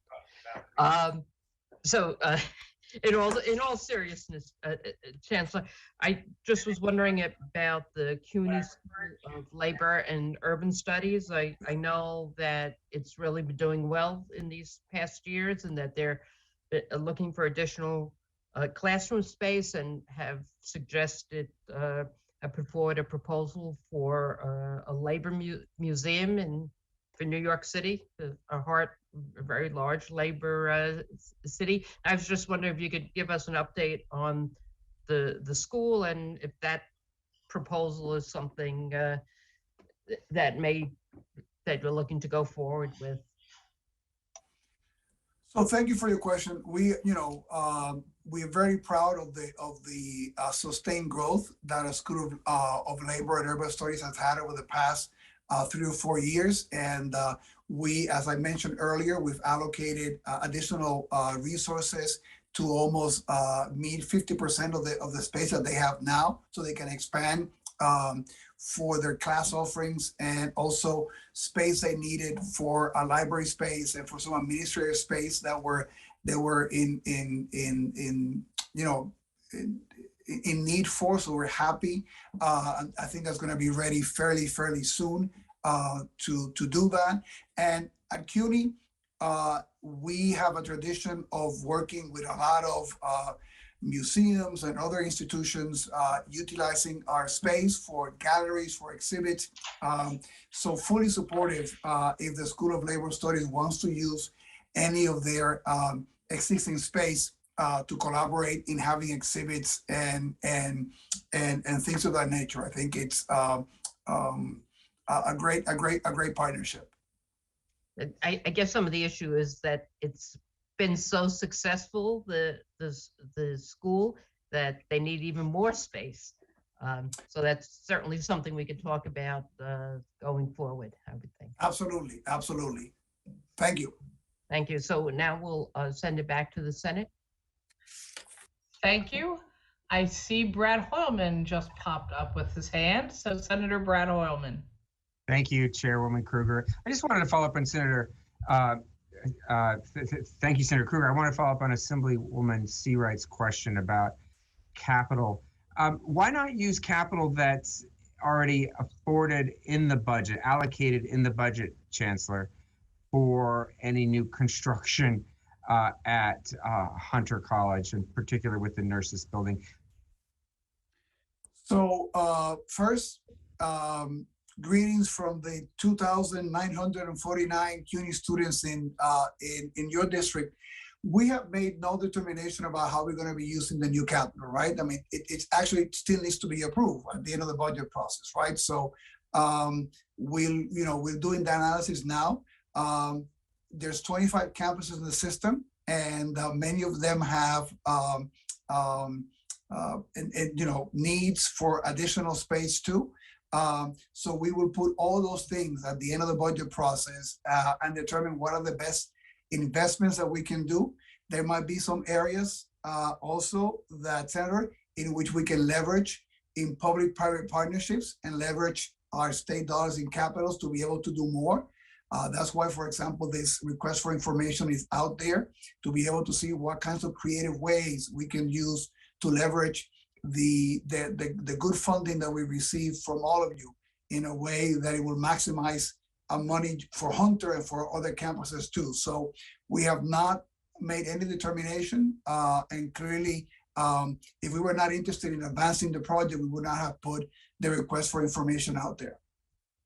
Okay, I guess it begs the question. We have, hundreds of millions of dollars we dedicate to CUNY capital, and it's a little frustrating that we as legislators don't know where that money's allocated. But I guess you're telling me that it takes time. In this case, I guess it takes decades to determine. Well, what I said was, you were asking about the capital allocation that was proposed in the budget now, and that was why I responded to saying that we have not made a determination because it hasn't been approved yet, right? We can provide you with the information about all the in every year how we have allocated our capital funding requests. That has been done. Is it something you support, the use of capital funding in the budget for this purpose? I mean, to whatever we're gonna end up doing at Hunter, we're gonna need to have a capital allocation, absolutely. But we're also trying to be proactive in identifying other possibilities, like a public-private partnership that would leverage additional dollars that will allow us maybe to even do more than we can do now if we can bring a different partner in. So we're trying to be as creative as we can to be supportive of a great project and a great opportunity. And in my district at the Brookdale campus too, on the east side, I just want to thank you for your support of that and the Macaulay Honors Program. Thank you. Assembly.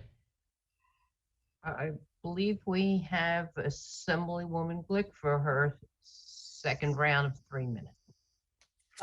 Very briefly, Chancellor, I think a few members have mentioned the Murphy School of Labor, which the point is they do need some additional space. The reluctance seems to be that some of that space would lie fallow part of the time. The classroom space would be fallow during the day, and that's why they have suggested this alternative use, so that the space that they need, the additional space that they need, could be acquired, and that the CUNY would not feel like it was being underutilized. So I just want to weigh in on that. My question, my question is around the sustainability. Obviously, it's a big question. New York City is a large metropolis, and there are lots of things that are on the table. So I'm just wondering, what things are CUNY, what steps have CUNY decided to take? What have they taken already? And what do you see on the horizon? The city is doing things like getting rid of single-use plastics, energy efficiency, all of those things that reduce our carbon footprint and your expenses. But obviously, sometimes you have to spend money to make these improvements. Where are you? What are your plans? So that is a very important priority for all of us. And if you don't mind, I'd much rather maybe have your office and share with members here some of the things that we've done in a comprehensive way, because, I can talk about, for example, a project at your own campus, Queens College with NYSERDA, in which we're trying to see if we can store energy in electric vehicles that would serve as a backup for electricity on the campus, but then also fuel the those vehicles moving forward. So we have, there's many initiatives, and I'd much rather, instead of using all your time, send you a report on that, and then talk about the ones that you might find more interesting. Well, I appreciate that, and I just wanted to say at this point that the focus, Borough of Manhattan Community College is in my district, and everybody seems to be weighing in on the capital needs around their campuses. So I just would be remiss if I didn't plant a flag for the many needs at, it is an enormously, it is so used day, night. They have a number of capital needs that I hope will wind up on the list. Thank you. Thanks. Senator Krueger, do you? Thank you. Yes, I have myself, and then I think I have. We have an assembly member. Yes. No, sorry. Myself, then assembly member, then Toby Stavisky. So, hello, Chancellor. I don't know that we. Nice to see you. How many students do I have? Come on. 2,426. Thank you. A lot more coming through. I think I have 3 campuses of yours in my district. We've talked about this every time we've ever met, but it's already been raised by Assemblywoman Seawright and Senator Hoylman. Just again, we need a nursing school. The one you've got is going to collapse underground soon. It's not even a building you own anymore. The city of New York owns it. And we just need to address the crisis ASAP. I'm glad you have an RFP out on it. I'm not telling you how you have to do it. I'm just saying you all know that we have a nursing shortage, and it's just almost untenable that we're not doing something to speed along the creation of a new location to train your nurses. So I'm just not, it's not even a question, I'm just stating it as a fact there. I asked SUNY, so I'll ask you the same thing. I don't expect you to know now, but to get back to us all. If we look over 10 years, what's the ratio of administrators to faculty in the CUNY system? Because there's a belief that the number of administrators keeps growing as the number of full-time faculty don't keep growing. And that is a concern, but we'd like to see the numbers, and maybe we're wrong. So I did ask CUNY the same question. So now we'll jump into the shocking reduction in the number of students, particularly at CUNY community colleges. I've been here in the Senate long enough to have been around the last recession that almost collapsed the world back in 2008.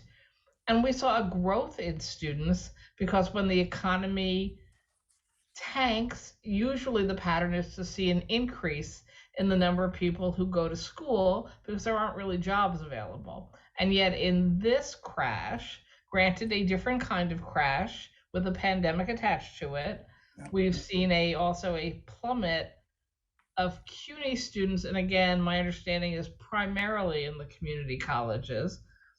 And yet at the same time, we've seen, and my data may be wrong, but it's been reported to me that during the pandemic, the number of New Yorkers who went into the online, out-of-state, non-certified proprietary colleges doubled from 45,000 to 90,000. Those are my least favorite models because they have accountability to no one. And the record shows that the outcomes for the vast majority of their students is terrible. So something's not jiving. They're not going to our schools, but they still want to go to school, and they're pouring their money into these online models that are going to fail them when I keep getting told by CUNY and SUNY for years and years that we're expanding our more successful, effective online options. So help me understand how this all is coming together the wrong way and how we can turn it around. So lots of things in that last question. I'm equally concerned about the decline in enrollment in the community colleges. I do think that the pandemic brings a different kind of economic downturn than the others. That speaks to mobility, to people's willingness to go places, so that might be part of the rationale for the increase. Some of the sectors where many of our students are employed part-time and full-time have not come back yet. I think that that's part of the explanation as to why there might be some hesitancy in returning to school or going to programs associated with those areas. That's why I think the part-time TAP is going to be particularly helpful for those. I don't know that we know that the students who are not coming back are the students who are going online elsewhere, right? What we need to do is to be the best choice for those students who want to do online, who think that that is their option, that we have the largest number of options for them. And we are investing some of our stimulus money into creating fully online programs using the expertise that we have from our School of Professional Studies, which is ranked among the top 10 in online schools in the nation, to use that expertise to assist our campuses to build more online programs for the students for whom that's the option that they want. So this will be a direct response to the point that you're making, and we're making those investments right now using some of the stimulus dollars to be able to do that. So, and we're also revamping on the community college side the applied associate's degrees. Those are the degrees which are not made for you to transfer, right? That they say, in this field, there's demand, you should be able to come and get a job with an associate's degree. I've asked all my campuses to look at their menu and maybe do away with programs that maybe were good 30 years ago, but not so much, and double down on the ones that are effective. Part of the things that we've been doing with the CEO Jobs Council, that was led by Jamie Dimon, has been to invest in a couple of pilot new applied associate's degrees that include apprenticeships, right, for students, because I think that those programs are going to be some of the programs that folks are looking for. And if we have more of those, I think we're going to be able to attract more students back. So those are some of the things, but I'd be happy to sit down with you and your team and discuss some more, because I do share your concerns on the two fronts, on the community college side and on losing those online students going elsewhere that should be coming to options at CUNY and SUNY for online. Thank you. And I, again, in my reading, and I'm not the academic here, but in my reading about what's working and not working with online, it's being careful that it's not just you turn on a computer and you stare at it, but interactive classes where you have actual faculty that have Q&A back and forth with the students, that you may use, your best lecturers to do the lecture part of classes, and then break out into smaller subsections with adjuncts and others to do Q&A and follow up on written assignments. That, what really doesn't work is just telling a student, hand me some money, now go stare at a computer screen for X number of hours and we'll call it a day. So I do urge you to look at, the models that seem to be the most successful. And those are, Yes. that is exactly why we're doing the investment we're doing with SPS as the lead, because that is exactly the kind of quality control that we want for our online program. So you are quite the expert, and those are exactly the things that we want to replicate, not just open a Zoom and there's no quality there. Correct. Because we're not doing any young people in New York a favor if we've got 90,000 of them signed up for crap online education with no standards applied. We're really not. Thank you. I'm going to cede back the rest of my time. Assemblywoman. We go to Assemblywoman Simon. 3 minutes. Thank you. Thank you, Madam Chair, and thank you, Chancellor. It's good to see you. Thank you. I have one question about capital. I know we've talked about it, but I'm curious what the CUNY system is doing in its analysis of its capital needs that are consistent with the CLCPA and our constitutional right to a clean and healthy environment. What are we doing to look at our CUNY capital about its carbon footprint and planning for the future? So that's one question. And then the other is just maybe a comment on this issue about debt relief. And I know that for our students, many of them end up not paying much in the way of tuition, but there's so much else that is about money. And so I recommend, if you haven't read it already, the opinion piece by Tara Westover, who wrote the book Educated. And what she talks about is when she got a Pell Grant is when she finally was able to take care of her health. She was able to actually become a student, and that it wasn't about it wasn't about money, it was about financial security and freedom, the freedom to actually plan her life. So it's something I think everybody should read, and I really would like to have further conversations about that issue. So thank you again for those questions. And also want to bring you greetings on behalf of the 1,385 students from CUNY in your district. ASAP is part of our model of a comprehensive approach to your point about supporting students in different kinds of needs. I think moving forward, we need to do some of those things in-house, and we also need to be a better connector with some other nonprofits and other ones who are doing those services out there too. So it's not something that we have to provide, but we just need to make sure the student gets what they need, right? And that might be from us, but that might be from an outside program, government or nonprofit. Let me, if you don't mind, allow our COO, Hector Batista, to address a couple of your things about the carbon footprint, because that's a lot more his immediate expertise. Hector? Thank you, Chancellor. Assemblywoman, thank you for your question.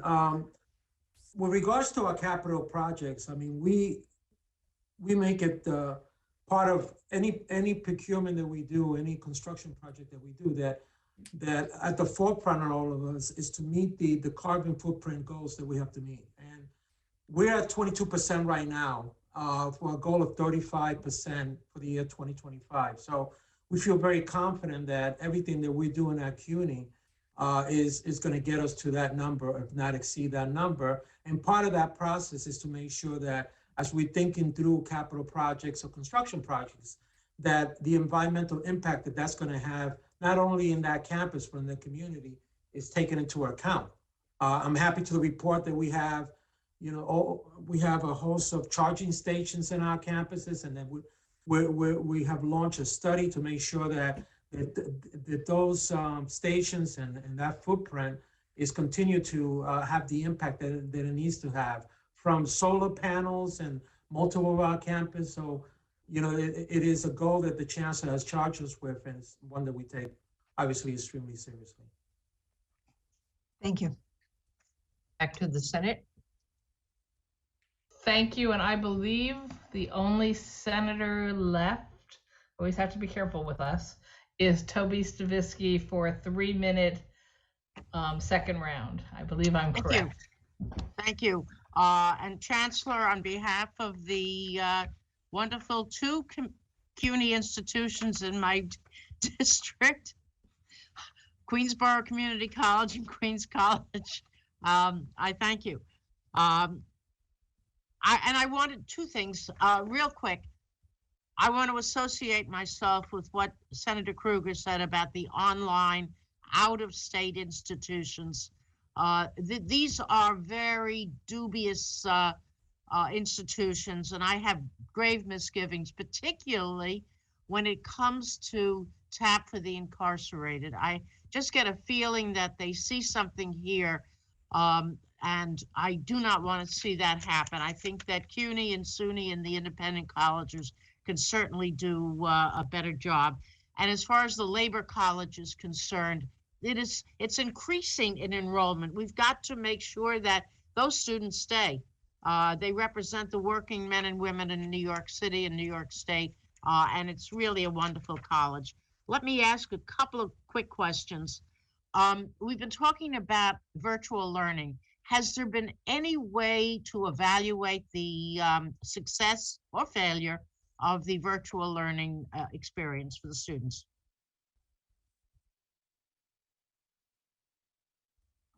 I don't. There you go.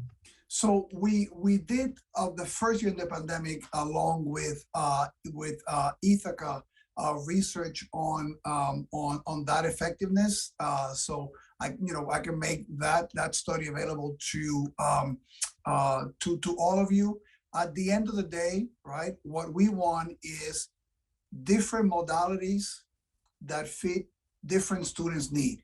If you learn better online, we want the best teaching available to you online for you to succeed. If it's in person, hybrid. So we have to talk about quality instruction all across the modalities, right?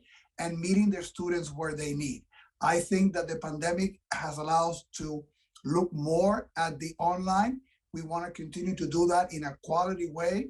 But again, we want quality teaching in whatever modality and to be getting data on student success on them so that we can advise you properly.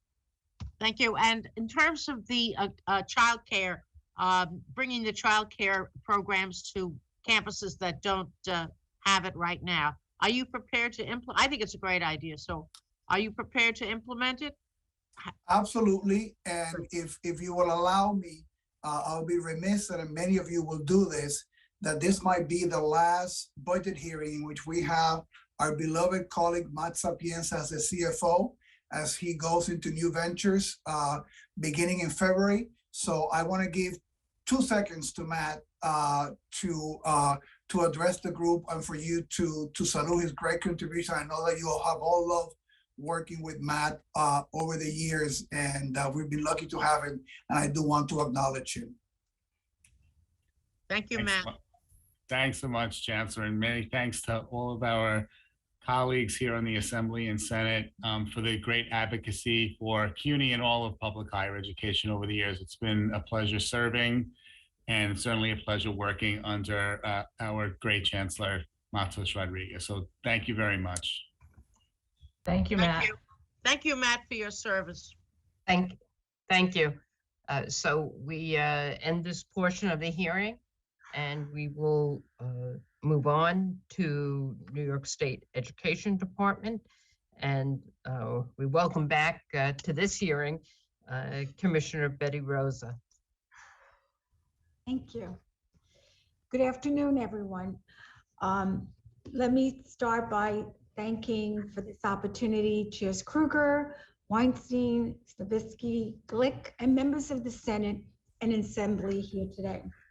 I'm Dr. Betty Rosa, the Commissioner of Education, and I'm joined by Executive Deputy Commissioner Sharon Cates Williams, Senior Deputy Commissioner Dr. Jim Baldwin, Chief Financial Officer Phyllis Morris, Deputy Commissioner Sarah Benson, and Deputy Commissioner Dr. Bill Murphy.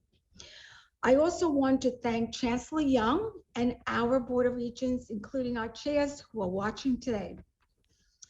The regents in the department, as you know, have two strategic priorities. The first is to create equity for all students to prepare for college, careers, and civic engagement.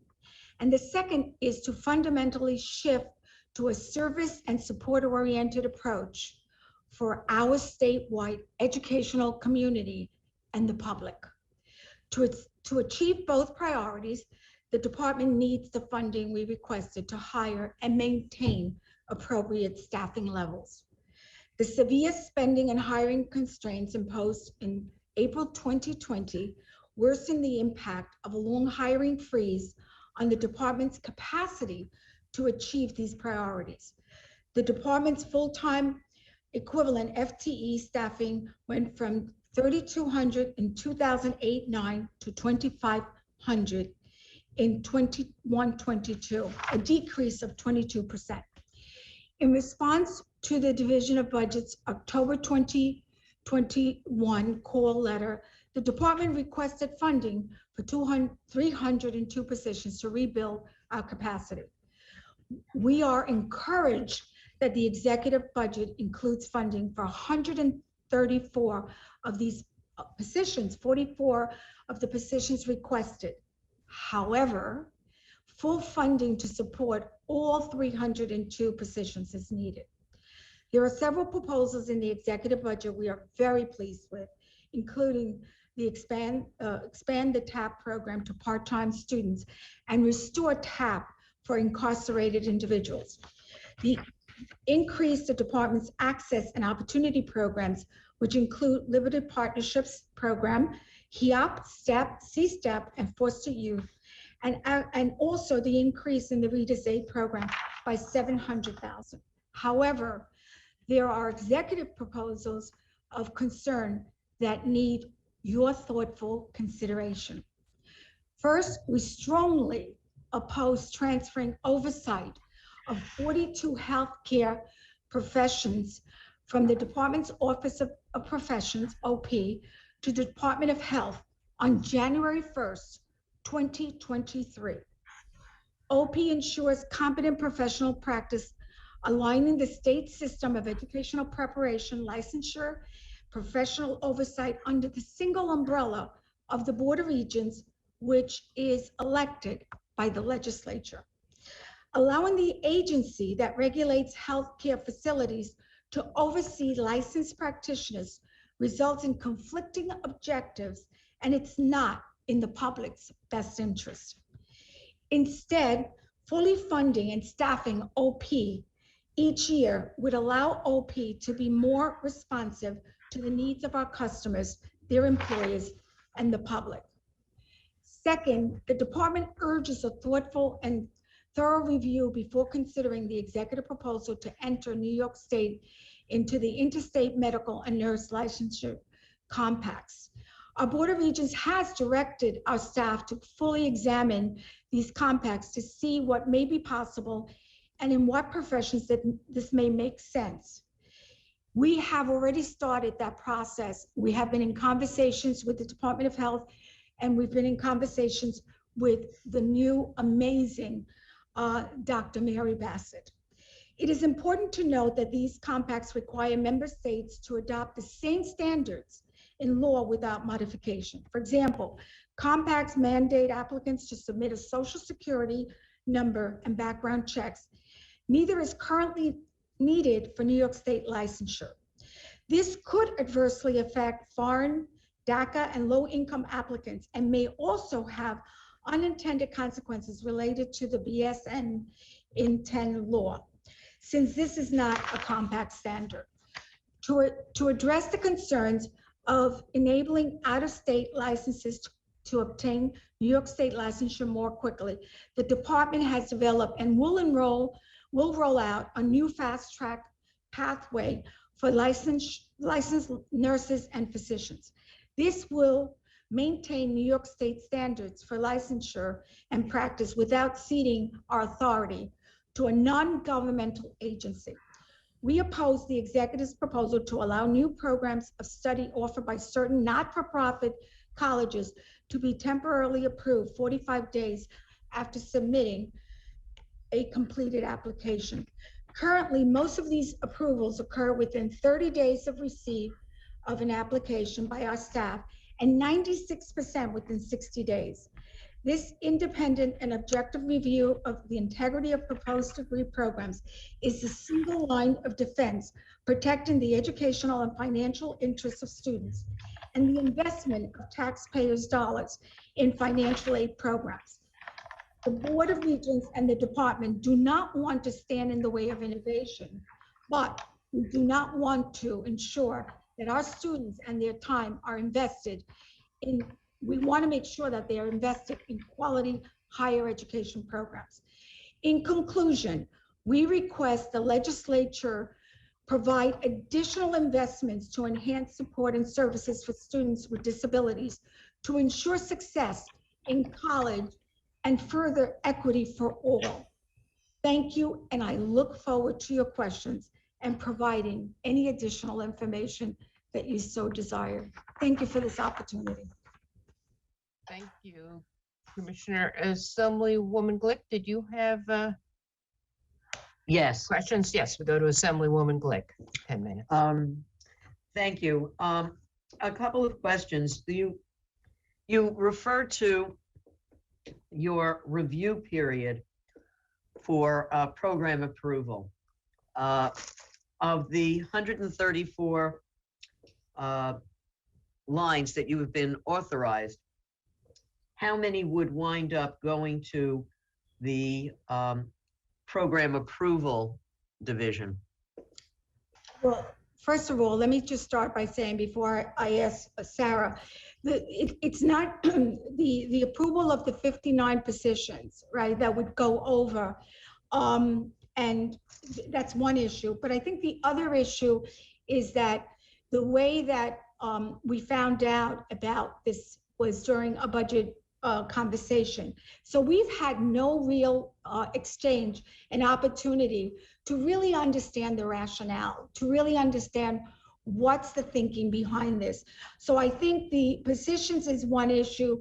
The fact that the sweeps, the 2.8 million sweeps have been of real concerns in order to really build our growing responsibilities, the freeze impact, the demands, and actually the last year, the reduced by 10% from of our budget has really been critical.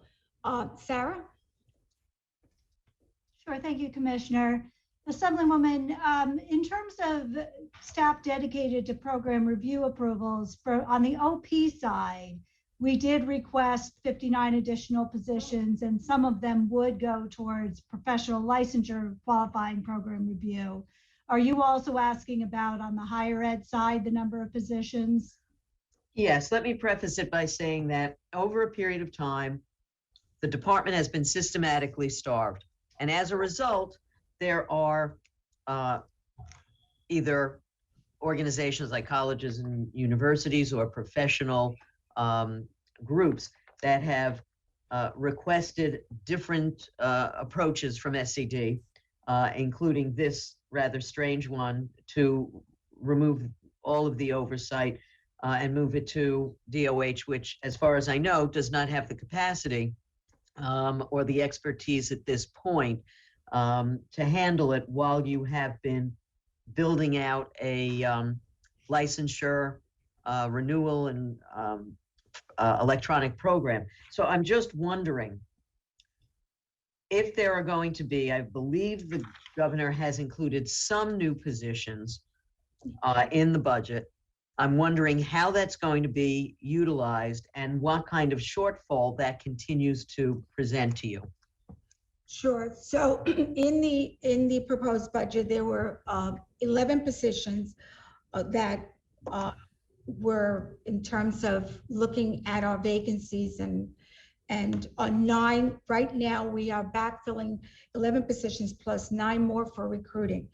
But the fact of the matter is we've also, as you know, have had to use our own funding for the $9 million for modernization to enhance teach certification application system in order to reduce processing time.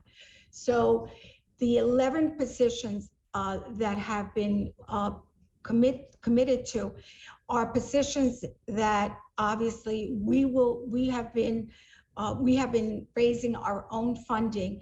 And I like at this time, Phyllis, to give you, and we will submit as well in writing, the specific details of what it means in terms of those 11 positions. Phyllis?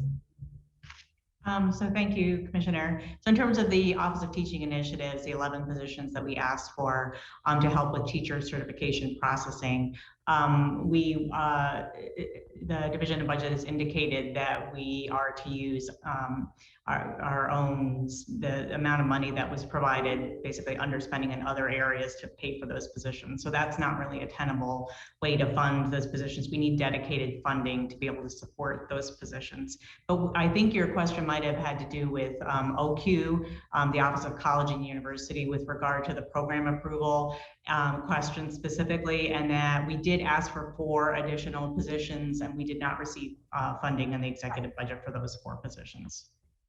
Okay. And we can provide a comprehensive list of everything we asked for and what we did and didn't get. I think that would be very helpful. I have heard from obviously various colleges that they have delays in getting responses, but you know, I talked to the department, and aside from shortfalls in your personnel, there are also the realities that not all information is always provided in a timely fashion. So I think one thing that could be helpful is a more immediate response from the department to those who have submitted what I will refer to as insufficient information to allow you to do a full review. So I think some of it is that kind of feedback loop being a little bit faster. The other thing that is deeply concerning to me is the interstate medical compact. I do not believe that New Yorkers tend to travel to various states with lesser standards for their health care, and I'm wondering why New York State would accept professionals from other states that may not have the same degree of training and education to practice here. Is that exactly what is being proposed? So we've been, just so you know, we have been in extensive conversation, and even through the process from the Regent's request, we have been having conversations with the Department of Health. I know Sarah had a conversation today that was scheduled. I've been speaking with Commissioner Bassett over this issue and trying to find and discuss what are our major concerns with Social Security and some of the other issues in terms of adopting the standards and having a full understanding of what the implications are. As I said, we are open to have the discussion, with just right now, we don't believe that this would be in our best interest. And so we are currently not supporting it without really seriously understanding what the benefits would be. And I know some people say there are 40 other states that do this, but you know, we do have the issues with that we do not require, as I said in my introduction, the fingerprints and some of the other situations. But Sarah, I know we've been in extensive conversation on this, so you may want to add the latest issue in discussions with DOH. Certainly, no, I'm happy to. I think that there's a lot of complicating, it's not things we're going to solve in a short conversation. There's a lot of complicating factors. There's a lot of information. The fact that we do have different standards potentially creates 2 different pathways into licensure that is problematic administratively, but also problematic in terms of qualifying 2 different sets of people to do the same job and get the same credential. So I welcome an offline conversation about some of those details. I would also say in my conversation today with the Department of Health, we are very mindful of the workforce shortage concerns and the need to get more practitioners into New York. and the very real challenges that are being faced. But I think that there are some opportunities to explore other ways to do that, including potentially extending some of the executive order provisions or variations on that in a way that may make more sense in terms of addressing shorter term solutions. Thank you. It would seem to me that the department has a very broad purview in the budget. I'm just wondering whether or not your budget, to what extent would you rate your budget request and what wound up in the budget? Is that a B minus, a C? Where are we in terms of seeing a support for the department to do its multivaried tasks in a reasonable time frame? I think that's some of the complaints that we have heard over the years that I don't think are necessarily fair, given the short deck with which you've been dealt. Well, thank you. I think that part of what we've been trying to do is look at the fact that the state is flush with cash at this time. And since we have been, in many ways, we have experienced, as I said, growing responsibilities impacted by what I already shared, the freeze impact, the 10% sweep, the sweeps that we've had in OP for a long time, and not being able to invest that back into the hiring practices. I would say that overall, and I'm going to do it on the P20 because obviously we look at it across all the needs and all the demands, that I personally, along with my team, feel that the budget, when you think about 134 position when we requested 302, to even get back to the 2008 number of FTEs of 3,200, we really feel that this budget has not been responsive, and as responsive as we obviously would be expecting given the financial conditions. So, well, I'm not ready to give it a number. As a good teacher, I have to think about your question and look at the complete composite, but I certainly would not give it anywhere in the A category. Thank you very much. My time's expired. Thank you. Back to the Senate. Thank you. And first to Higher Education Chair Toby Stavisky. Thank you. Thank you, Commissioner. First, let me ask you about the shift in positions in the oversight from SED to the Department of Health. What are the quality, if you were issuing a job search, what are the qualities that you would put into that search for people to deal with oversight over the professions, the licensure, et cetera, that perhaps DOH may not have? I heard the Commissioner of Health testify that she was understaffed, to use her phrase, and short, I think it was 500 positions. So what are the qualities that SED would look for that may not be present in DOH? I think that, and again, for us, the issue of the standards that we set in place for what we expect the public to have in terms of the various professions is critical. I think the moral character of individuals is extremely, our regions meet, as you know, every month to deal with many of these issues that are sometimes looking at licensing issues in terms of restoration, revoking, all of the above. We want the very, very best quality of individuals that can, in fact, support the public, support our various communities by knowing that these individuals, not only from an educational perspective and the quality of the practices, but also in terms of when we review the credentials, that we in fact can stand behind these individuals as they move forward to do the work, whether it's in nursing homes or it's in our hospitals.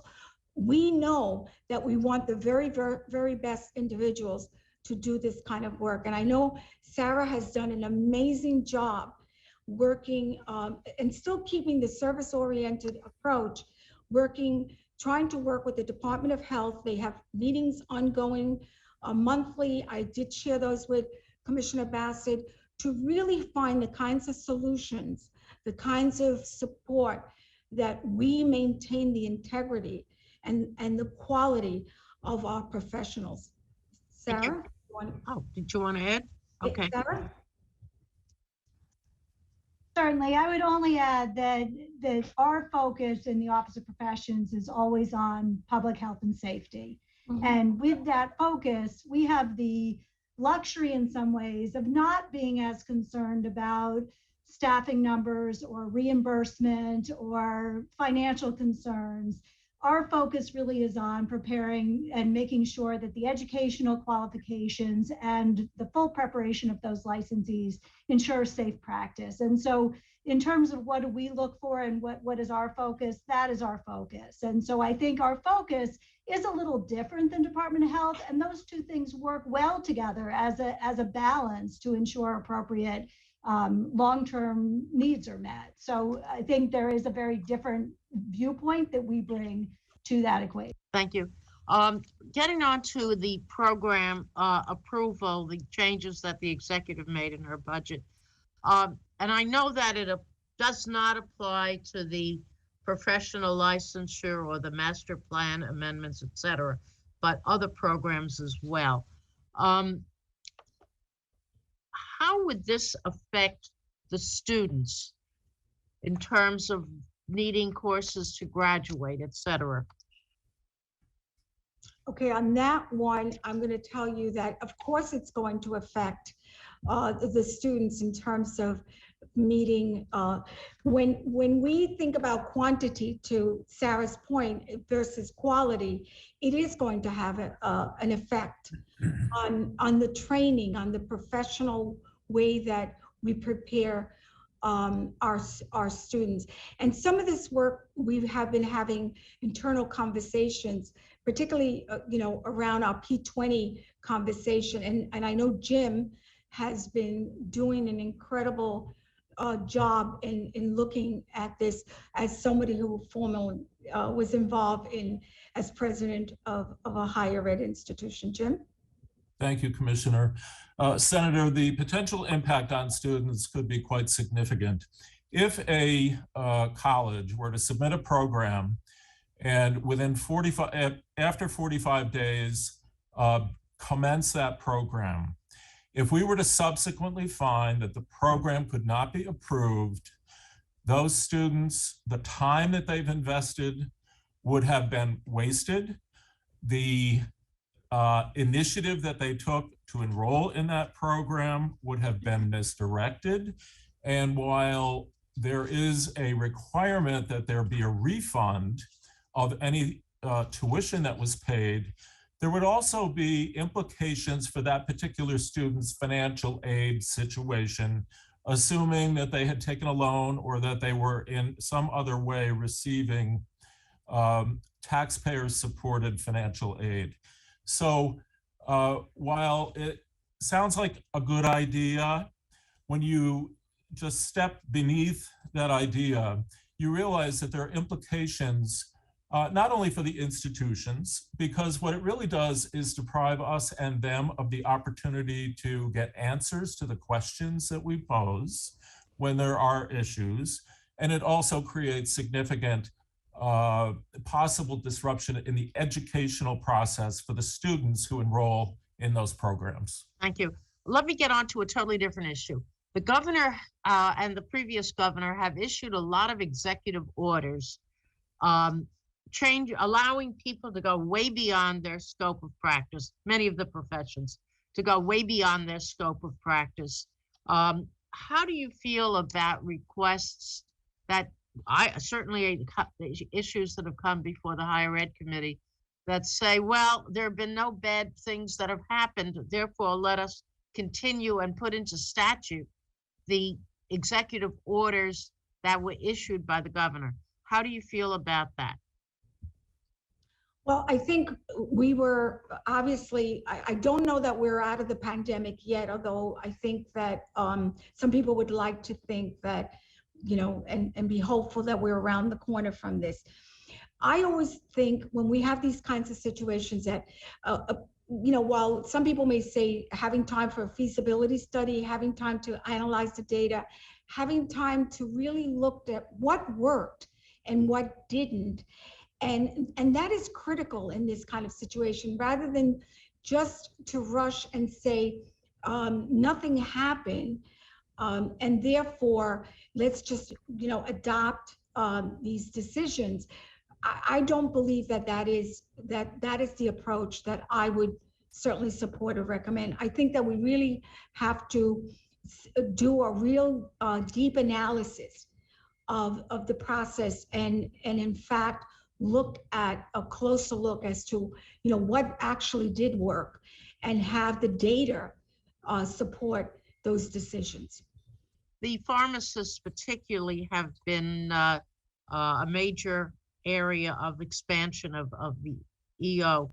In the remaining 90 seconds, do you have any problems with the collaborative drug therapy management program and the expansion of their functions in the budget?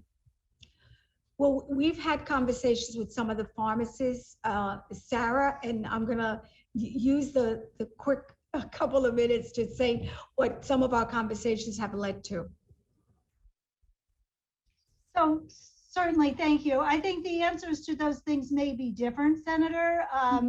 Certainly there's a variety of proposals out there, and I think that each one needs to be looked at individually to determine whether or not pharmacists are educated, tested, and appropriate to do things on a long-term basis that they may not have in their current scope. We welcome those conversations with you. Happy to participate in that. I think as far as CDTM, the current making permanent the current provisions is nothing that we have any objection to. Expansion is something we certainly should talk about, and we're happy to collaborate on anything that is helpful to you. Thank you. Well, there's only 15 seconds, so we thank you for your testimony today. Thank you. Thank you, Toby. Assemblywoman. We go to Assemblyman Wolziak, the ranking member, for 5 minutes. Thank you, Madam Chair. Commissioner, wonderful to speak with you again. Commissioner, the teachers are aging out in our system, and we're already facing a teacher shortage. This is one of the questions that I didn't get to with the Chancellor, but I was wondering what you could tell me about the governor's budget in regards to, you know, assistance or incentives to incentivize, you know, high school kids to get into the teaching profession, because we know it's already an issue now, and everything that we've learned about our teaching colleges and comprehensives is telling us that it's going to just be an expounded issue in the future as we face a greater teacher shortage. So I was just wondering what you could tell me about the governor's budget in that respect. Sure. So first, I think we have looked at the issue even prior to the governor's budget, knowing that we're in a crisis, right? And that we're in a crisis that has been really exacerbated by COVID.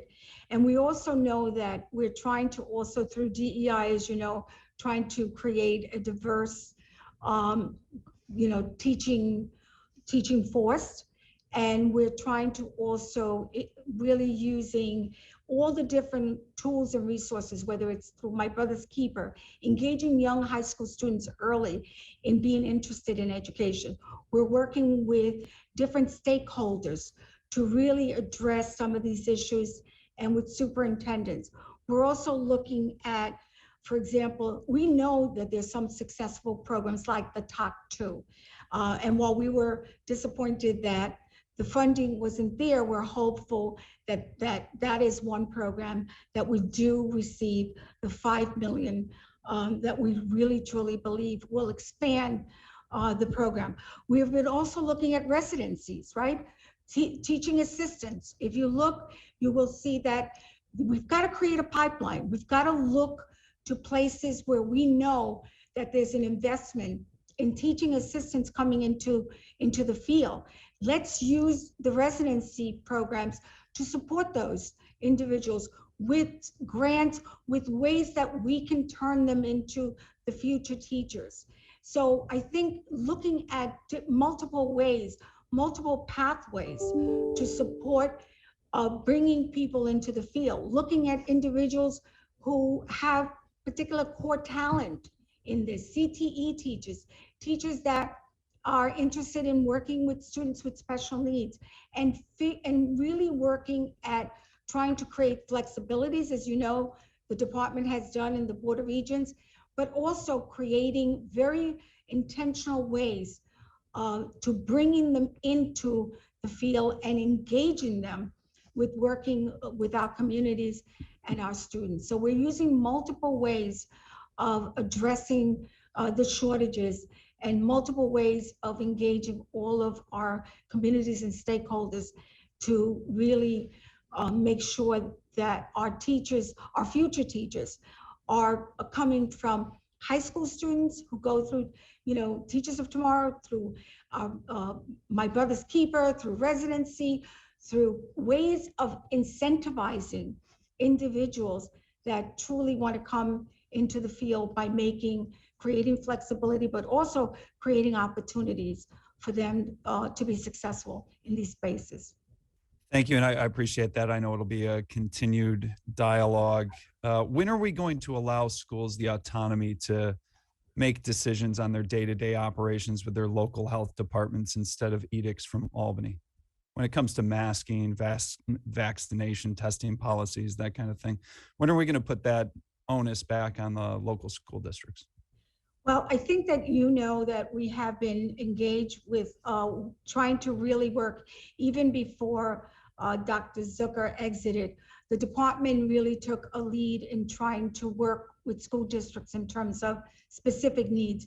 The pandemic obviously has very specific mitigation strategies that we're all making sure that we follow the science. At the same time, that the Department of Health has also been working with the local departments of health to ensure that the communities are safe. We have been asking for metrics, as you know, to ensure that we have a destination in mind with a roadmap and with the metrics to get us there. And that has been, for the department, for us, something very, very specific in terms of having that as a way of making sure that the field understands where we're going and how we're going to get there. Commissioner, you know how to burn 5 minutes. Thanks, Madam Chair. Thank you. Back to the Senate. Thank you, and we're joined now by Andrew Gurnardis. Thank you, Senator Krueger. Hello, Commissioner. How are you? I have two questions.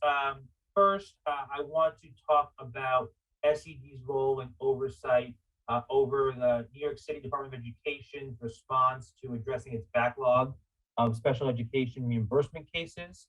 I know that there's been some movement on this over the last couple of months, but this has been an ongoing thing for years. I have constituents who are literally have taken out $400,000 of debt, waiting for the city to process their applications, look at their application, and then get their reimbursements. $400,000 for a working class family is unconscionable. So what are we doing to make sure that we are addressing this problem from the state perspective? Sure. So we will send you additional information because we have been over the last, as you know, the backlog has been in place for several years. And we have been trying through various chancellors and mayors, right? Trying to address this issue of the backlog, working with advocates, working with the department. At the same time, as you know, last year, thank God we had the opportunity to have a bill, the IHO and also oath. And we've been having some very extensive conversations with the city, both the mayor's office as well as the chancellor, to really make this a top priority to respond to not only the needs of our special needs students, but also in terms of services and placement, but also to respond to your point, to make sure that these issues are addressed. And so they are working on full-time impartial hearing officers so we can move this, this backlog forward. And I know, I will give you a report of the latest conversation. I would appreciate following up with you after this. Thank you very much. My second question, shifting gears a little bit, we've heard a lot during our budget hearings this year about a pending crisis in our mental health system, and that we don't have the workforce to meet the needs of children and families and individuals who are seeking help. The last couple of decades, there have been several exemptions that have been granted to several categories of mental health professionals to allow them to help step in and address the staffing crisis. But those exemptions are all expiring, I understand, this year. There is some proposed legislation that I believe my colleague Senator Brooke has introduced to kind of help modernize all of these occupational requirements and licensing credentials. And I would just want to get your take as to whether you think that will be sufficient or that'll help us address the staffing crisis that we're heading into by trying to take this approach of modernizing these professions. Well, I think that's one aspect of it, but I think similar to education, we have to do a better job in recruiting, retaining, preparing, right, the profession. And also one of the things that we started to do early on was with the funding from the feds, we did suggest to the schools, along working with the Commissioner of Mental Health, to really invest, to really align and see the importance of trauma, the importance of mental health as part of the whole sphere of looking at the landscape of education and teaching and learning, so that it is a partner, it is a critical partner. And so we want not only the recruiting, but we also want the flexibility, to your point, but we need to increase the footprint of these individuals in our schools, in our community schools, and in our communities. Thank you. Thank you.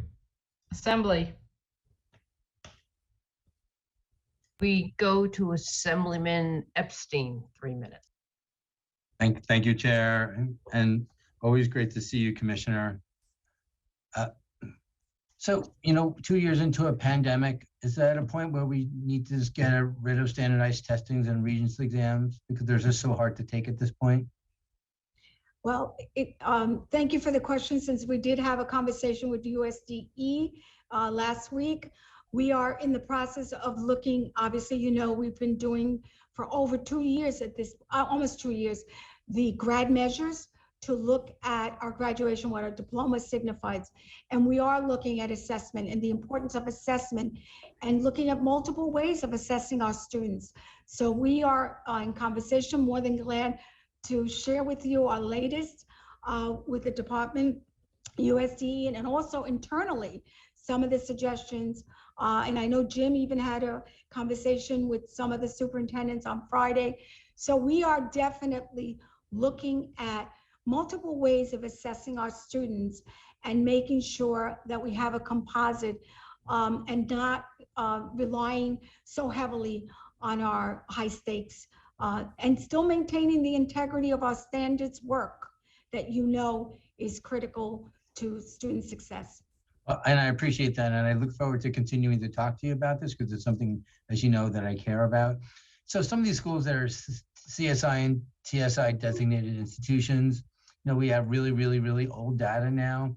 And we've talked about pathways out. Is there a way we can do that now for these schools that have alternate assessments and we need a pathway out for them? So thank you for that, because that was the main piece of this conversation, which is the accountability part, which is what you're asking about. So the accountability discussion on Friday was exactly this, that we can't just turn the switch back on without, data from 2019. The kids didn't take the test in 2020. 40% last year doesn't exactly tell us a great deal, and who was part of the test versus who was not. So we are, as you know, we put out the waiver, we were denied, and we're still challenging the issue of the waiver. And so our meeting on Friday was to continue to challenge this identification process. Well, whatever support I can provide, I'm happy to provide that. And the last question, I know we only have 30 seconds left, is a lot of institutions of higher education might try to access some of this TAP funding for students who are incarcerated. And I'm wondering what oversight we're going to have to ensure that anyone who has access to it, I know HESC is going to oversee the TAP, but since you're going to oversee institutions, I'm concerned that these are vulnerable students are going to be maybe reaching at some straws. How are we going to make sure that they're high quality institutions that are working with them? Absolutely. I'm going to turn this to Jim, as we've been having some internal conversations about the importance, to your point, of making sure that we really put in place a system that monitors this. Jim? Sure, thank you. Thank you. We're going to go back to time's expired. Okay. We're going to. We'll get you an answer. Yes. Great, thank you. We're going to send it back to the Senate. Thank you. Next, Robert Jackson. Thank you, Commissioner. Good afternoon, and to all of your executive staff. I appreciate all the work you're doing, understanding what you had said. You put in a budget request for several hundred positions, and you only got about 30% of what you really needed. Not good. But I have a couple of quick questions. Do you support Tier 6 pension reform to help recruit and retain educators? I will support, and again, we have to look at language, right? But I will support any process that helps us to recruit and retain teachers as well as social workers and others. Okay, that's a good answer. Then I have another simple question. Do you support CUNY and SUNY being the main providers in state facilities as TAP is restored for incarcerated students? Jim, since you've been dealing with the incarcerated conversation, I think we're, go ahead. Sure. I mean, I think we have to be sensitive to the fact that SUNY and CUNY can provide that service in many parts of the state and may be interested in doing so, but we also have a number of not-for-profit institutions throughout upstate New York that are also certainly very well suited to providing those services in their regions and in their locales. Okay, and I can appreciate your response. I'm more concerned about people in our state being employed and carrying out the services. So as long as it's within New York and not going to another state and getting people to come in, I'm not in favor of that right now. Absolutely. Then my third question is, can you comment on your stance, Commissioner, against the healthcare workers licensure transfer from state ed to the Department of Health? Did the governor consult with you on this proposal, and have you spoken with the Department of Health about this proposal, and what funding amount do you need to support your staff to enhance license accreditation? And I understand based on your budget that you're short staffed, you didn't get the numbers that you wanted. So no, there was no, we found out during a budget briefing.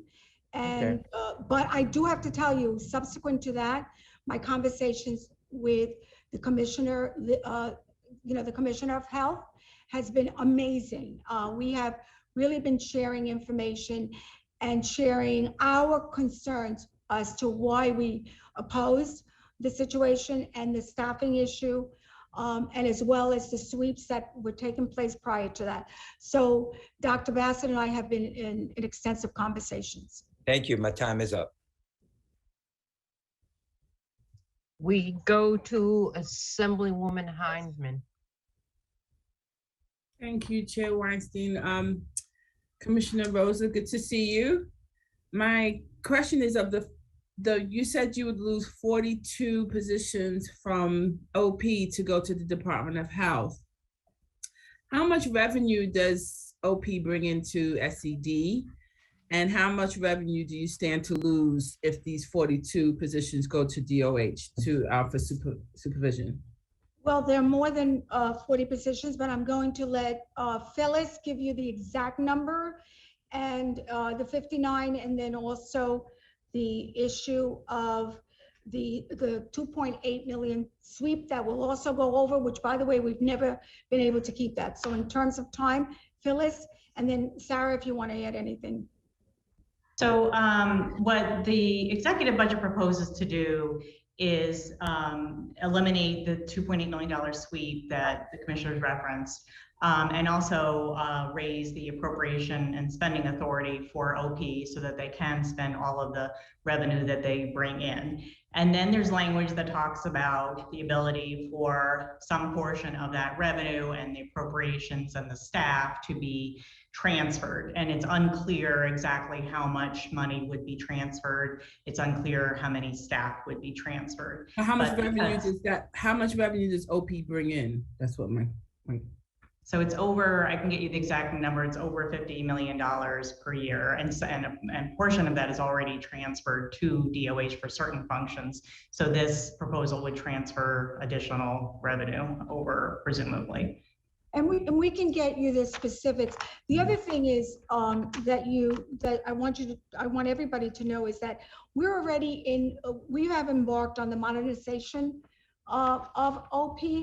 And there's been investment in that. So it would be very challenging to all of a sudden have this modernization and then what? You know, we've made an investment already. So let us make the investment. Let's work through what we need to work through rather than taking this responsibility, this position over without any full understanding of what are the positive outcomes potentially.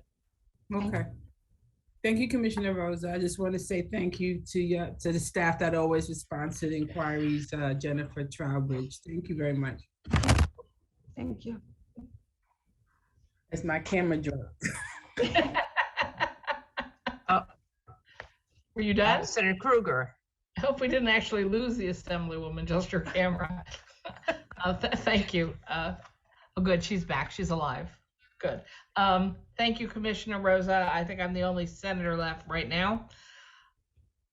You know, it's extraordinary that you keep coming back here for different hearings and laying out for us other things that your department is supposed to be doing. So I'm very torn between the governor's proposal to move the health professionals to DOH or not to. I hear you. I've been here. You were underfunded forever, so you didn't have the staff to do what you needed to do. I get that. You've taken on more assignments for yourself since you became the commissioner than I've seen SED ever try to do. So I worry that you're, spreading yourselves too thin without adequate staff. But I know that when I look at questions about responsibilities for physicians, assistants, nurses, licensing, particularly when it comes to, is anybody tracking, did they do anything wrong? Should they not be issued a license? Should they not be reissued a license? Have they been caught up in criminal activity, sexual attack on their patients activity? That both of you have some responsibility, DOH and SED, and people seem to fall between the cracks. And I'm just wondering, if this wasn't really a question of you're losing revenue and staff, would you actually objectively oppose having one agency that's responsible for the qualifications, licensing, and investigations of healthcare workers? Senator, I would still object, because I think when you think about the department's authority and you think about the responsibility of separating out quantity and quality, and as I said in my opening remarks, to put it all under one umbrella where you don't have a checks and balances, and to also, when we think about the disciplinary issues that we do look at, I do believe that there's a role for both of us to play, but we have to maintain the integrity of each other's work. And the fact that we've been able to do the kind of work we've been able to do without the financial support, I think having the financial support, I think will clearly have an incredible outcome, I think, for our profession in the field. And again, from the perspective of patient consumer safety, which is a serious one for me, that, you know, who has that responsibility for the website that keeps track of, have you been charged with anything? Are you currently being investigated for anything? Have you, lost 10 medical malpractice suits? Is that you or DOH, or is that a dual role and everything doesn't always get done? Okay, so there to your question, I think that there are different situations where when we get the information about these charges, we obviously work through with the Department of Health. And I'm going to ask Sarah, because this is one of these internal conversations that we've been having about the public safety is something that I would probably say it's non-negotiable. But Sarah? Certainly. So by law, the oversight of physicians, physician assistants, and specialist assistants who we license, their disciplinary authority lies with Department of Health. The other 52 professions that we license, we also have the oversight and disciplinary authority. Pursuant to law, if there is an investigation or a complaint, that is confidential. So to your question about who posts information about a complaint, no one does. It's only once there's a finding and the regents have taken a final action, that information is posted on our website for the professions that we discipline. The Department of Health likewise posts information about physicians. There are also some ancillary professions, not what we would consider unlicensed persons, but people who may have certifications or other qualifications through the Department of Health that they would also be responsible for. But we do work back and forth. For example, if we have a finding of a nurse who is guilty of misconduct because of short staffing or some other facility consideration, our folks very closely reach out to DOH and say, hey, there may be a problem with this nursing home or this hospital because we're seeing, complaints come out of that location. And so there is some back and forth there. Changing topics, with your discussion about the interstate compacts and whether this is a it would decrease our oversight over these professions, or whether it would expand our ability to get more healthcare professionals when we need them.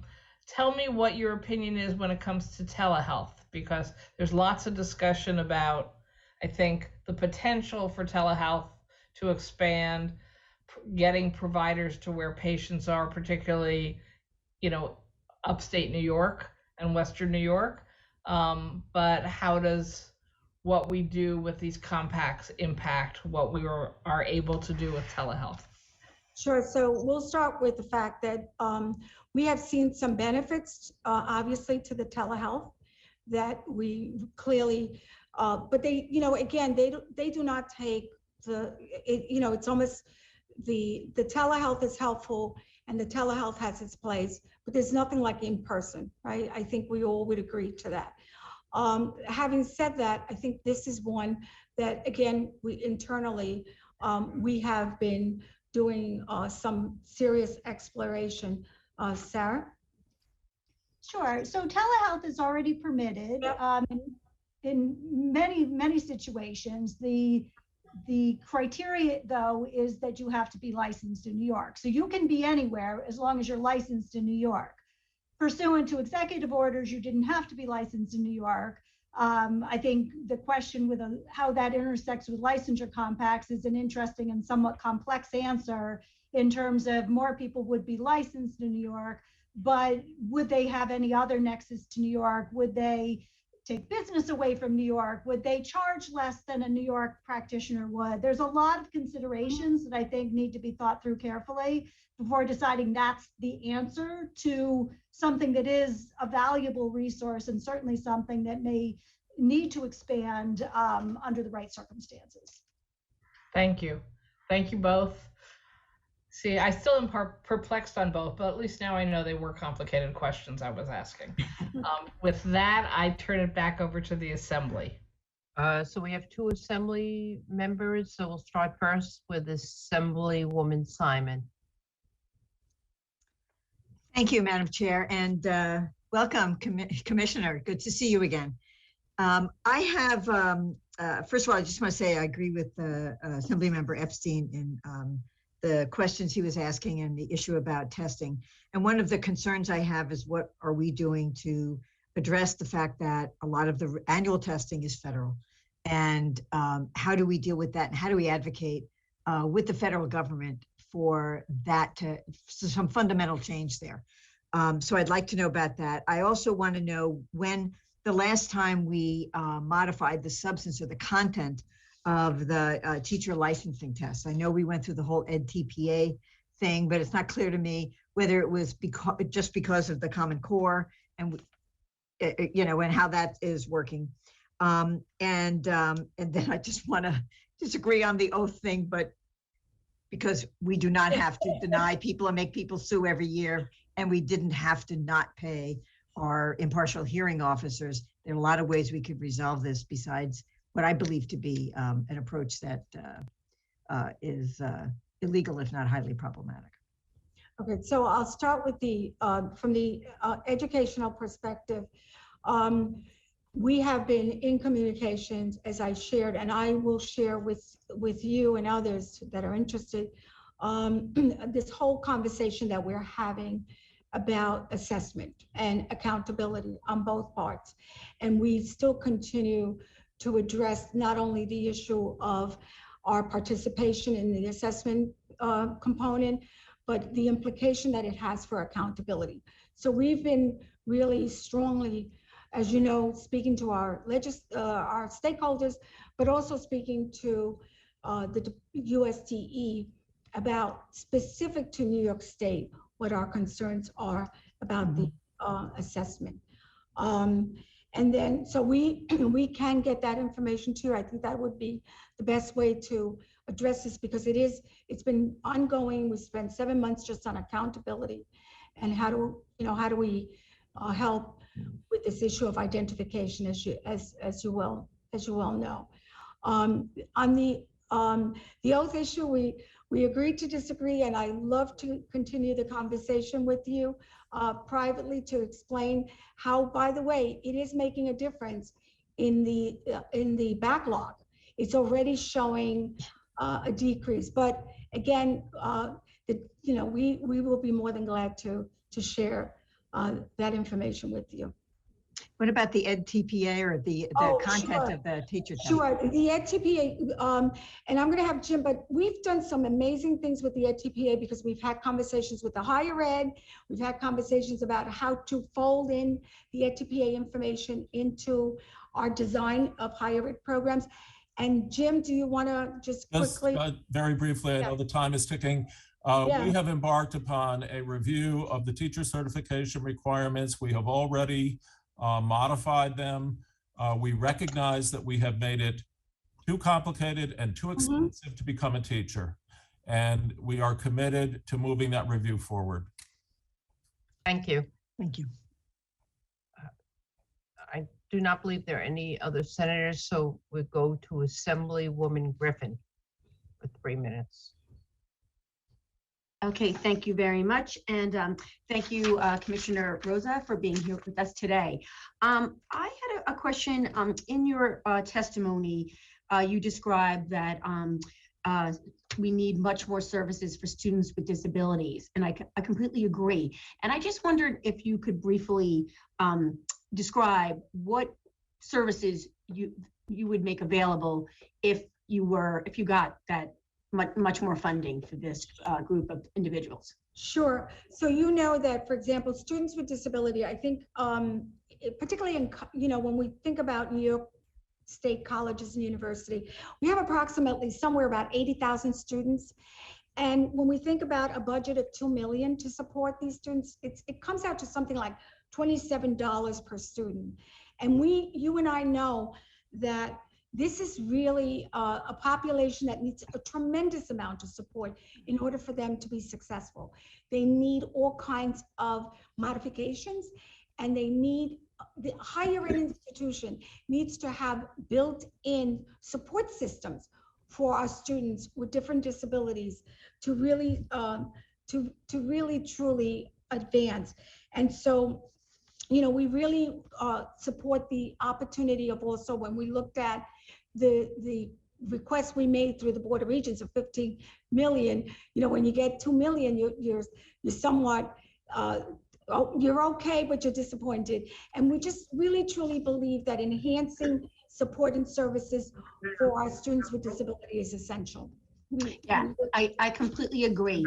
Another question I have is in regards to canceled programs where, the governor's proposal is there's a refund provided, but it seems like a little precarious because I know different students have been out of school and they sometimes arbitrarily a program gets canceled and people might have been there, might be planning to go there. So what do you suggest?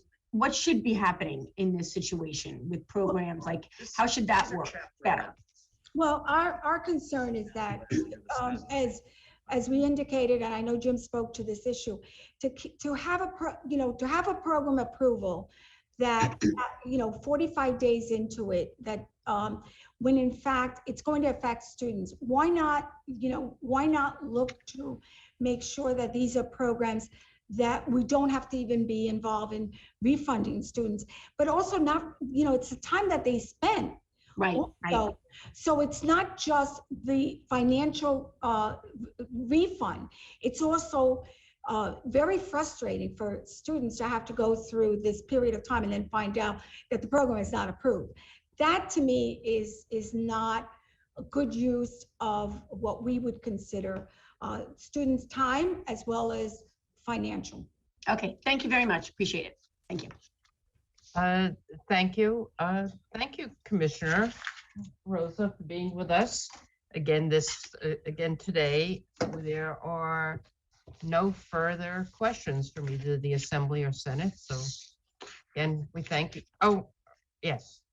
Oh, I got nervous, Liz, when you waved. No, I'm so sorry. I just was going back onto camera to wave. Thank you very much. Thank you. Okay, so thank you. So now we're going to go to our final government witness, our former colleague, Dr. Guillermo Linares from the HESEC, New York State Higher Education Services Corporation.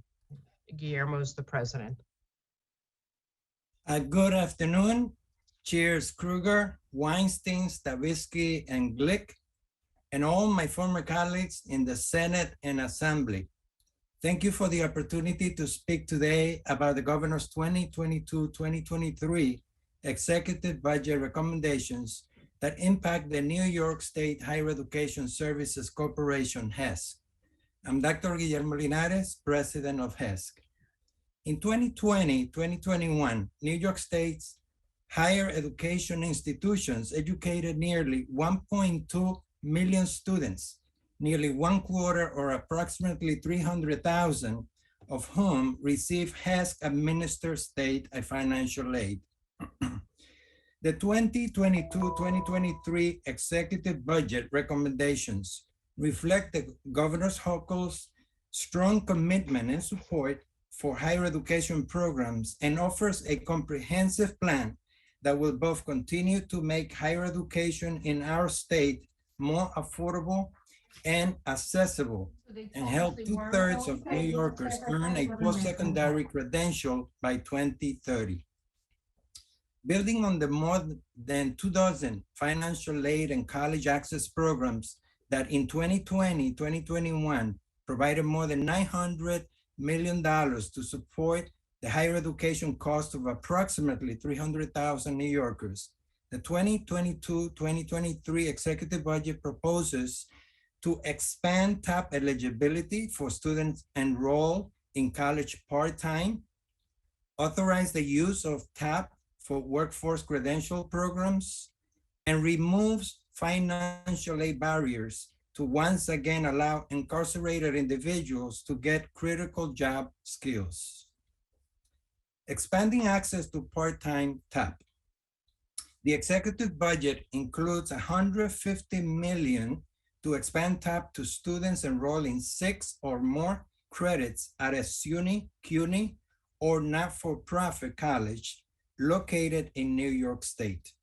The executive recommendations remove the requirement for a year of prior full-time study, which currently makes the program largely unavailable to students studying part-time, allowing the state to annually support 75,000 additional New York State students in their pursuit of a college career.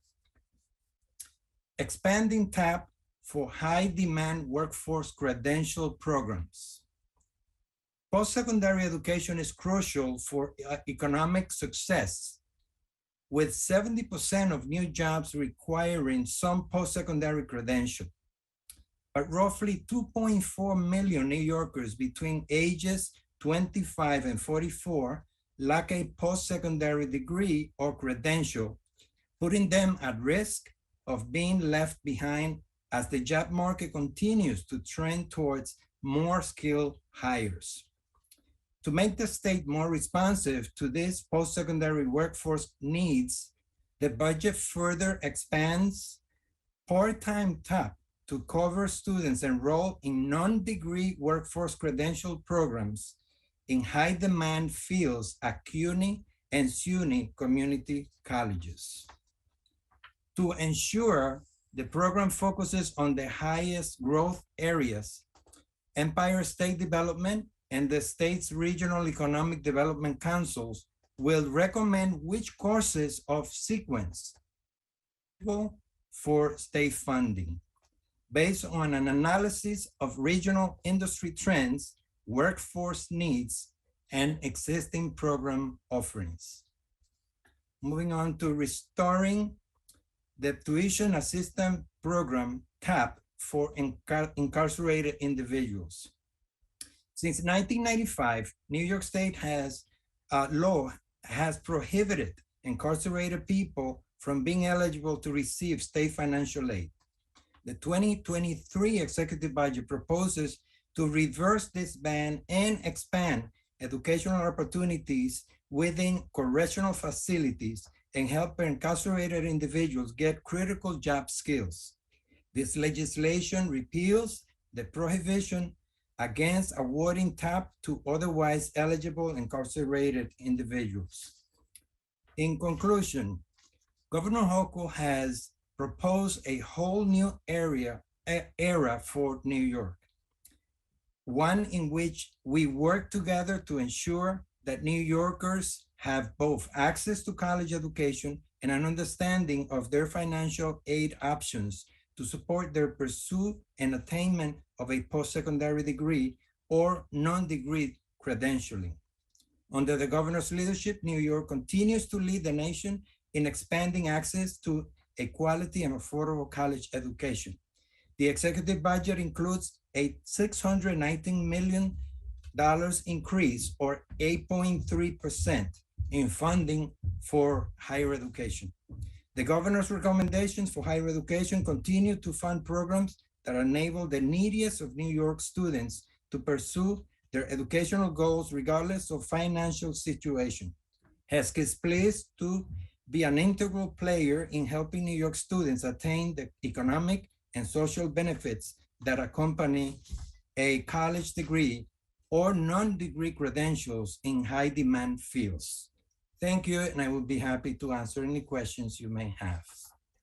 Yes, so thank you, Guillermo. We go to our higher ed chair, Deborah Glick, for 10 minutes. Thank you very much for being here. It's always a pleasure to see you. Can you inform us of how many students have been assisted by the DREAM Act? I can provide you the exact number, but we have been highly successful in ensuring that all of the students that have applied for the program and qualified, have been admitted and have benefiting currently from all our offerings, including TAP, the Excelsior Scholarship, and other scholarship programs that we have. Thank you. So we'll get that number from you. Yes. And when you say who have applied and who have been successful, what is the outreach that the department does in order to ensure that everyone that everyone eligible knows that they have that option? Well, we work closely with both CUNY and SUNY, but we also rely from the very beginning and inception of the program with a vast network of nonprofit institutions that work closely with Dreamers because they are trusted. They were part of the effort to make the legislation a reality, and they have been instrumental in rolling out and the success that we've had with the DREAM Act implementation. So we rely on them, but we also work closely with the department, all the high schools, BOCES, and superintendents throughout the state to ensure that where students may be out of status, they know that they have an opportunity to enter college and apply for financial aid through the DREAM Act. How will the department structure and administer part-time TAP? I know you said that it removes the 1-year requirement, but if I read it correctly, you have to be taking at least 6 credits and no more than 12.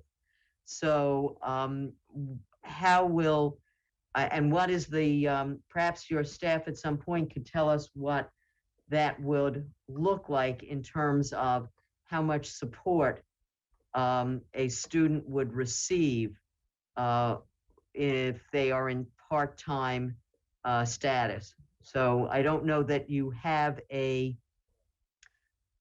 usually there is a sort of a chart of how much somebody is eligible for based on their family income and whether they're the only ones in their family going to school. So how are you going to structure that and administer it?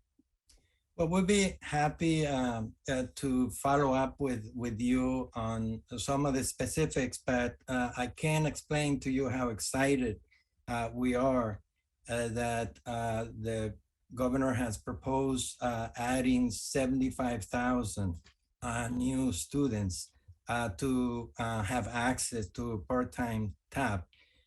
So this is welcome news, and we look forward to working with the key stakeholders, both CUNY, SUNY, and the for-profit private institutions to really engage on this effort, as we also intend to do with the State Department of Education.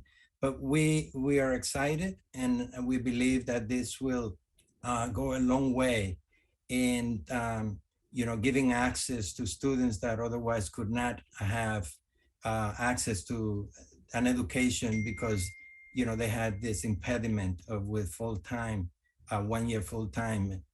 We're excited about this, and we're looking forward to having a successful rollout. Once the budget is passed, assuming that this is included, of course, how long will it take the department to develop regulations or procedures? Do you anticipate being ready, assuming an April 1st deadline for the budget?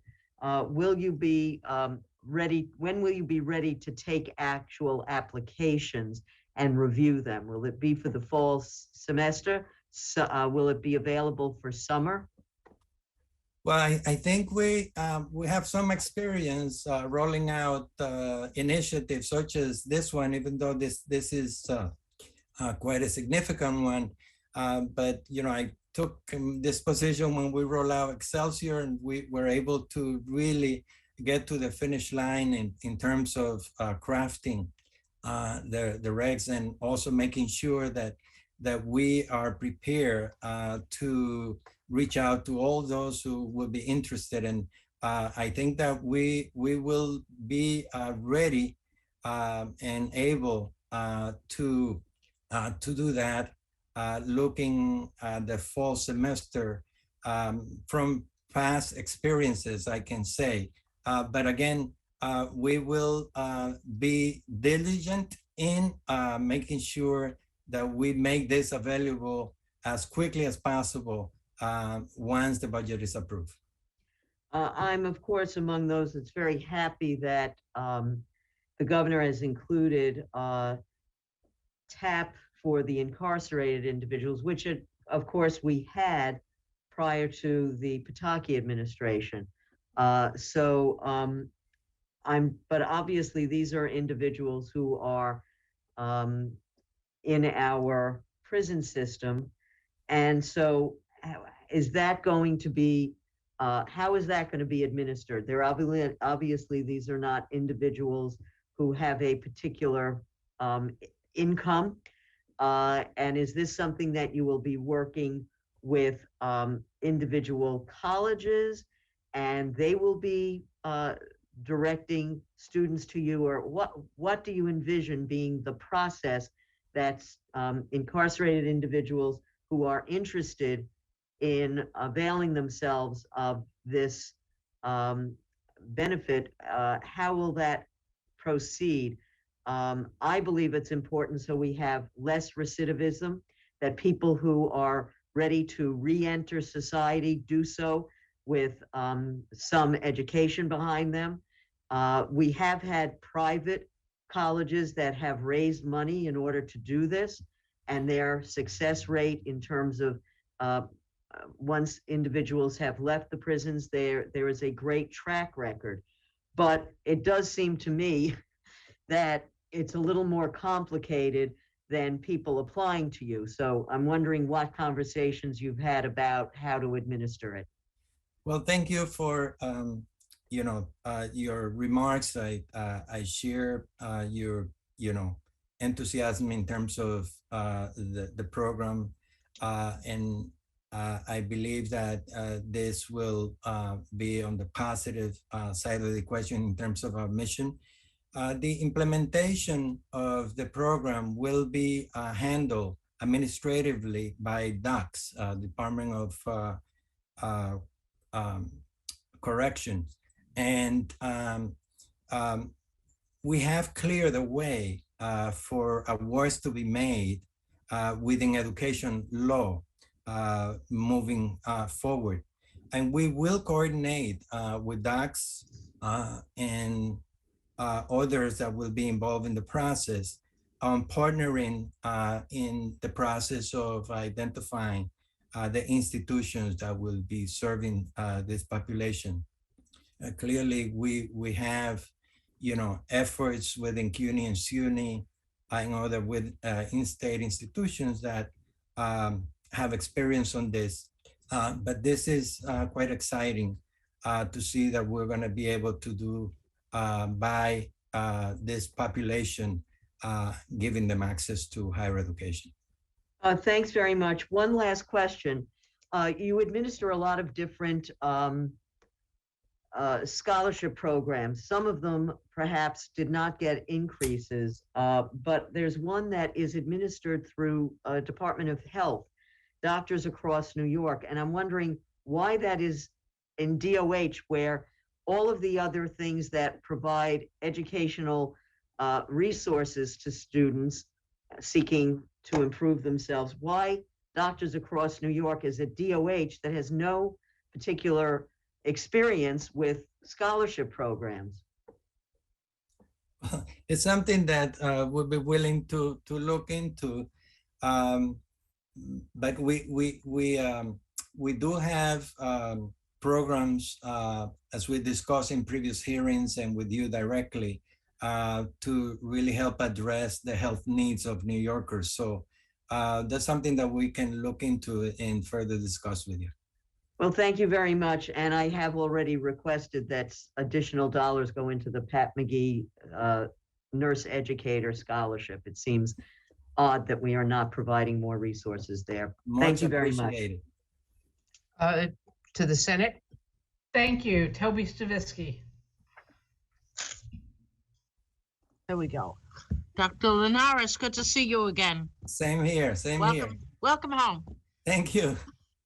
Let me ask you about a couple of the programs that HESC administers, and that's the Excelsior, the DREAM Act, and the Enhanced TAP awards. In terms of the Excelsior, because that seems to be on people's minds,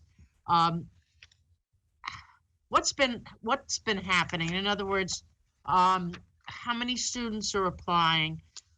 Have you found that students are defaulting?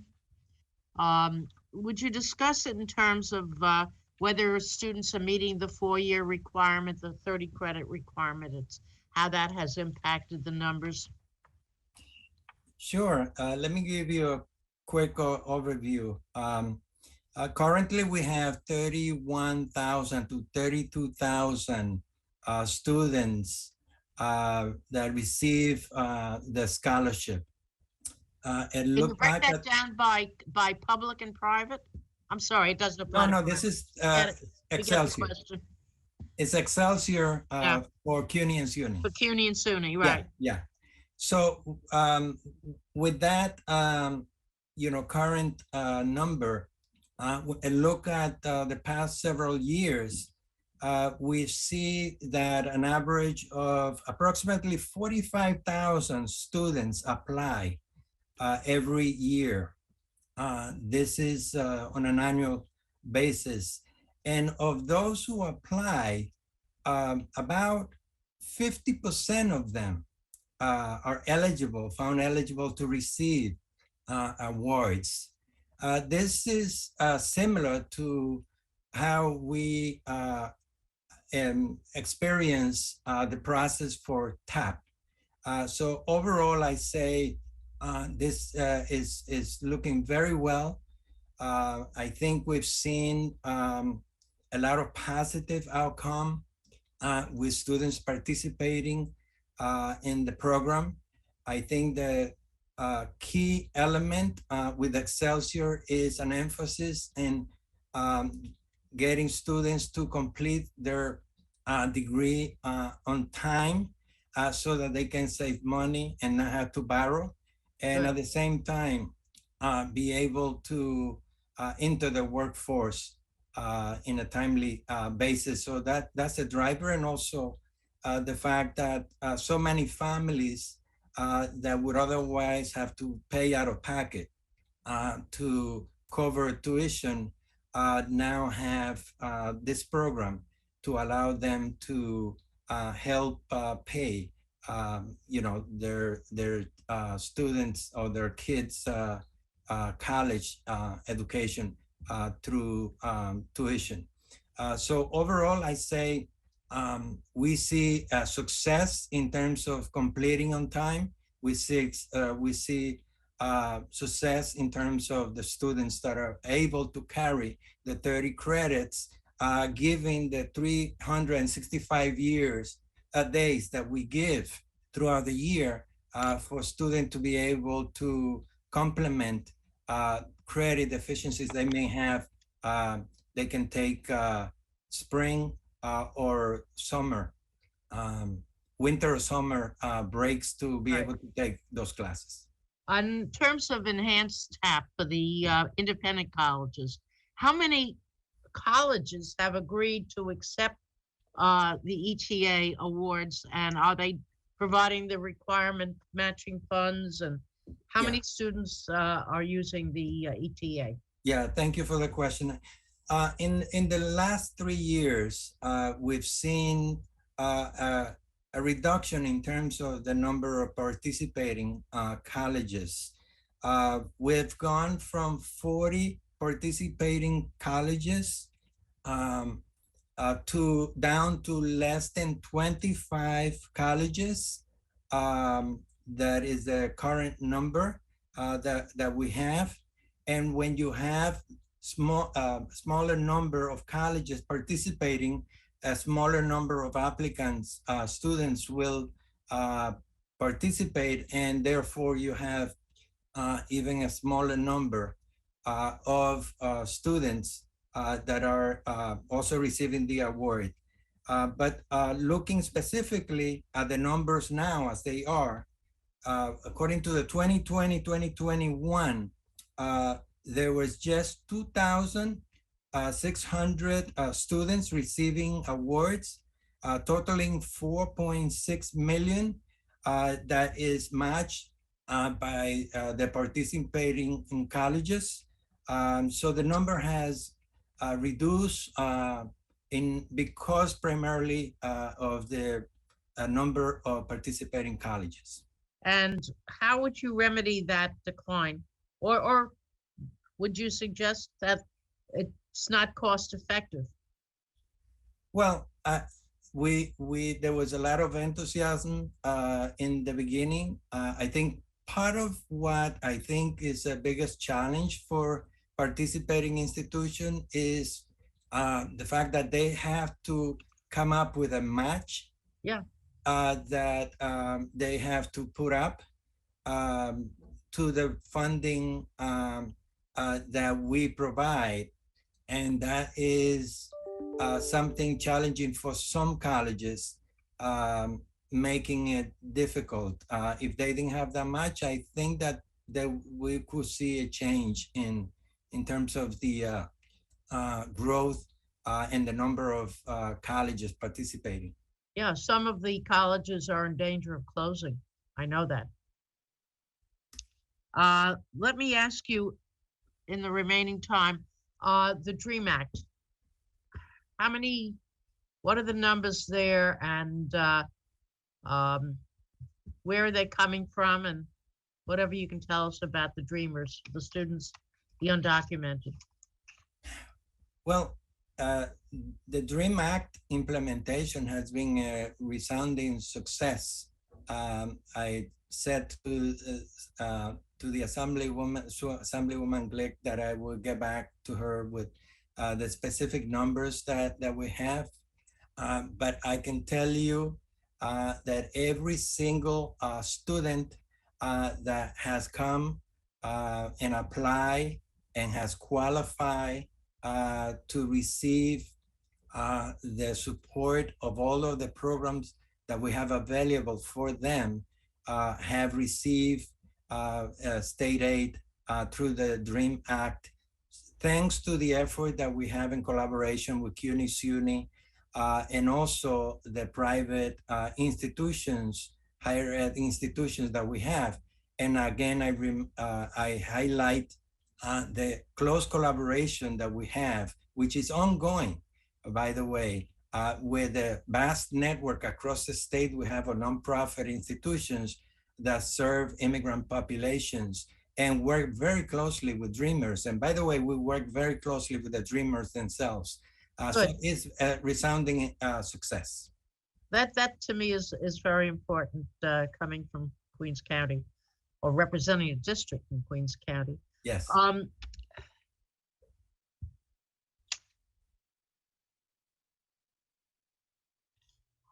Lastly, the executive budget holds harmless some of the Excelsior financial programs.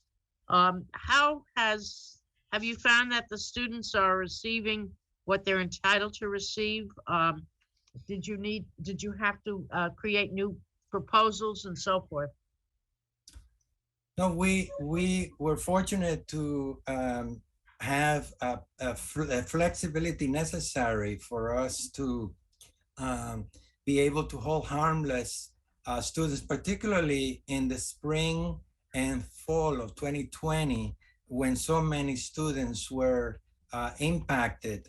The flexibility that the federal government and the state government, Department of Education, both levels, provided was instrumental in making sure that the vast majority of students were able to complete both terms, and they were held harmless. And on top of that, the budget now includes another layer of support to make sure that any student that may have been impacted by COVID-19 would not lose eligibility of the awards that they're entitled to. So we're in a good place in terms of the impact of the pandemic. Thank you. And with all due respect, the students are in a better place. Yes. Okay, thank you very much. Thank you. Okay. Assembly? We go to Assemblyman Ra, Ranker Ways and Means for 5 minutes. Hey, good afternoon. Always good to see our former colleague here. Same here. I wanted to ask a question about a program that I've asked you about, I think the last couple of years, the Child Welfare Workers Incentive Scholarship and the Child Welfare Worker Loan Forgiveness Program. I know last year you were able to tell me that they were fully subscribed. It is a relatively small program. It's something that I would like to see expanded. Would you be able to tell me if it is fully being utilized this year? It is. I mean, every single penny allocated for it is being utilized according to my information. And I tell you that the challenge we have is we would love to expand if we can in the context of what's ahead. I think that this will be welcome news. Okay. And if you could follow up, and if you have any information just regarding numbers in terms of how many people are applying for the program that might assist us in the legislature that want to push for additional funding so that more people could take advantage, since we know there is absolutely a need to get people into this field. Absolutely. Be glad to follow up with you. Okay, thank you. The other issue I just wanted to mention is another, a newer program. And I know, I think the window to apply just closed over the weekend, but this Nurses for Our Future Scholarship. I'm just wondering now how the applications are going to be evaluated, whether it's, is it income-based? Is it performance-based? Is there some other way that they're going to be evaluated? And specifically, do we know how much funding is being allocated to this initiative? Well, the initiative has been a success. We received about 7,000 approximately 7,000 applications. And as soon as we proceed and have the process in place, we will be announcing the winners. It's 1,000 of them via a lottery. So we're excited about the initiative. 750 of those applicants, once it's selected, will receive a scholarship to get a Bachelor's of Science in Nursing. And 250 of them will receive scholarship to get an associate degree in nursing. So we're excited about that. In terms of what the budget would be, I think that that's something that we can follow up with you. Thank you. Thank you, chairs. Thank you. Okay. Back to the Senate. Thank you. I believe we're up to Senator Robert Jackson. Dr. Guillermo Leonares, my longtime friend. How's your family doing? I hope they're doing well. Doing well, and I hope yours as well. Very well, thank you. Just got a couple of quick questions. Do you have an opinion on UUP, United University Professors, and PSC, Professional Staff Congress, requesting about $253 million each in operating aid to support students, educators, and their institutions get to where they were and where they need to be. Basically, they've been cut, and now instead of being cut, be an increase in the budget, but not enough for them to bring back to where it was. So they're requesting about $253 million each, for a little bit more than $500 million, understanding that our governor had said that she's proposing a budget surplus to put into reserve of about $15 billion. Well, I appreciate the question, Senator.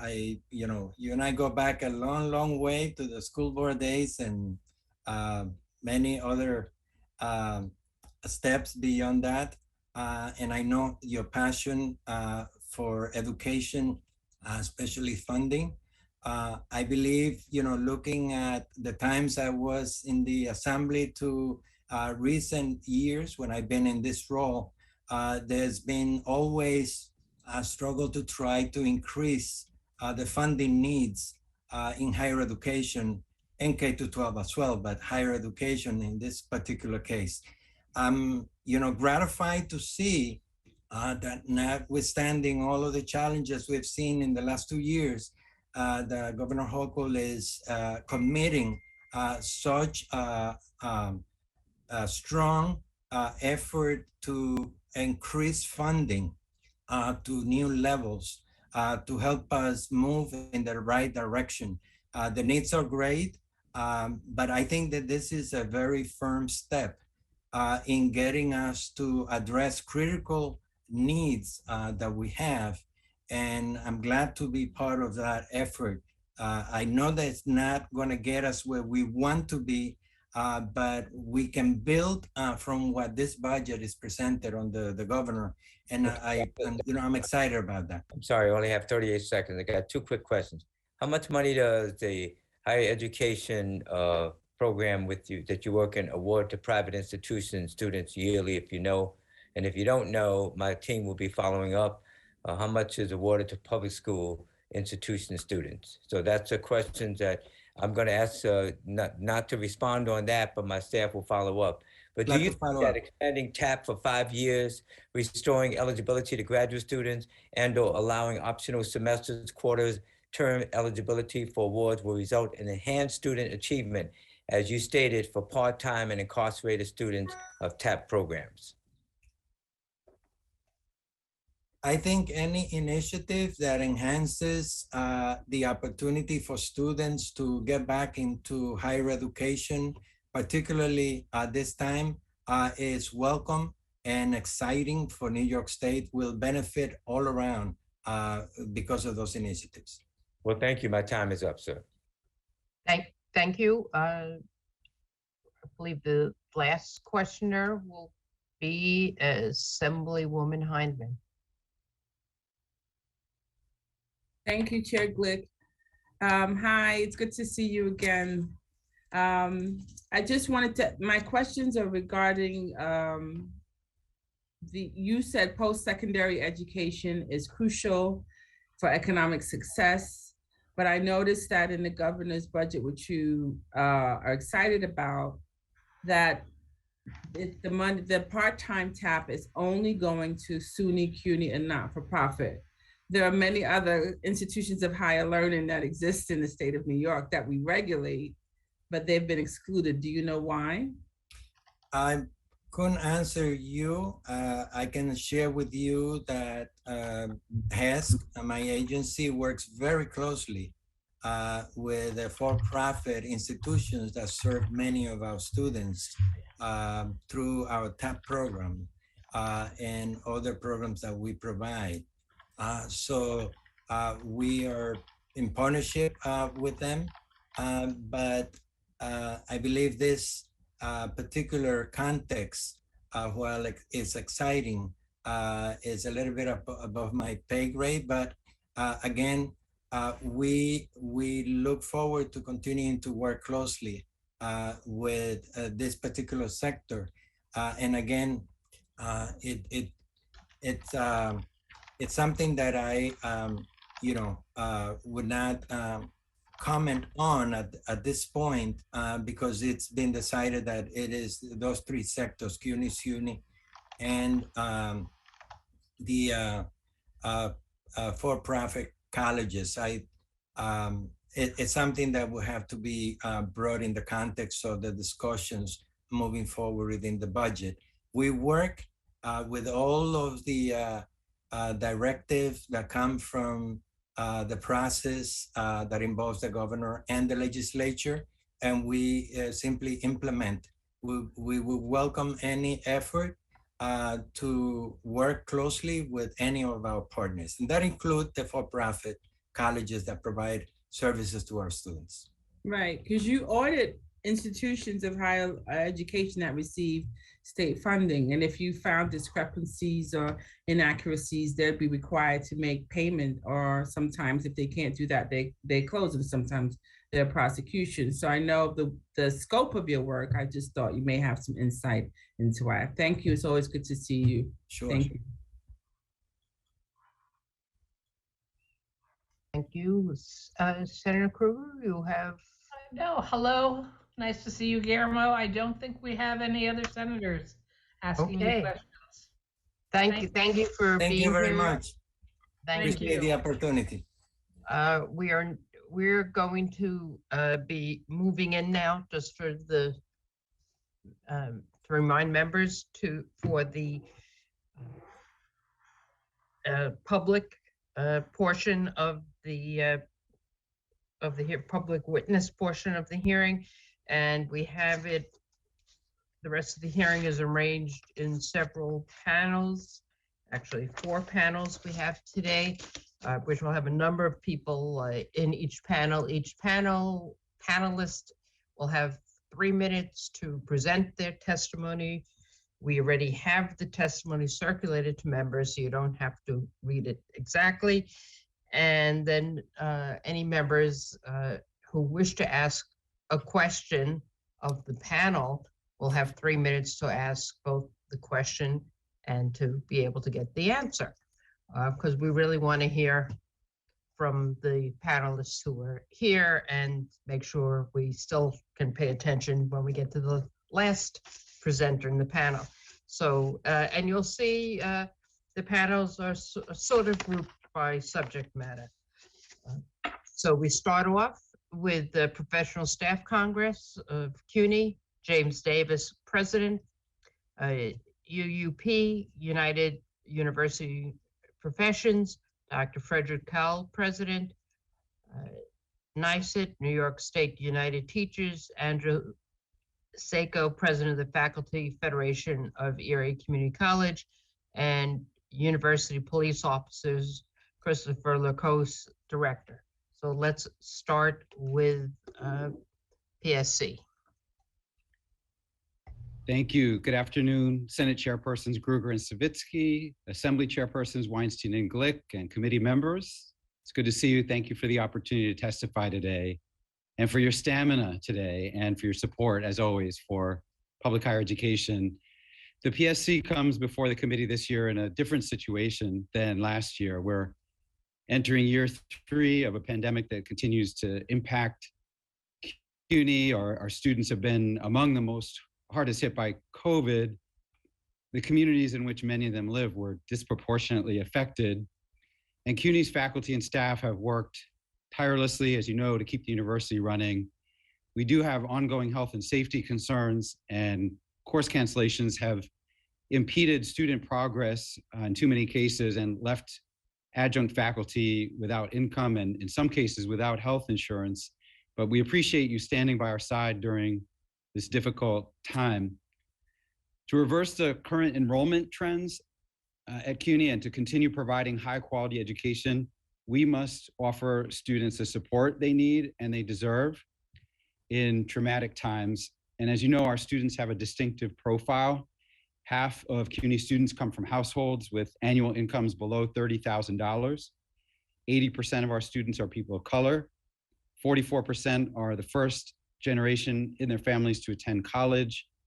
13% are supporting children, and 35% are foreign born. So an investment in CUNY is a matter of racial and economic justice, but an investment in CUNY is also pays clear dividends for the state. Nearly 80% of CUNY grads stay in New York. CUNY graduates working in New York State in 2019 earned in the aggregate $28.6 billion more than they would have without a post-secondary degree. And CUNY graduates working in New York State in 2019 paid an estimated $4.2 billion in state income taxes. Last year, the Brookings Institution ranked 12 CUNY colleges among the most successful in the country at propelling students into the middle class. Now, we are very pleased that Governor Hochul has taken public higher education seriously in her executive budget. Her approach to enhancing CUNY's academic program without raising tuition is a welcome departure, and the efforts that you all have made to close the TAP gap, for example, and to stabilize community college funding are also reflected in Governor Hochul's proposals. And so those commitments are essential and we applaud them. However, we believe that this is the year not only to fund public higher education, but to make it a key legislative priority. So the PSC is asking the legislature this year to pass the New Deal for CUNY and urging you to enact a final budget that will begin to support the New Deal in fiscal 2023. New Deal for CUNY is a 5-year, $1.7 billion framework for reversing decades of underinvestment in CUNY. It will establish robust staffing ratios, 65 full-time faculty per 1,000 full-time equivalent students, 1 academic advisor per 250 full-time equivalent students, 1 mental health counselor per 1,000 full-time equivalent students, and it'll create pay parity for adjunct faculty and rebuild CUNY's aging infrastructure. And I see I've already exhausted my time. I was about to ask if you could just, I will cut directly to the chase. We do feel this year is a unique opportunity to make these major investments in CUNY. There's been a dramatic decline in funding since the recession in 2008. In the senior college operating aid, 18% alone. We have a deeply committed faculty and we have a student body that is driven to succeed whatever the obstacles. So thank you again for the opportunity to speak with you today, appreciative of the governor's plan, which is a springboard, we feel, to do even more and to seize the political moment. Thank you and look forward to your questions. Thank you. Now we go to you, UP. Chairperson Krueger, Chairperson Weinstein, distinguished members of the Senate Finance Committee and Assembly Ways and Means Committee, and the Senate and Assembly Higher Ed Committee. My name is Dr. Fred Kowal, and on behalf of the 37,000 members of United University Professions, I thank you for the opportunity to testify today. I would also like to thank you for your commitment to a fairer and more just New York. I applaud your tireless efforts and steadfast support on behalf of our students and our patients. The 2022-23 executive budget is a step in the right direction to bolster the SUNY system as a cornerstone of New York's communities, eliminating the TAP gap, increasing funding for opportunity programs, and committing to the hiring of full-time faculty and staff are steps in the right direction. After 15 years of austerity budgeting, such steps are long overdue. However, the resources SUNY campuses need means that these steps fall short of what is necessary. The simple fact is that if funding for SUNY had been maintained where it was in 2007, accounting for inflation, SUNY would have $7 billion more for the teaching, research, and patient care that our state desperately needs. It is a fact that with 15 years of underfunding, enrollment is down. That's what happens when there aren't enough resources provided to educate and guide students through their college careers. Without funding, students aren't attracted to campuses. They perceive that the costs they must pay are too high, and if they do attend, they far too often drop out before completing their degrees. In my written testimony, I detail how the decade and a half of underfunding can and must be undone. We know we can't get all $7 billion, but what we do expect is the funding needed for operating costs that campuses face. Consider it a down payment on the $7 billion. More importantly, it's a down payment on economic opportunity and social and racial justice. Without the over $100 million SUNY campuses desperately need right now, the income and wealth gap that worsens daily in our state and nation will be exacerbated. Worst of all, the executive budget remains silent regarding the SUNY public teaching hospitals. None of us can allow another year to go by, another year of a global pandemic, and have New York State not fund these incredibly important institutions. The work that has gone on there has kept all of us safe from COVID. UUP members have carried the burdens of care while also training the next generation of healthcare professionals. The financial burdens these hospitals have borne over the past 15 years of budget cuts are mind-blowing, and COVID has brought them to the brink of ruin. SUNY Downstate, which Governor Cuomo declared to be a COVID-only hospital, has lost over $150 million due to their inability to treat other patients, provide other services, and maintain their full presence in central Brooklyn. Without funding immediately, Downstate will face a financial cliff as early as June. SUNY's other teaching hospitals are also stretched to the limit. If we as a state truly want to face the healthcare staffing crisis in our state, and if we really want to ensure all New Yorkers have access to the highest quality healthcare, the state budget must respond to these challenges. We're in a pandemic. The needs are desperate. If not now, when? We have the resources. We have an obligation to each other and our common future. I urge you to take up the challenge of rebuilding our SUNY system and make it viable for the 21st century. Thank you. Thank you. We now go to NYSEG.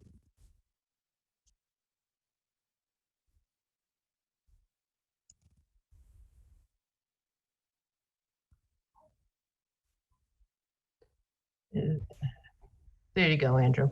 Oh, good afternoon, Chairperson Krueger, Chairperson Weinstein, and honorable members of the legislature and distinguished staff. I am Andrew Sacco, President of the Faculty Federation of Erie Community College. I want to thank you for the opportunity to testify today on the proposed executive budget for higher education. I'd like to also thank you for your ongoing commitment to community colleges. Last year's budget contained a funding floor of 98%, which gave community colleges an additional $4.4 million. That was really a lifeline. I can't think of what could have happened here at Erie Community College had we not had that. However, due to both COVID and changing demographics, community colleges saw a decrease in funding due to mostly lost enrollment. Most community colleges lost well over 20% due to both COVID and fears of COVID. This has created the perfect storm for community college funding. For nearly 50 years, the state has not fulfilled its statutory obligation to provide community colleges the 40% in the statute. To make matters worse, despite declining enrollments, our funding continues to be based on a totally inadequate full-time equivalent funding model, which does not insulate campuses from enrollment fluctuations like we've experienced in the past year. Faced with declining and uncertain enrollments, community colleges are forced to either raise tuition or cut programs. This will not help us to attract students or continue our mission to be economic engines for our region. This year's executive budget proposal for community colleges contains 100% of what we received in the 2021-2022 year. While we are grateful for this support, it does not resolve our issues. By giving us 100% of the amount received in our worst year, the problem is only going to get worse. We need to really think about other ways. We are asking you to consider allocating 100% of the 2018-19 pre-COVID year, which would provide SUNY community colleges an additional $37.5 million. This would help us guarantee that our institutions will be recognizable and open for business to meet the needs of our students. And that is the most important thing, meeting the needs of these students. We serve students that it's their first chance, second chance, and sometimes last chance. And I just want to say thank you for giving me the opportunity today to speak to you. And I want to thank you. We go to the last panelist, University Police Officers. Good afternoon, Madam Chairperson and esteemed board members. My name is Chris Lacoste, and pardon my voice, I'm just getting over a bit of a flu. My name is Chris Lacoste. I'm a police officer with the State University Police at Albany. I represent the 400 plus university police officers and investigators that work on the 29 state university campuses across the state. I want to say thank you first and foremost to the legislature for their overwhelming support last session in the passing of our 20-year retirement bill. That bill represented something that would have given us a very good leg up on the local municipalities and other state agency that currently has 20-year retirements. That is something that is near and dear to our hearts. Unfortunately, we are in the middle of a very bad time in our existence. We are losing very good members to agencies all over the state, to better retirements, better pay, and that's what we're here to talk about today. And New York represents a very large population of police officers. Approximately 97% of those do enjoy a 20-year retirement with their agencies. Currently, our agency has a 25-year retirement. Although it is an upgrade from what we had previous and when I started my career 18 years ago, it does not help keep people in our job. They are coming in and leaving at an alarming rate, and to the point where we are having a hard time actually even answering the most routine of calls at times. We do not have a small contingent of people that we police on a daily basis. We're talking about some 1.5 million people in students alone. So that is no small number. We asked for the legislature to help us seek the passing of this through the budgetary process this session. The governor was kind enough to offer that as a possibility, and we would be very grateful and appreciative if that could be the case. This could not only in the long run save the SUNY system money, but actually draw more qualified and well-trained officers into our ranks. With that, I say thank you for having me today, and I appreciate any questions you may have.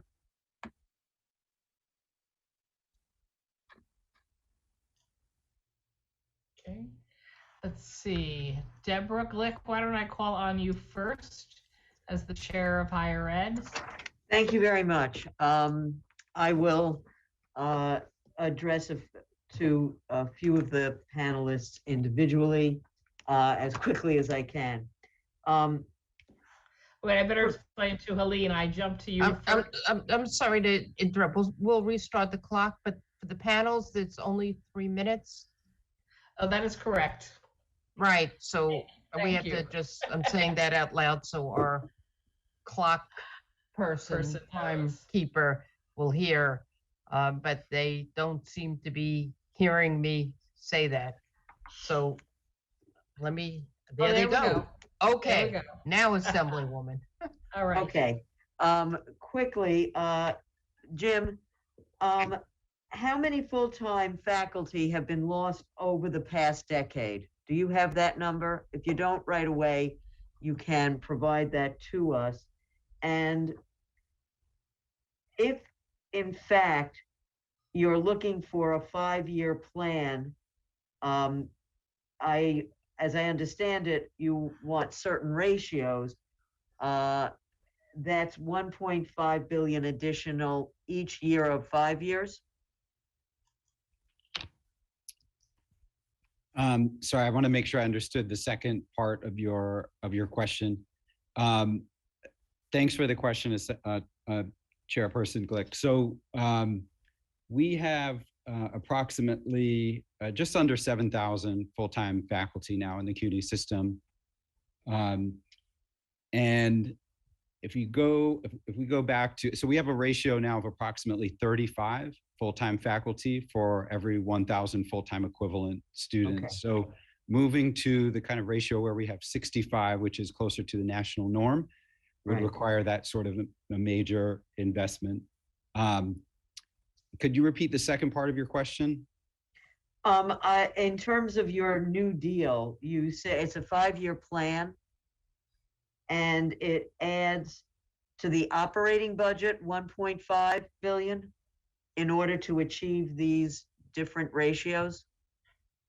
The piece that goes towards establishing the staffing ratios, we've costed it over 5 years at approximately 540 million for the full-time faculty, and also creating pay parity for adjunct faculty.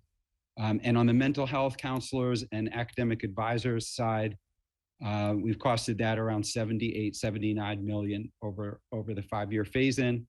But of course, there are many, many fewer mental health counselors and academic advisors that would need to be hired to meet those ratios. Okay, I'm running out of time. Let me just, thank you very much, Jim. We'll be continuing to talk. Fred, if you could just tell me a little bit about, obviously the school, all of the school teaching hospitals lost elective surgeries and elective services. Do you know what, you referred to downstate, but do you have the number or an aggregate, or can you get us an aggregate for that, for all of the hospitals? And Certainly can, yeah. And if there was to be a debt, we're not picking up the debt service, right? That's correct. It was proposed by SUNY, but yes. So if we picked up the debt service, would that come close to assisting with what had been the subsidy in the past? It would, it's approximately $87 million for that debt servicing. So it's it's very close to where that subsidy was, or we call mission funding, yes. Right, well, I think it was actually, when I started, it was 160 million. It But was, yes. the last time I saw it, it was like 61 and then it vanished. Thank you very much. Thank you. We go back to the Senate. Thank you, and we'll start with Senator Toby Stavisky. Yeah, I'd appreciate the short answer and not the essay. First, James, real quick, what's your number one or number 1 and 2 priorities on the New Deal? Well, you know, that's a difficult question to answer at this point. Because of course, what we'd like to see is each of the pieces, and we understand there's so many competing demands on the legislature at this point, and all of them are important. We don't like to be pitted against healthcare, housing, and the rest. But the reason why I want to emphasize the construct here is a 5-year phase-in, so that the legislature could work to move in each of the pieces, the staffing ratios, the pay parity, and the movement towards returning CUNY to its tuition-free for undergraduates basis. Thank you.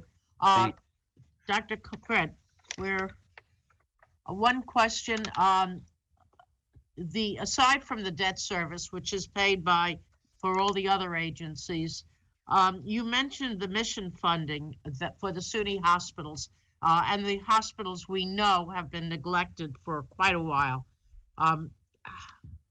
Would you explain what the mission funding would resolve in terms of helping the SUNY hospitals through this difficult period? Well, yes, thank you, Senator. It's what we're talking about is at least going back to where we were, I would say approximately 2015, 2016, when what was then called the subsidy of $87 million would be reinstated. In part, this would cover the fringe benefit costs because the hospitals have to pay the fringe benefit costs, unlike any other campuses within SUNY. They are unique in having those costs. Furthermore, it would help to make up for the losses in those elective surgeries and those other important services that they have not been able to provide. We need to get back to funding these important institutions for what they are. They are public institutions who at present are not getting public support. It is absolutely necessary that it be there. And that's why we want to see both the debt servicing taken care of and critical mission funding reinstated. I know we've spoken about downstate, and the hospital across the street. Would you compare what the difficulties Downstate is facing? Well, I did notice it was just several weeks ago that the new mayor announced that they were going to be pouring in over $100 million into the H&H hospitals, the public hospitals in New York City, which we applaud. That's exactly what we need to have happen in terms of SUNY's state public teaching hospitals, remember. And it is a case where, the resources this year are available and they need to be placed where they're needed. Thank you, and thank your members for their service. Thank you. Back to the Assembly. Assemblyman Ra. Thank you, Chair. Mr. Sacco, I apologize if I'm pronouncing that wrong. No problem. Just wondering if, do you know specific to your institution, what your share of that $37.5 million would be? I would have to get back to you on that. I do not. Okay.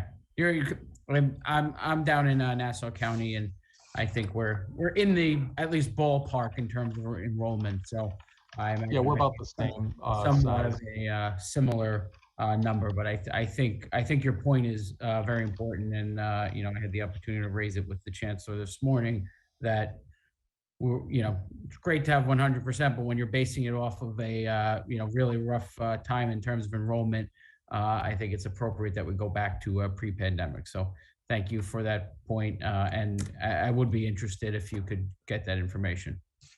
Yes, I'd be happy to, and thank you for acknowledging that. I'll yield back almost 2 extremely minutes.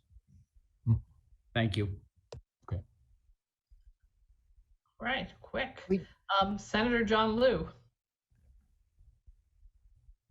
Thank you, Madam Chair. I thank the panelists for their great work for our students and the state.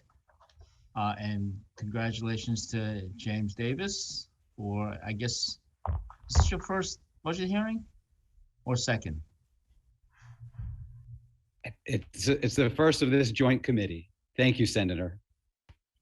Good to see you. So rather than Senator Stavisky asking the question that we all wanted to ask, which is like, if you don't get the whole New Deal, which part of it do you want the most? Let me ask, when we say decades of disinvestment specifically in CUNY and SUNY, so I guess this question is for you and Fred. What would be a vivid example of that disinvestment by the state? Thanks, Senator, for the question. Look, I mean, the bottom line, I'm going to get the thumbnail version here, right? We're talking about trying to match quality, educational quality to educational access, right? We've done a decent job in New York State and in the city on access. We could do better. What we're also talking about is trying to enhance the quality of the student experience. So a vivid example, if the CUNY system were still funded today at the rate that it was funded in 1990 from the state, our senior colleges would have $1 billion more in operating aid than they have today, right? So there's been a 38% decline in, when adjusted for inflation, in per FTE student, full-time equivalent student funding since 1990, and an 18% decline in that same category since the recession. That's helpful. So if the state had kept its rate of support for, this is just for CUNY, right? For the CUNY senior colleges. The state allocation for CUNY should be $1 billion more today than it is, even with the governor's proposal. Correct. The governor's proposal is a good starting point for this year. I'll be candid, we haven't seen a strong budget since the recession of 2008-9 coming out of the executive. So I want to be clear on that too, but yes. Yeah, I keep pressing CUNY for that number, but they just won't give it. How about you, Fred? What would be the equivalent for SUNY if the state had kept up its pace of operating support for SUNY since 1990? Yeah, for 1990, I don't have, but I know that just since the Great Recession, it's $7 billion adjusted for inflation. That is billion with a B. And here's where I think— Wait, $7 billion additional per year or $7 billion total per year? Total. all over the time period of 15 years. And where we see the real impact is in enrollment. It is a false statement to say, well, enrollment is down, and so therefore the institutions don't need resources. The causality is the other way. If you don't invest in the institutions, students will not go. Yeah, I don't know if you were, I don't know if, Fred, if you had seen the testimony this morning by the interim chancellor. She cited a whole host of possible reasons why enrollment might be down, but she didn't bring up tuition and the fact that it's gone up quite a bit. She also didn't think that the faculty-student ratios matter to students or potential students. Well, that's just false. They do matter. They matter extensively, as does the ratio to professional staff that support the process of getting people through college. It is absolutely necessary for the resources to be there to attract and then retain students throughout their careers. Thank you. Thanks for your information. Thank you, Madam Chair. We go to Assemblyman Epstein. Thank you. Thank you, Chair, and thanks for sticking with us. You know, I know it's already been a long day for you all. So I just want to just go further down the lines of what Senator Liu was asking you about. And obviously we want as much resources as we can get to SUNY and CUNY. And, you know, what we've been hearing a lot from students is how hard it is, you know, how hard it is to keep staying in school, how hard it is to, you know, stay as a full-time student to keep their grades up. So I know we need to change the faculty to staff ratio, student ratio. We know we need to do more resources, but I've also heard a lot around like the mental health issues we've been talking about, but also like food insecurity, housing insecurity. How are you hearing that from the students as well? Or, you know, are there specific things besides just the additional funding that we really need to target to ensure students can stay in school and get the help that they need? I think absolutely, Assemblyman. I think what we're seeing is two public university systems, and I'll include in this in the community colleges, that really are just barely getting by. We have so many institutions in SUNY where I represent the faculty and professional staff that are in such dire financial situation, and it's always blamed on demographics. That's not the case. The case is a situation where the resources have not been there, and students are really struggling. We have students who literally can't pay bus fare, and there was an article about one of the students going up to SUNY Poly, it was in the Washington Post last week, was not going to be able to attend the start of her college career, his college career, because they didn't have the bus fare, okay? And when there aren't the resources to support all aspects of a student's tuition, but then also the fees, it means they're paying these other areas where then they can't meet their basic needs of food, housing, and so forth. And that's what we're talking about. That's why nationally, 20% of college-age students choose not to go because they perceive it to be too expensive. We are missing 1 out of every 5 students because they can't afford to go. And that's because tuition and fees are too high. And so the resources are needed to bring them in and retain them. James, do you have anything to add? Yeah. Thanks, Assembly Member. The only thing I would add, I realize the time is short, is that, you know, I was attentive to what the Chancellor was describing about the mental health counseling investment that's already been made with the federal pandemic relief funding. And I think that's been really important. However, it's really critical that when that's one-time money, and it's only usable, you know, to hire people on a temporary basis. And I think the investment that we need now is for full-time mental health counselors that are really going to be there, be available, that there won't be 2-month, 3-month waits to see someone. So it doesn't address the full scope of your question, but I think that's a really important piece of wraparound services that we need to be providing. Thank you. Thank you. I see Senator Krueger, you have a senator. We do. We have 2 senators left. We have Senator Jackson, unless there he is, and then later Senator Borrello. Thank you. So, thank you. I'm going to ask a couple of questions and only have 3 minutes. So if your answers can be as precise as possible, I would appreciate it. So do you support Tier 6 pension reform to help recruit and retain educators? And if you've experienced that, then say so. I'm going to ask each one of you to respond quickly, yes or no, and why. Yes, because it will absolutely help with recruitment and retention of qualified faculty and staff. And you're speaking on behalf of UUP, is that correct? That is correct, Senator. Okay, James? Yes, same answer from the PSC, Senator Jackson. Thank you. The police officer.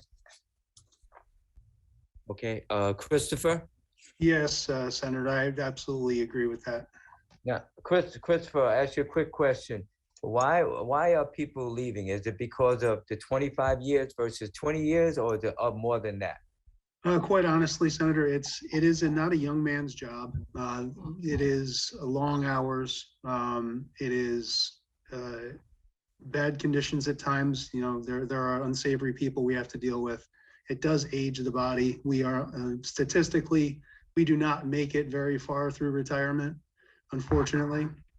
A 20-year retirement gives an officer the ability to say, I am done when I'm done. 20 years in this job can be many lifetimes in others. Thank you. They definitely don't wish to stay. Thank you, Chris. Just because of that. I got to move on with questions, but I appreciate it. NYSUT, New York State United Teachers. Yes, I'm Andrew Sacco from the community colleges, and I believe also the Tier 6 would help our reform, would also help attract faculty and support staff to the community colleges. Okay, here's a question for UUP. The governor's has proposed closing the TAP gap. Is that enough to help SUNY campuses dig out of the deficit from previous years? And do you have the resources to attract students? And I'm saying that asking you as the union president. It helps. It is important for campuses like Brockport, Morrisville, where there's a high percentage of full TAP awardees, but it does not cover the full financial gaps that are faced by these campuses. We need operating funds directly to campuses. Please, to all of you in the legislature, direct funding earmarked directly to campuses. That's the operating money that they need. Where do you come up with, when I say you, PSC, I was at a press conference this morning, and UUP, $253 million for CUNY operating and for SUNY. Where do you get those figures from? Direct answer quickly is that it involves both what I referred to in my answers to Senator Stavisky about the hospitals. That's about 150. The other 100 is intended to make up the gaps that exist at campuses it's just proportional across the board to different campuses. PSC. Thank you. I'm sorry. Thank you, Robert. Thank you. Thank you. Next, Assembly. Go to Assemblywoman Griffin, 3 minutes. Okay, thank you very much. And thank you to all of you who have testified. Oh, here we go. Start my video. Okay. Thank you very much to all of you who have testified. I realize that even COVID has very much exacerbated all of the challenges to the universities for all of you, to campuses and to campus life. And so I, completely, I'm supportive of these endeavors that you are all, striving for, the Tier 6 in your pensions. I realize that's, we voted that in our last year for the state police and how important that was. I know it got vetoed, but I understand that's so important in keeping your officers working there, instead of going to another police force and all of the extra money we have in training when we have a continual cycle of so many officers leaving. I think it was 50% that was noted. But I also think it's so important to really fund our teaching hospitals. That's crucial too, because once again, we realized how this became more vulnerable once we started with COVID. But one question I have for you, Christopher, Director of Lacrosse for University Police. You mentioned in your testimony about the geographic jurisdiction, that you're limited to 100 yards past the campus. And I do know in other states, campus police have a lot higher jurisdiction. It goes to a greater area. And as part of what you're asking for, are you asking for more jurisdiction? That is correct. I'll use my particular workplace, for example. In Albany, we have the Uptown campus on the west end of town. We have another piece of campus on the downtown part of Albany, which is about 2 miles away. When I'm traveling to and fro, back and forth, I lose the ability to do anything about simple infractions, traffic or otherwise. Picture me sitting at a stoplight and somebody blows it, and I'm just sitting there doing nothing. People say that, what is he doing? He's just a security guard, he's just sitting there. No, I literally have no jurisdiction over that particular incident. It's a simple add to our jobs that makes us a little more, in my opinion, it gives us some more legitimacy and makes us a better community partner. It's 400 more cops on the road, basically. Right. And it does seem important, especially if you have a lot of off-campus students. They live a lot further away, but could use the protection that the university police could offer. So, absolutely, 100%. Yeah, it makes sense. Well, thank you to you all. I appreciate your testimony. Thank you. Thank you. Senate, we do not have any other assembly members. All right, we have one more senator, George Borrello. Thank you, Madam Chair. My question is for Mr. Lacoste. First of all, thank you very much for being here. Thank you for your service. I have several SUNY campuses in my district. I grew up in the village of Fredonia with a SUNY school. First of all, I agree with you. You know, the whole concept of closest car, you guys should be in that mix when something needs to be done. But my question is about the legalization of recreational marijuana. I spent 10 years in county government. One of my concerns and the concerns of law enforcement in general is the lack of drug recognition experts. And I'm curious, does SUNY University police officers, do you have drug recognition experts, and how many? We have 2 at my agency. 2 out of how many officers? My officers, I have currently about 23 or 24. Okay, what do you know? Do you happen to know the rest of the the university police departments? Unfortunately, I do not. I could get you those numbers. I do not, though. There has been quite a spike in the amount of DREs in the state. I think they're pushing for more on the road right now.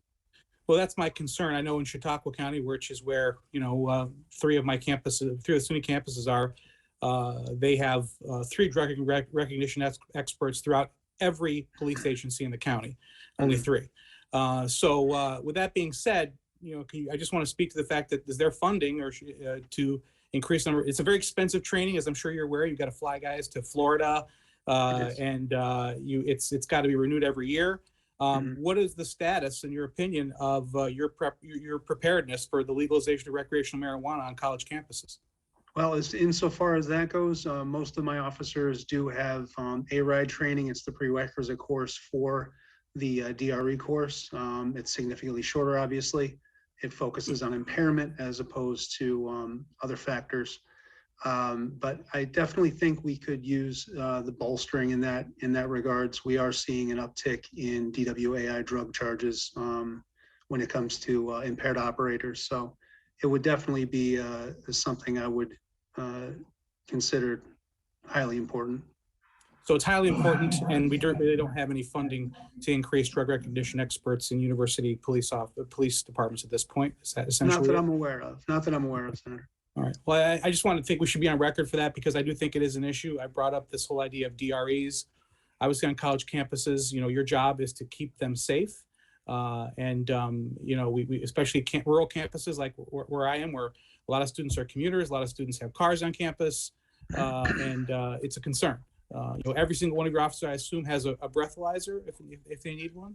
We are all, for alcohol, trained in. We're all trained in it. We have the availability to take them out on the road. We do have a good number of them. Yes. Yes. So essentially, all of your officers, 100% of them are trained to handle alcohol, but you only have 2 that are trained to handle drugs.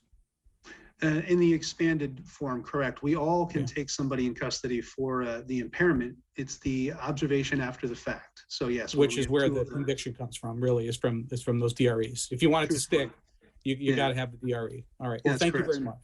You're welcome. I believe that's it for the Senate. Right.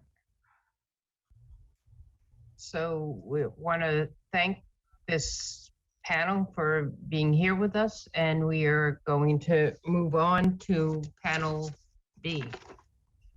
Thank you. Thank you. Thank you Thank for all you. for Thank you very much. being Thank you, everyone. Thank you. So we have with us for panel B, Association of Proprietary Colleges, Donna Stelling-Gurnett, President, Association for Program Administrators of C-STEP and STEP programs, Michael Molina, President, Commission on Independent Colleges and Universities, KICO, Lola Brandham, President. The next witness on the witness list is not able to be with us today. So the final member of the panel is On Point for College, Samuel Rouser, Executive Director. So if we can go in that order and start with Association of Proprietary Colleges. Hey, wonderful. Thank you. Chairs Weinstein, Kruger, Glick, and Stavisky, members of the legislature, thank you for this opportunity to present this testimony on behalf of the Association of Proprietary Colleges. My name is Donna Stelling-Gurnett, and I am the president of APC. As you know, the association represents the interest of 11 privately held. Is Jared still out there? I'm sorry. Sorry, everybody please mute if you're not the one testifying. Can I continue? Let's try again. All Yes, right. please do.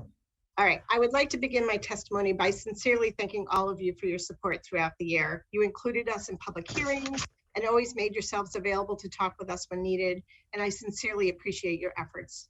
This year, APC's legislative priorities fall into two areas.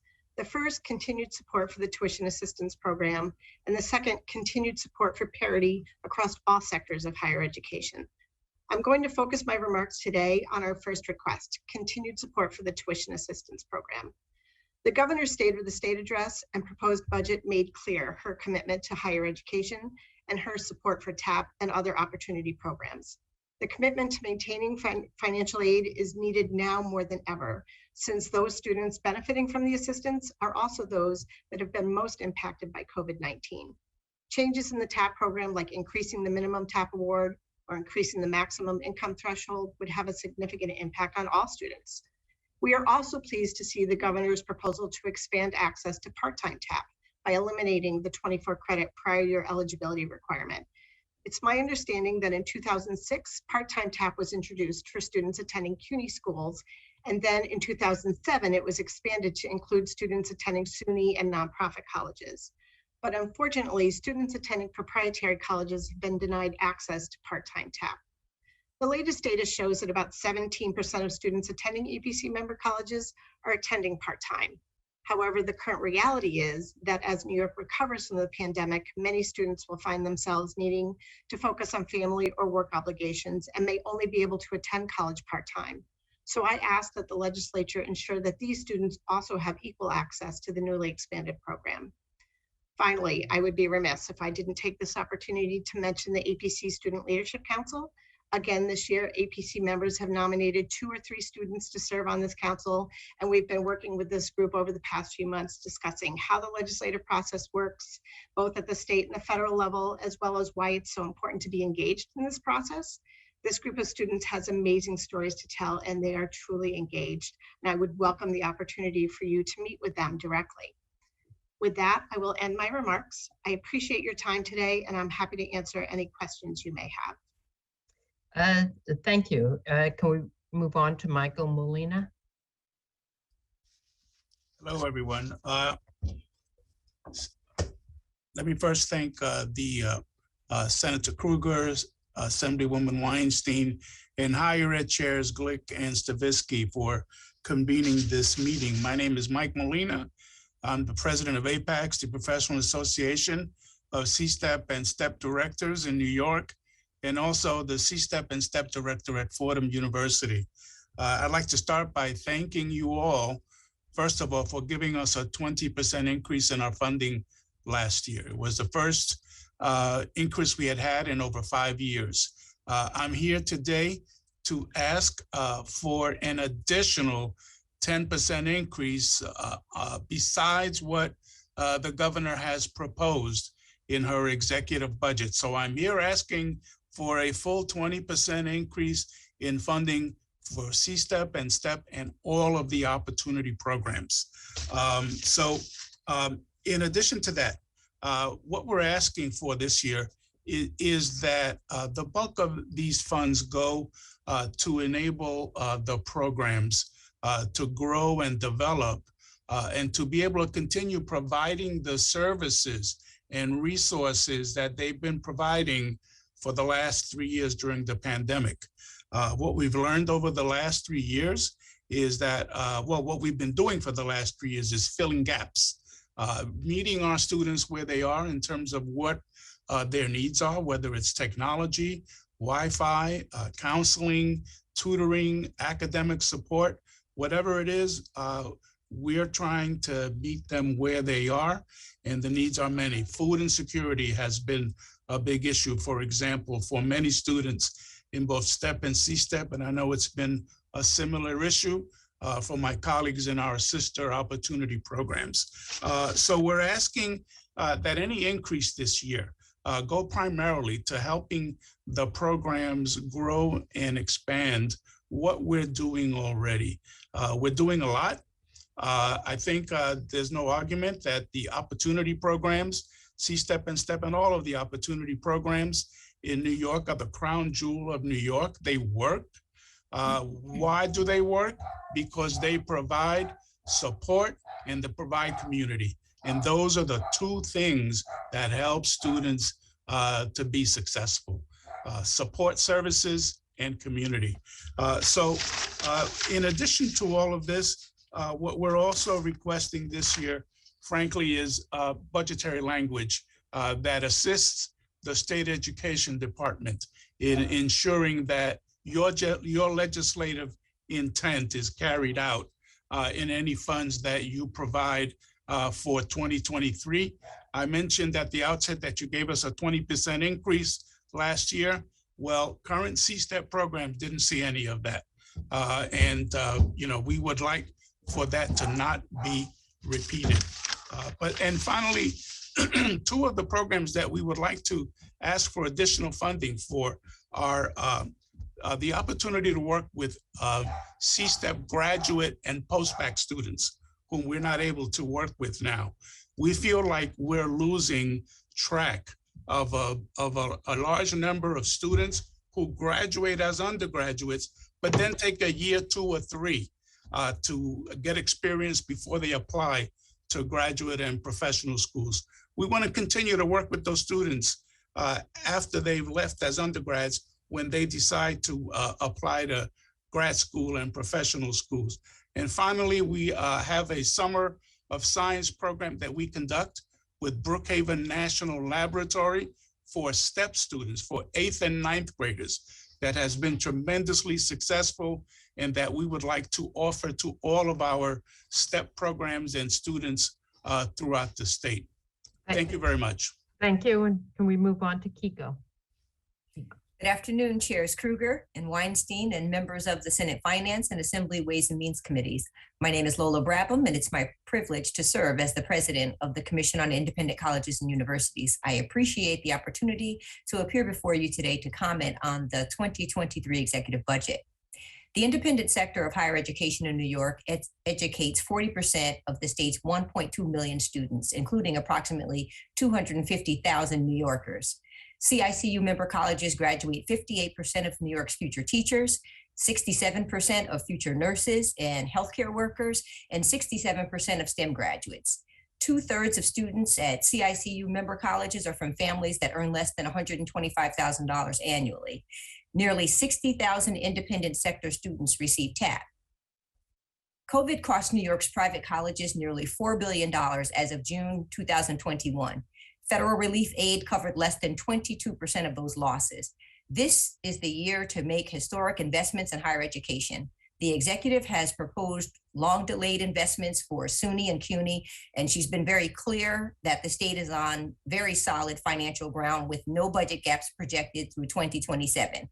So now is the time to invest in a higher education ecosystem that supports all sectors. The state must increase its support of the 500,000 students who comprise the independent sector to the benefit of the great state of New York. You received my full written testimony last week, so I will just use this time to highlight a few key items.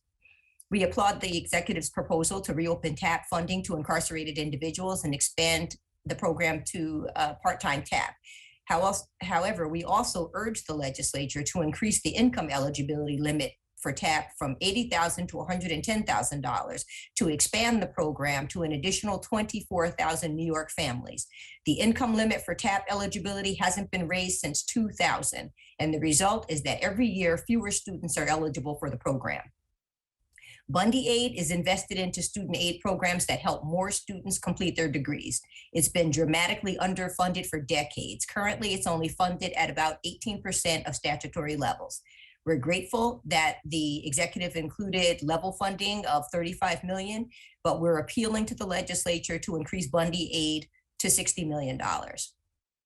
We encourage the legislature to take meaningful action to increase the number of faculty members from underrepresented communities.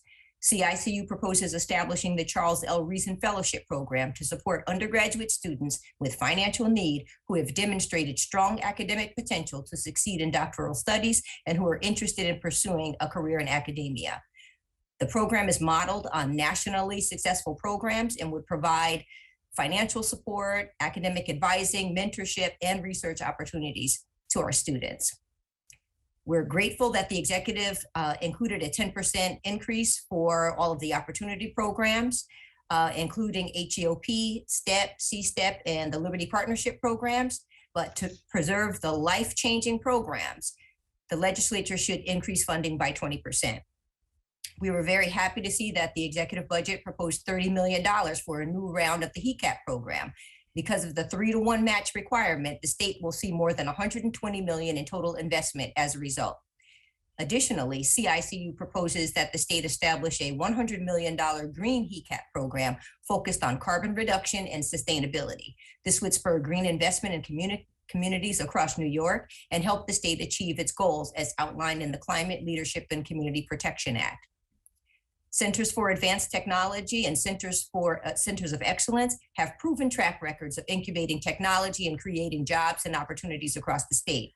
This year, we encourage the state to increase that funding for each CAT and Co to $1.5 million. Can you please sum up? Absolutely. And I will just hit this. I will just hit this last point. Thank you. The executive budget proposes a significant investment in workforce development and includes a specific set aside of $20 million for internships and apprenticeships that would be limited to only SUNY and CUNY students. We urge the legislature to ensure that all college students are included in this effort. Thank you. I'm happy to answer any questions that you have at this time.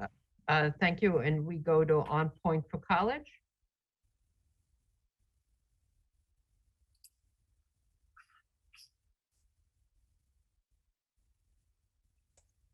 There you go.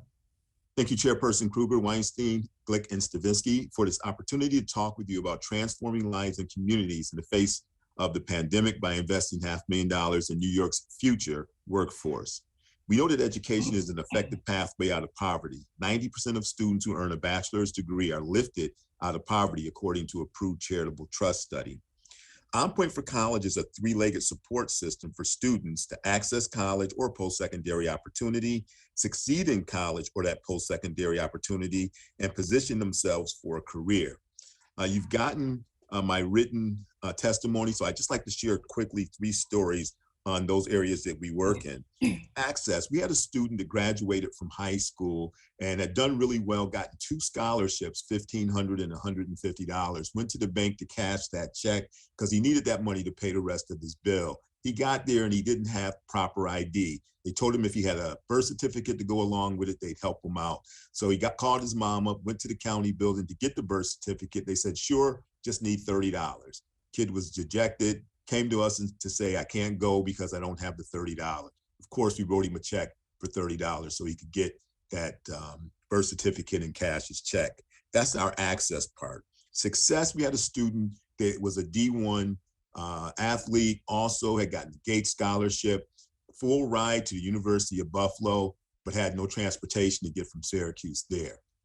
We transported that student for 4 years back and forth, graduated with her nursing degree, decided she wanted to be a doctor, completed her 4 years of med school, just completed her residency, and we call her Dr. White today. That's the success work that we do with students. And the third leg is career services. Had a young lady that had completed her associates at Morrisville, transferred to Stony Brook and got her bachelor's in health science. Came back to Syracuse and was working at a minimum wage job.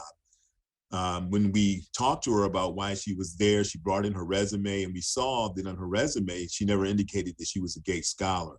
When we asked her why, she said, I didn't want to brag. That's where you do the bragging at. And so we worked with that student to redo her resume, and she ended up at an environmental protection firm making the money that she should be making.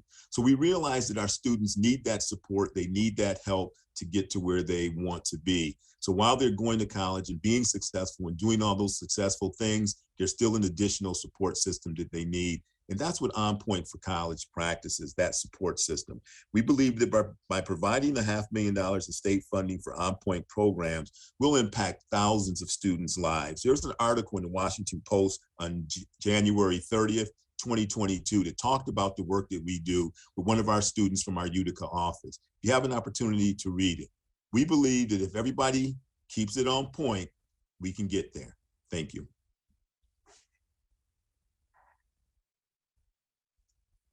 Thank you, and we're going to go to Assemblywoman Glick for 3 minutes.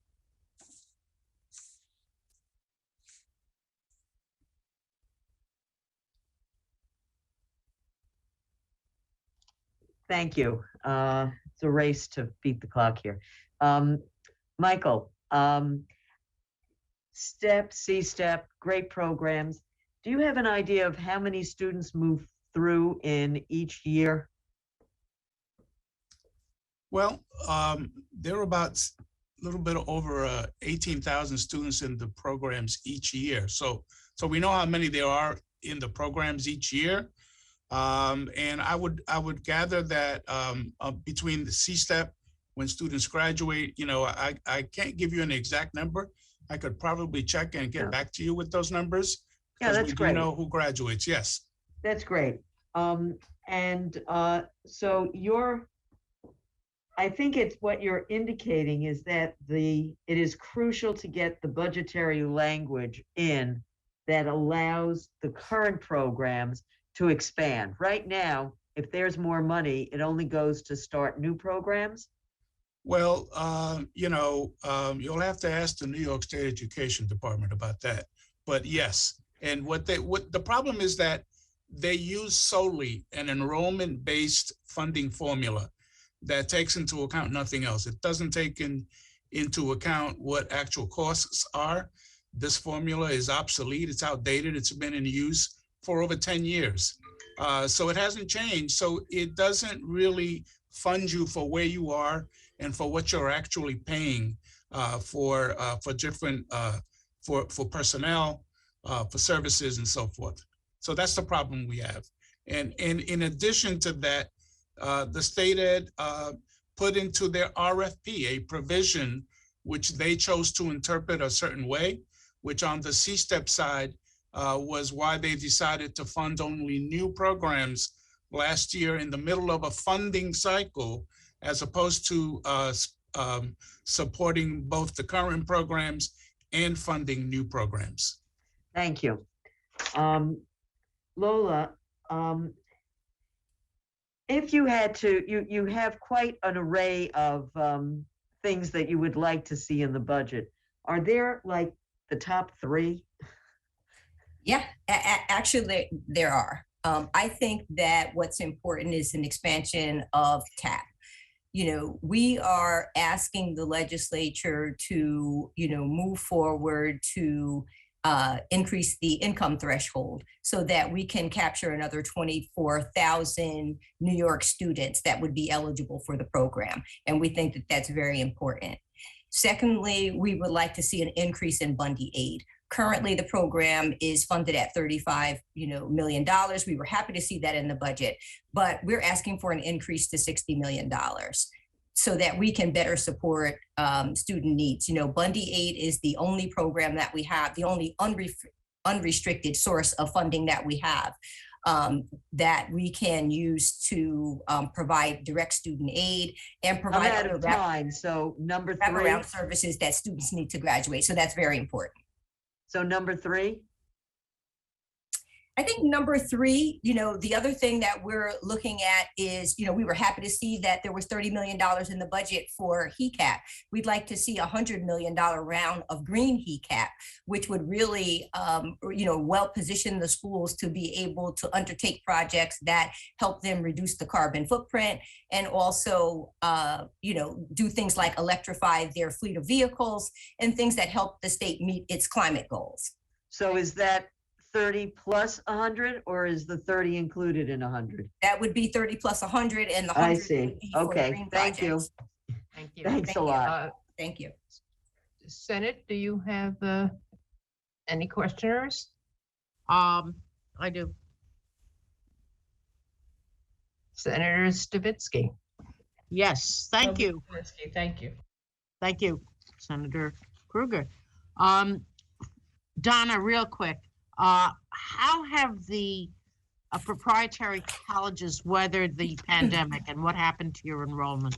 I would say they have weathered it, with the focus on their student safety as always, right? When the pandemic first hit, they transitioned everyone smoothly to an online program. As we have moved through the pandemic, their priority has always been focused on their students and their safety, their faculty and their safety. This past year, we have started to bring students back on campus. They are, of course, following all the same state, federal protocols, masking. Some are requiring vaccines and boosters, and some are just strongly encouraging. But they've really done a great job, I would say, overall. I mean, obviously, with their student focus, it's kind of hard not to, but I would say I want to thank Monroe particularly for their work during that terrible fire in the Bronx. They really stepped up and made such a contribution. It's appreciated. Lola, can I ask you a quick number of quick questions? Bundy Aid, would you remind us who the beneficiaries are who receive Bundy Aid? Bundy Aid goes directly to support student aid, directly to the students, to help them meet the cost of their tuition, to provide tutoring services, all of the support services that students need to get to graduation. Thank you. I mean, obviously I knew the answer, but I think people don't realize who benefits, and that's the students who need the money most. That's right. Secondly, enhanced TAP. Dr. Linares testified that fewer than 25 colleges have applied. Do you see any remedies down the road? Look, the problem with the enhanced tuition award, Senator, I think is that it's the match.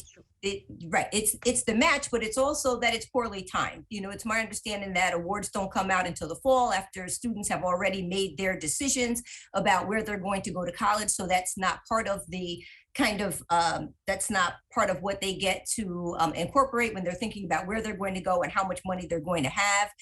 There's also a lottery component to this program, which acts as a disincentive for students to apply because it's, although they may be eligible. Can I get one more question in? I don't mean to cut you short, real quick. That's fine. Closing of colleges just bothers me because several have closed. What do you recommend? Are there more down the road, and what do you recommend to remedy? Well, I will, it would be irresponsible, for me to comment or, on any colleges that I think might close down the road. I don't have any knowledge of any schools contemplating that right now. But the best thing that we can do is provide, increase the amount of student aid that the students need in order to pursue their studies. Thank you. That's what I was hoping. Go to Assemblyman Epstein, 3 minutes. Thank you. And just to both you, Donna and Lola, what percentage of your institutions have publicly available charging stations on their campuses? Senator, I know that we have charging stations. I cannot tell you what percentage, but I'd be happy to get back to you with that. That'd be information. great. Yes. Yeah, I was going to say the same thing. I know we have some, but I'm not sure exactly how many. So we'll get that back to you. Yeah, and what the barriers, if any, to getting more stations put in. You know, we've put a lot of state money aside to help, and we, you know, if your campuses have people who are driving, we need charging stations. So that would be great. And then just to say a second question, just on the vaccination requirement, can you let us know what percentage of your institutions have a vaccination requirement versus ones that don't? Well, for the independent sector, 94 of our 110 members currently have a vaccination requirement for students and another 84 for faculty. Yeah, I was going to say from the APC's perspective, I want to say probably 7 or 8 of our 11 member institutions have actual requirements, and the others are strongly encouraging. Great. And the last is, last year we put in $2 million for students with disabilities to get additional resources. We heard earlier today that $2 million hasn't been, you know, allocated, but SED has also requested $15 million, an increase of $13 million. Do you support that increase, and what would you do with those resources for those students with disabilities on your campuses? We definitely, the independent sector definitely supports SED's request. You know, I was listening to the testimony earlier today where, you know, the commissioner said that the system has about 80,000 students who require this type of support. We're in full support of that, you know, and if that money was to come to fruition, I would imagine it would be used for, you know, a number of things, including student mental health services and for, you know, vulnerable students that have physical disabilities and other kinds of disabilities to provide adaptive equipment and things like that. So we're in full support of it. APC is also in full support of the request for additional 15 million. Our use of that really would go more towards faculty training. You know, the whole gist behind it is to supplement, not supplant, already offered, you know, services to folks with disabilities. So faculty training and helping to help identify those students, I think is where we would be looking to use those funds. Thank you all. Thank you, Chair. We go to the Senate. Thank you. We have Senator Robert Jackson. Good afternoon, everyone. Good to see you. It's been a long day. I've been standing up for several hours and now I'm sitting down again. And so I hope you're doing okay. So first, let me thank you for coming in and advocating for the students that you represent. And I have a question about the executive budget prohibits the practice of withholding transcripts for failure to pay student-related debt, fining institutions $500 per violation. Are nonprofit colleges ready and willing to cease transcript withholdings? CUNY and SUNY have both announced at the end an end to the practice. And what prevents independent colleges from taking the same action? Can you each comment quickly whether or not you have or you have not? Senator, speaking for the independent sector, I will say that we understand the idea behind this initiative. But I think that, you know, our position is that it would, you know, we would like to have some protection for both the students and for the schools in the form of having the ability to call students in for a meeting to counsel them about so that they understand exactly what their debt is. They understand some of the longer term ramifications of carrying debt long term or not paying it at all, and also have an opportunity to sit down with the student and try to put a payment plan in place. And we do recognize that sometimes that's not going to be possible, and then schools would move forward with releasing transcripts to employers or for military service or, you know, and for official uses. Yeah, I appreciate your response. Anybody else on this? I was going to say from the proprietary sector, I completely agree with what Lola said. You know, we are happy to do whatever the legislature finally decides, but it is an opportunity for us to have contact and engage with the students, you know, and work with them on financial literacy and student loan counseling. So we do think that's important. Yeah, I agree to sit down and communicate. But the most important thing, these are individuals that are struggling in order to get a degree and to get a job so they can pay back the loans or whatever but they need a transcript a lot of them to be employed, and thus this is a block, which is blocking their way. Anybody else quickly, if you don't mind? Okay, do your institutions currently have course offerings at any of the correctional facilities in the state of New York? Where and how many students are served? Anybody can answer quickly, please? Yes, Senator, the independent sector, I believe we have 12 institutions that currently participate in programs or run programs that provide in-prison education. In fact, renowned programs, if you look at BARD, that has a national and I'd even say international reputation for the wonderful job that they do. Okay, and others, my staff will follow up. Sadia, I was looking at you, I said, wait a minute, that's not my daughter. My daughter's name is Sadia, spelled with 2 A's, S-A-A-D-I-Y-A, named after her great-grandmother. Assalamu alaikum, sister. All right, thank you, everyone. My time is up. We go to Assemblywoman Simon.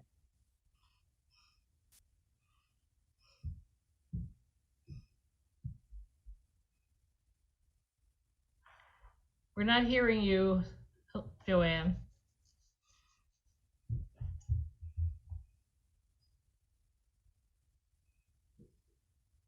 We still can't hear you. You could try muting and unmuting yourself, otherwise. Check on the lower right-hand side whether you have a light on your screen on the hardware. If you have a light, knock it off. How's that? Better. We got you. Okay, thank you. I had no idea what that little light meant. So I appreciate it. And I thank you all for your patience. This issue of money for students with disabilities, I'm pleased that all of you are supportive of that additional funding. I think that,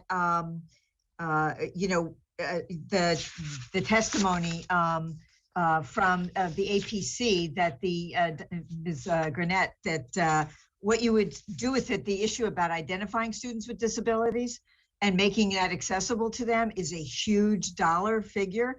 Having represented students for years, I know just how much that costs. I'm not sure for $15 million we'd be able to do it. And certainly the proprietary schools are not the only ones. This is a huge issue throughout higher education. So I'm glad that you raised that issue. I think we need a whole lot more money to do that. But I do believe that there is a lot to be done in training faculty to understand rights and responsibilities and know how to accommodate. I'm curious about how your institutions have their disability services set up. In some places, it's a part-time thing. In some places, it's a dean. How does that set up, both for independent colleges as well as the proprietary schools, if you have time? Well, for the proprietary sector, I can tell you they're very hands-on with their students. So I think it's being done in a lot of ways. Most of them do have an independent department that works with students with disabilities, but really it goes well beyond that. Other faculty, staff members that recognize students with disabilities, can direct them in that direction. So that's how we handle it. Senator, yes, our campuses all have offices for students with disabilities, but then of course they work collaboratively with other offices across campuses to make sure that students' needs are met. Thank you. Back to me. Yes, if you have, we do have another assembly member. But okay, I just have very quick questions. Thank you. These are for On Point for College. I'm not familiar with you, so how big is your annual budget? Annual budget is $2.5 million a year. And that's privately raised? There's no government money now? There is some government money. We get some county money, some federal money. We get individual donors, corporations. It's a smorgasbord of fundraising that we do. How many students do you work with per year? We have about 500 new students between our two offices that go off to college. We have about 2,500 that are in college. And we have another 600 or 700 that we're working with that are doing career service opportunities. And do you do, looking at longitudinal success, how many of the kids you work with do go on to college, complete college, etc.? Well, we work with them to go to college or another post-secondary opportunity. Right around 80% of our students persist. That's the rate that's easiest for us to keep right now from the first to the second year of college. You don't follow after that? Oh yeah, we continue to follow. It's just that our students transfer a lot, so that persistent rate changes a little bit. Okay. And on the website, you have a lot of sites, but you say there's just really 2 offices? Well, we have 2 main offices. We work in 7 counties, but we have an office in Utica, an office in Syracuse, and then we work in Cayuga County, Cortland County, Oswego County, Madison County, Herkimer County. And we have 2 partners in New York City, one in Manhattan, Goddard Riverside, and one in the Bronx. How do the kids find you? A lot of it is word of mouth. We probably have about 700 new students each year that come to us between our 2 offices. We do very little advertising. Much of it is going out doing presentations in high schools, doing presentations at GED sites, and we also have a SCOPE program, Second Chance Opportunity Program, working with individuals with criminal justice history and substance abuse. Thank you. Thank you, Helene. Thank you. Thank you. So we move on our last questioner, Assemblywoman Buttonshaw. Thank you, chairs, and thank you to the panel. I just want to reconfirm the importance of our students with special needs that my colleague Simon had discussed. And Senator Krueger asked the questions to Sam. On Point is in the district that I represent, and I know that so many students I meet that have gone through your program. Is there anything we could do to assist with the tracking? I know that those are always great questions when you say it's an 80% rate. Have you seen any models so that we could track the great work you're doing from institution to institution? Well, we started probably about 3 years ago. We got funding to hire a data analyst. So we're working on developing those programs right now. That's how we got to our persistence rate, and we're locking it in. And now we're trying to expand that service so that we can tell, from beginning to end, how many students are being successful. Thank you. As I know that's a problem with many institutions that I meet with. So thank you very much to you and to the panel. Thank you. So we have no further questions. Thank you, panelists, for being here with us here today. So we're going to move on to panel C.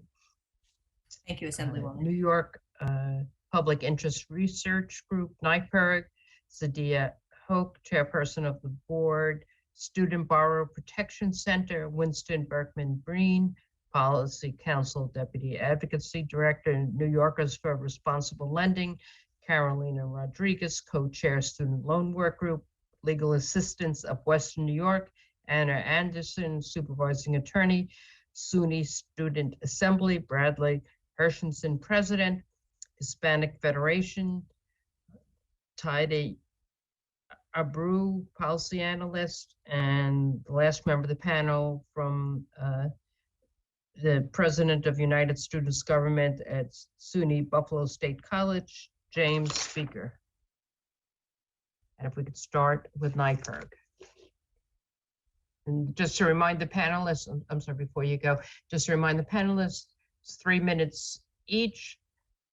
Your testimony has been distributed to all the members here, so to the extent you could summarize, and that would be great. And then there may be some questions, and the members who ask questions will have 3 minutes to both ask a question and for you to provide your answer. So if people could be concise in those answers, we can get through more questions. Thank you all. And again, starting with NYPIRG. Hello, good afternoon. My name is Sadia Hawk, and I am the chairperson of NYPIRG's Board of Directors. NYPIRG's board is made entirely of college students. I'm currently a senior at Brooklyn College. I actually left my class early, and I'm sitting in the BC Library to join this hearing, so thank you, Professor Friedman, for that. There are 17 colleges that have NYPIRG chapters, spanning CUNY, SUNY, and independent colleges. NYPIRG engages young people in policymaking debates and supplements our classroom experience with a unique civic engagement experience. Thank you for the opportunity to testify today on Governor Hochul's proposed higher education budget.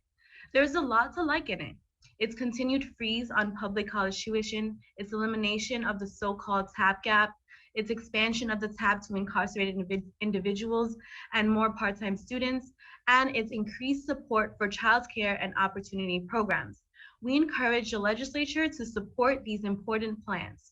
However, and as you will see in our written testimony, we do not believe that the budget offers enough financial support to revive the state's higher education sector after years of disinvestment. Higher education plays an important role in boosting the economy of the state.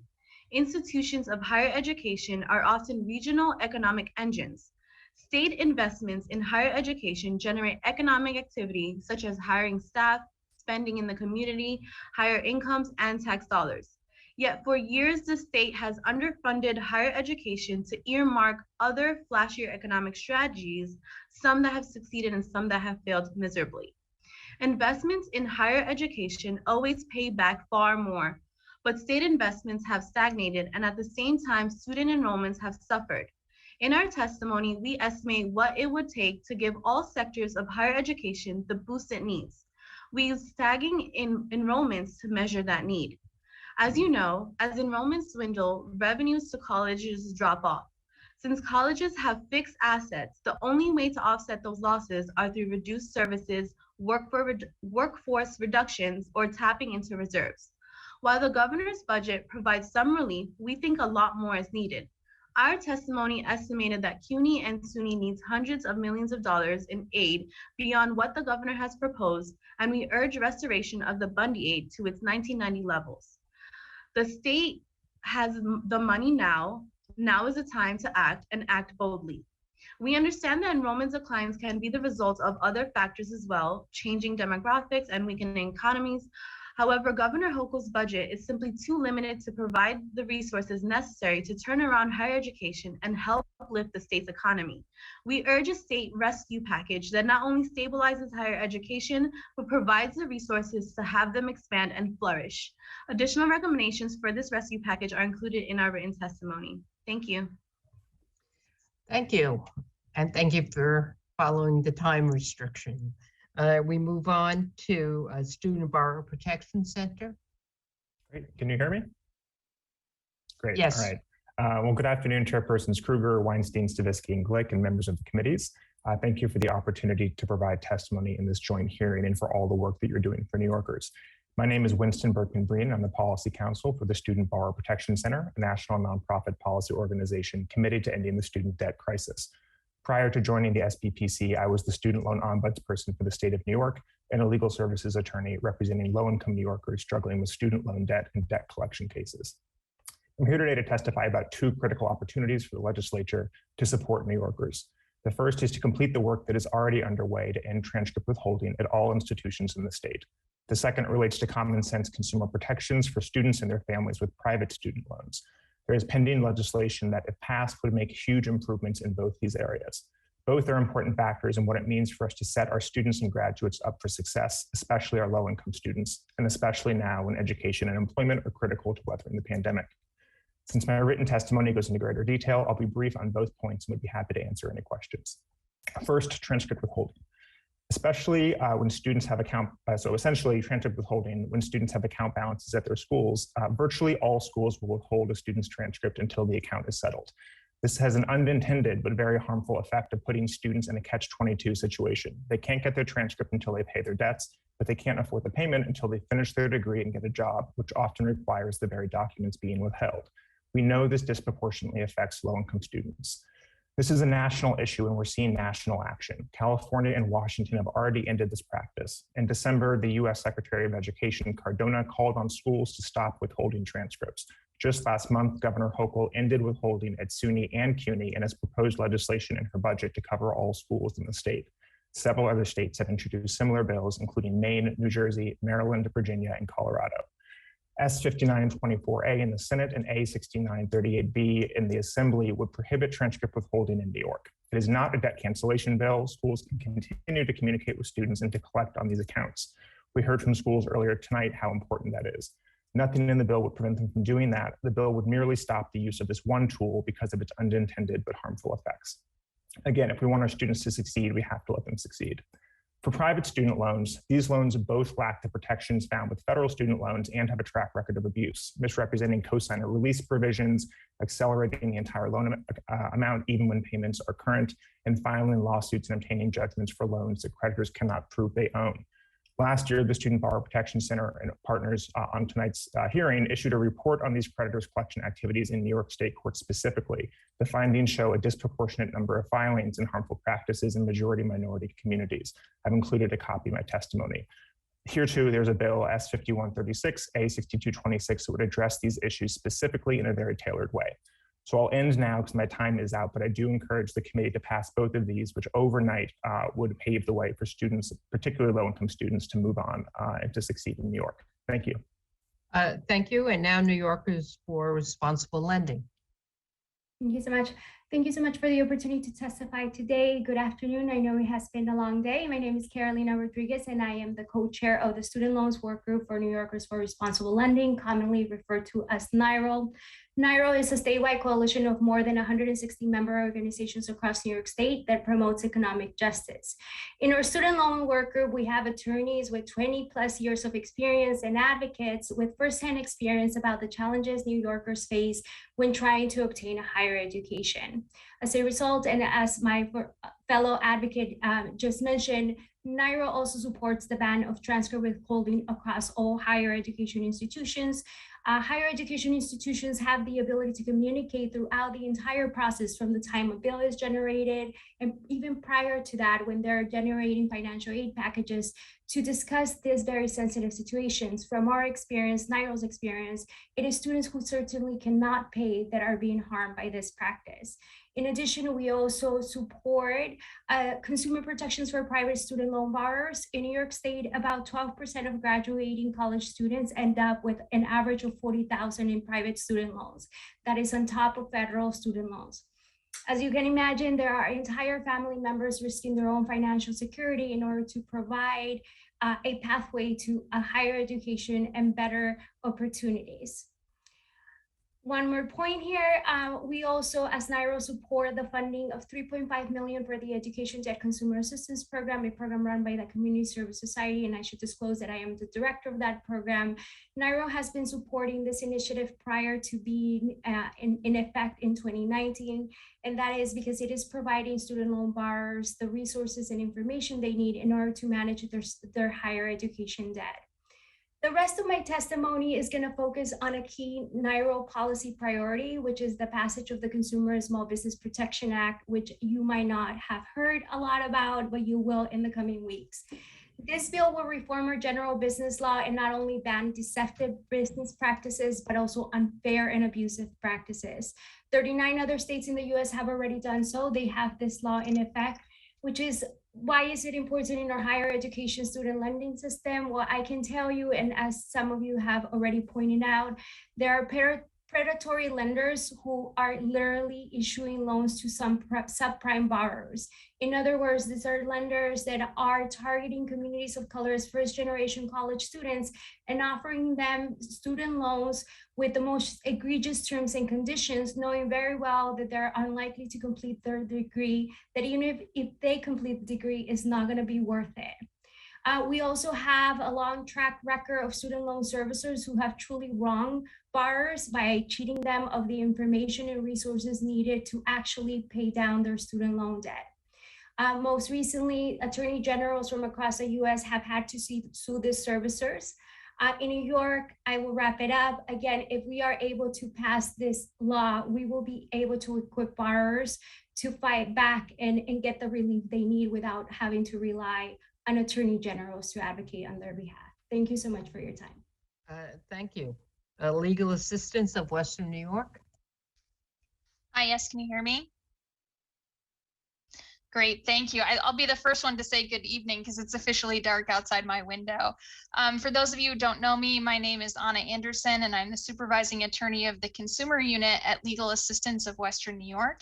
which is a nonprofit civil legal aid firm that serves 14 upstate and Western New York counties. And currently, Law New York does not receive any funding to help students and borrowers with their student loan debt burden. So I want to thank you all today for allowing me to come here and speak in support of increased funding for EdCap, which is something we certainly need across the entire state. As you know, and as Carolina just mentioned, EdCap was created with support from the state legislature in 2019, and since its inception, EdCap has helped hundreds of New Yorkers, primarily in New York City, navigate and manage $38 million of student loan debt and saving these borrowers $2 million to date. While this is certainly just amazing outcomes for students, it is not currently enough. There are 2.4 million New Yorkers who have student loan debt that totals close to $100 billion. It's clear based on that alone that we need more funding for EdCap to ensure that New Yorkers across the entire state have access to reliable and free help with their student loan burden. Today, we are asking the legislature to fund EdCap at $3.5 million. These funds will allow EdCap to establish a first of its kind statewide network of community-based organizations that will provide free one-on-one counseling to borrowers in need. Managing student loans is increasingly complicated. This is where EdCap comes in and helps borrowers by figuring out what are their best repayment options, how they can possibly apply for loan forgiveness and discharge, how to get out of default to stop wage garnishments and Social Security offsets, and how to resolve their issues with their lenders. Currently, there are few, if any, resources for New Yorkers outside of the city to access this kind of assistance from reliable resources. And if we've learned anything from the recent Navient settlement, we know that these borrowers cannot rely on their loan servicers to provide them with this type of advice. The student loan crisis is affecting everyone across all socioeconomic categories. And this is something that as a state, New York is in the best position to step up and help borrowers with this fight. We're asking today that you fund EdCap at $3.5 million to establish the statewide network. Thank you. Thank you. Now, the SUNY Student Assembly. Bradley. Thank Good you. to see you here again. Yes, great to see you. Good afternoon, everyone. Thank you, members of the panel, for having us here today. My name is Bradley Hershenson. My pronouns are he, him, and his. I'm a white male student with a blue shirt, a pink tie, and glasses. I'm also a doctoral student studying information science and emergency management at the University at Albany, and I'm the president of the SUNY Student Assembly. We look forward to working with you and Governor Hochul to carry out that bold vision for the future of New York State that invests in our public higher education system. Our future needs legislative investment in critical job sectors, student-oriented services that help students graduate on time and successfully, and then enter the workforce in New York State. We need investment in childcare while not having to pay an arm and a leg. We need investment to address accessibility of products on campus for menstruating students, year-round accommodations for housing insecure students, and aid for mental health. That is critical. And we need to support and hire psychologists who, for example, are individuals of color, or therapists who identify as LGBTQ+, so folks have the opportunity to speak with a counselor of their choice. We can only do that with your investment. We need to finally close the TAP canyon immediately. For far too long, student aid has been a last resort, and students have had to take thousands of dollars out in loans where aid could have been accessible to them with proper funding. We need critical infrastructure upgrades to our 64 campuses, and we have an obligation and an opportunity to be leaders within the field of environmental sustainability. Upgrades to our physical spaces on our campuses will enhance our learning experiences through environmental and universal design, safer and inclusive living conditions, and much more. We also need your help to end the discrimination that student leaders face at SUNY. We receive a measly $57,000 a year allocated through the state budget to represent every single student across SUNY.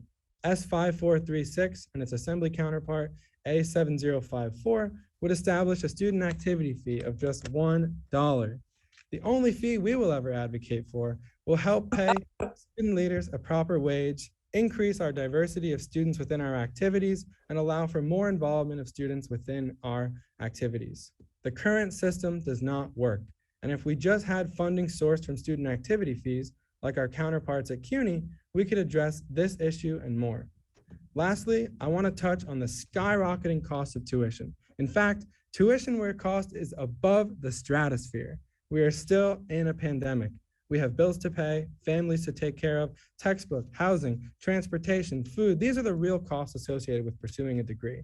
So we applaud the legislature for freezing tuition for 3 years, but we must do more. It's time for a new deal for CUNY. It's time for a new deal for SUNY, and we must enact free tuition. Thank you. Thank you for your presentation. And next, the Hispanic Federation. Thank you, Chairs Kruger, Weinstein, Stavisky, Glick, and all of the other committee members for the opportunity to provide testimony. My name is Heidi Abreu, and I am a policy analyst for the Hispanic Federation, a national nonprofit organization seeking to empower and advance Hispanic communities through programs and legislative advocacy. Degree attainment for Latinx students in New York stands at 27% versus 53% for white students. To heighten the number of Latinx college students enrolling and completing their degrees, and to help them enter the workforce, Hispanic Federation strongly urges the legislature to include and prioritize the following recommendations in the budget. First, we urge the legislature to maintain these executive budget proposals: part-time TAP, the 10% increase to the opportunity programs, appropriations for community colleges and childcare on campuses, appropriations for CUNY and SUNY apprenticeship programs at community colleges, and lastly, the prohibition of transcript withholding. Additionally, we ask the legislature to ensure that the budget also includes these additional policies and investments. The first is linguistically relevant and culturally appropriate mental health supports. As the pandemic continues, the intensity of long-term trauma is still prevalent for many students, but especially for Latinx and underserved students. It is urgent for the state to invest in hiring more support staff and focus on trauma-informed mental health workers for colleges and universities, and that they are culturally relevant and linguistically diverse. This makes a difference in long-term goals for success in post-secondary and career opportunities. The second ask are investments to develop and train bilingual educators. A recent data report from the State Education Department highlights that the state experienced nearly 10% increase in multilingual learners over a 3-year period. The budget should include appropriations to attract, support, and incentivize candidates by eliminating barriers to entering the teaching profession or changing career pathways by doing the following: funding partnerships between colleges and universities and K-12 school districts to develop these career pathways, creating mentorship programs for bilingual educators to support their career growth, and creating loan forgiveness and tuition assistance programs specifically for bilingual educators. Lastly, maintaining the executive budget's policy to end transcript withholding at all higher education institutions. Unsurprisingly, transcript holds mainly affect low-income students of color, placing a significant roadblock to their economic advancement.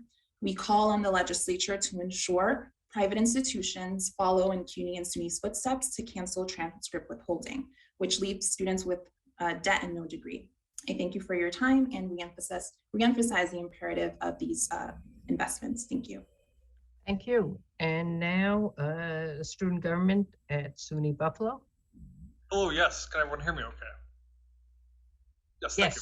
Yes, go today ahead. I'm here to testify in favor of, first of all, thank you to the chair and the committee as well for allowing me to testify today, in favor of the Senate Bill S1151B, the Hunger-Free Campus Act.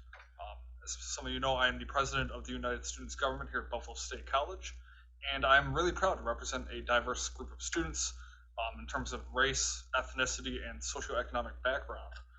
But one of the great struggles that I haven't heard much spoken about today is the food insecurity that many college students here in SUNY and here in New York State do face. The Hunger Free Campus Act is a piece of legislation which has already been passed in 5 states across the union, and it goes to address food insecurity on college campuses, supplying campuses not only the food but the resources financially and resources in terms of infrastructure to address food insecurity for students on campus. Here at Buffalo State and many SUNY schools across the state, we do have some infrastructure in place, and there has been funding dedicated to fight food insecurity on college campuses, but it is far and few in between. It is not enough to keep up with the struggles before COVID, and it's not enough to keep up with the struggles that food insecure students will have at college campuses post-COVID and as we move on from the pandemic. I'm very proud to support this piece of legislation and to hopefully see it as a piece of Governor Hochul's budget this year. It's a bill that is very personal to me on multiple levels. As the son of parents who were on food stamps for most of my life, and as a student here at Buffalo State College in a city with a poverty rate of 30.1% per the most recent census, I understand what hunger can do to families and students. There is vast unanimous medical research proving that students do not operate at their full capability when they are hungry. And most of that research is done at the elementary and middle school levels. However, you can find that that is mostly true at the college levels as well. Those students are not able to perform to their highest ability when they are facing a financial challenge such as food insecurity. This bill would go very far in terms of supplying the infrastructure and needs that our campuses need to fight food insecurity. And in states where this bill has already been passed, states such as California and Minnesota have been able to supply tens of thousands of pounds of food to food insecure students and to address the needs of those students and supplying them information about other pieces of infrastructure such as SNAP and WIC benefits supplied by the government. I personally understand why some may be hesitant to a very large price tag of $10 million for this program of competitive grants, but it is foundational that we make this investment into students. Hunger is really one of those core elements of what a student may face and what may be holding them back. And this is one of the greatest investments that this budget can make in our college students today.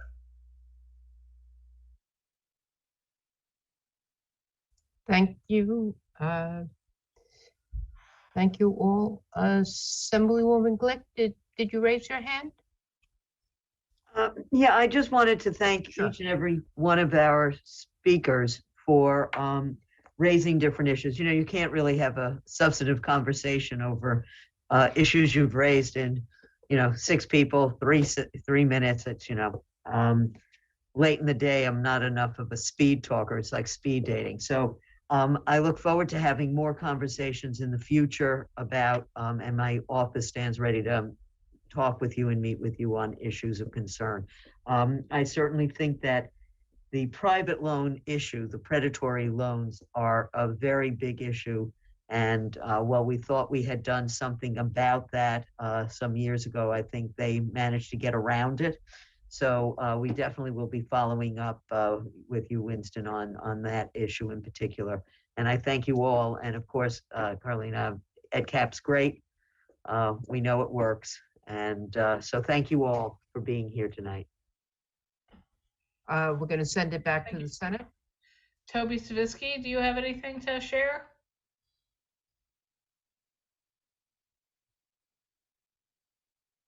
Can't find the unmute button. Okay. There you go. There I go.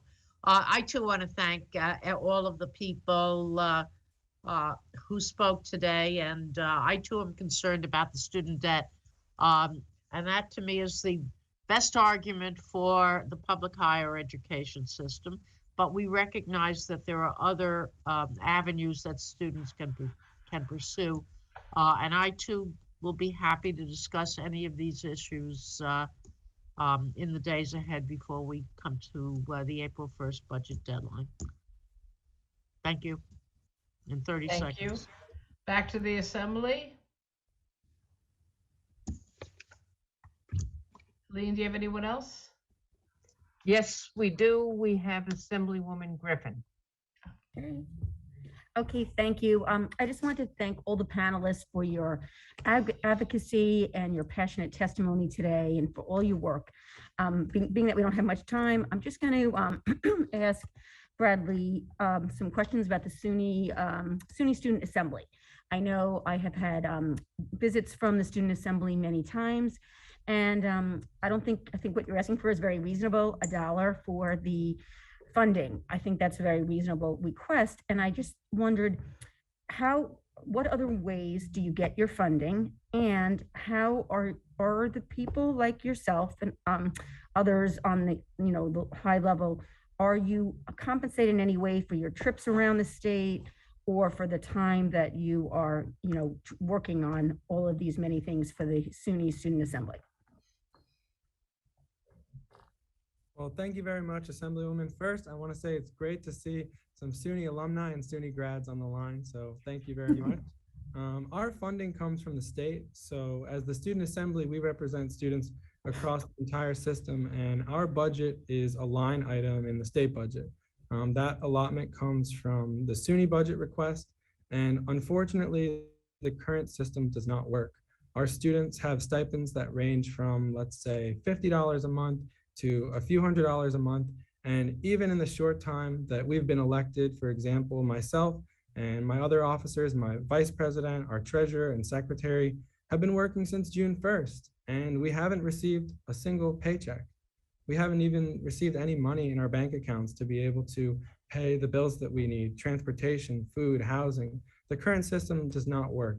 And that $1 fee that would allow us to have representation across SUNY is really what's important for us. It's the same thing that the CUNY students have. In fact, it's even less. The CUNY students have $1.45 per student, and we're just asking for $1. Okay, well, thank you very much. I appreciate your answer. Thank you. And we have Robert Jackson left. And we have someone also. Okay. Thank you. First, let me thank the panel for coming in and staying the course. I just have a couple of questions. What do you think the impact would be for students if TAP was expanded for 5 years? Eligibility was restored for graduate students and/or optional semesters, quarters, or terms became eligible for the awards. How can such TAP expansion enhance student achievement? If you have any quick comments, I only have 2 minutes and 30 seconds to hear your answers. And I'm going to ask any one of you can just speak and let me hear what you have to say and pass it on the baton to somebody else. Hello, Senator. This is Dylan Klein, Director of Government Relations for the SUNY Student Assembly. I'm sorry. I'm sorry. You're not on the witness list. Can Bradley? Yeah, you are not. Can Bradley please speak? Hutchinson, speak up. Come on. Sure. I'd like to take the question. Thank you, Senator. It's important for us that we have investment. And one piece you mentioned was graduate students. Graduate students right now are literally selling blood plasma so they can afford tuition, so they can afford housing, they can afford textbooks. It's really important that we expand our aid programs to students. Putting money directly into the pockets of students is what's going to be helpful to us right now. So thank you, and I'll yield time to the rest of the panel. Anybody else? Yes, I just want to speak on that issue. Yes, I do have that NYSET too, but I might have my. Go ahead, Simon. Any financial alleviation, especially regarding TAP, would make sense in this case and would greatly help SUNY students, not only closing the TAP gap or TAP canyon, but supplying TAP for those 5 years, and including financial alleviation to graduate students as well, who do face many challenges that SUNY students do face, and even worse, as President Hutchinson has described. Supplying them with financial alleviation would go very far in doing so. Okay, thank you. So the chancellor earlier today said that the average student debt is about at SUNY is about $24,000. Can you give me some figures in your schools, if you can, real quickly? Anyone? To my knowledge, at Buffalo State, the average amount from the research I found is about $13,000.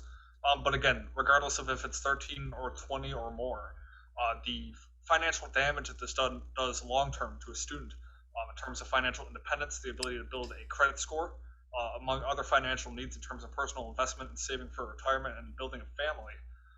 The issues are compounding, and it is greatly past time that New York State address this issue in the budget in terms of tuition. Anybody else real quick? My great nephew attends Buffalo State right now. And anybody else? Well, thank you. My time is up. Thank you, Madam Chair. Back to you, Assembly. Yes, we go to Rebecca Seawright. Thank you, Chair. I have two quick questions. One for James Speaker. Could you expand about the importance of addressing food insecurity on your campus? Yes, so here at Buffalo State, we do have 2 current programs in place to address food insecurity. We do have Milligan's Food Pantry, which is formerly ran by the student government, but is now ran by the administration.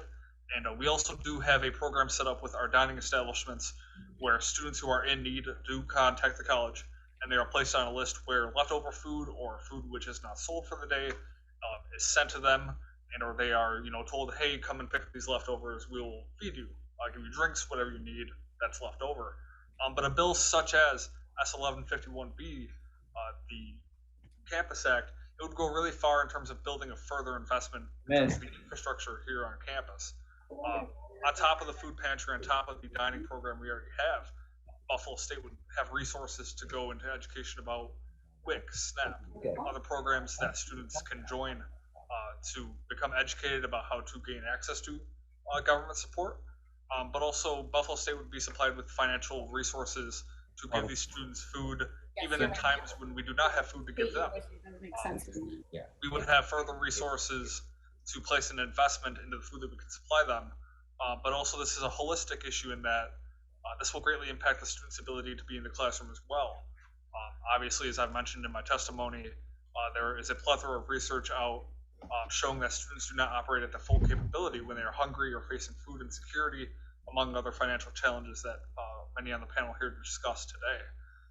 Passing this bill and making it a part of the budget would go a far ways in terms of making that investment into students and taking another one of those little small issues that continuously compound with other issues in their life, such as student debt, to make matters even worse. So if we take one of those issues away, something like hunger with these competitive grants, where colleges can supply students these resources. Thank you, James. I don't mean to interrupt you, but I just have one more quick question for Brad Hershenson.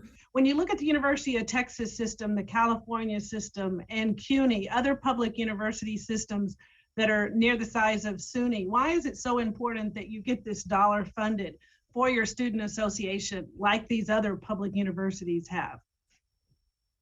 Thank you. This is a matter of discrimination, and the students of SUNY are discriminated against. We are calling for equality. We want to be exactly like the students of Texas and Florida and other states, for example, even CUNY. Having this funding to support our students will allow for our students to attend regional conferences, support our activities, and it'll increase the effectiveness and diversity of the students that are involved in what we do. And that's representing students across all 64 campuses at SUNY. So thank you for the question. Okay, I think that is it for the Senate, but for the record, we don't want to be like Texas, even if you have family members who came from Texas, Mr. Hershenson. Thank you. Thank you, Assembly Member, and I want to thank everyone on the panel tonight. Thank you. I too want to thank those who spoken here. We do have your written testimony, and we will be reviewing additions that you have there beyond what you've conveyed to us this evening. So we are going to move on to our last panel, Panel D. One of the panel members is not here, so we're going to Bard Prison Initiative, Max Kenner, Executive Director, Fortune Society, Tawana Williams, College and Community Fellowship, Marilyn Ralston, Executive Director, the Education Trust New York, Dia Bryant, Executive Director, Hudson Link for Higher Education Prisons, Sean Pica, Executive Director, and Fostering Youth Success Alliance, Deidre Nesbitt, Director. So if we could go in that order, starting with the Bard Prison Initiative. Terrific. Thank you, everyone, for all your patience and perseverance today. It's absolutely wonderful to be here. I will say that 3 minutes is both a privilege and also a terribly short amount of time to represent an advocacy agenda that I think everyone on this panel has held up for literally the last 20, 23, 24, 25, 27 years. College in prison was once a central part of what we did in our justice system across the United States. It was known to reduce violence, to reduce crime, to reduce recidivism, to increase the likelihood of employment, to increase the likelihood that an incarcerated person is in touch with their family post-release, and to be the most radical form of higher education opportunity in the entire country. It did all of those things with more cost efficiency than anything else we did in our prison systems. And yet these programs were eviscerated in 1994 and 1995, first at the federal level with the Clinton crime bill, and then here in New York State, it was virtually the first thing that Governor Pataki did when he came to power in the middle 1990s. My name is Max Kenner. I'm the executive director and founder of the Bard Prison Initiative, which was established in 1999. We have enrolled hundreds of incarcerated undergraduates in a diverse academic program over the last 22 years in nearly a dozen correctional facilities. I am really thrilled that Governor Hochul has not only proposed this change in the law, but also done it at a time when she has proposed a radical increase in investment in CUNY and SUNY. The elimination of college opportunity for incarcerated New Yorkers was a smokescreen for disinvestment in our public university system, and it's a privilege that these things are being reinstated together. As we take on this legislation, I want to say two things. One, we have an existing ecosystem of college and prison in New York, and it is the best system of college and prison in the United States. That is because from the grassroots level up, we have established a system of college and prison that most closely resembles our system of college in New York as any other. Second, when we do this, this is an equity issue. We should repeal the ban and nothing more. We don't need a new research agenda. We don't need to create a new bureaucracy. We know what this does. Let's not hold incarcerated students to a bizarre additional standard that we do any other undergraduates. Let's keep it simple, a clean repeal of the ban on tap. And I thank you for your time. Let's move on to Fortune Society. Hi, my name is Tawana Williams. I'm an alumni of the WISH program, the Fortune Society, and Ritual for Return. I'm going to be honest with you guys. I didn't do college in jail, but my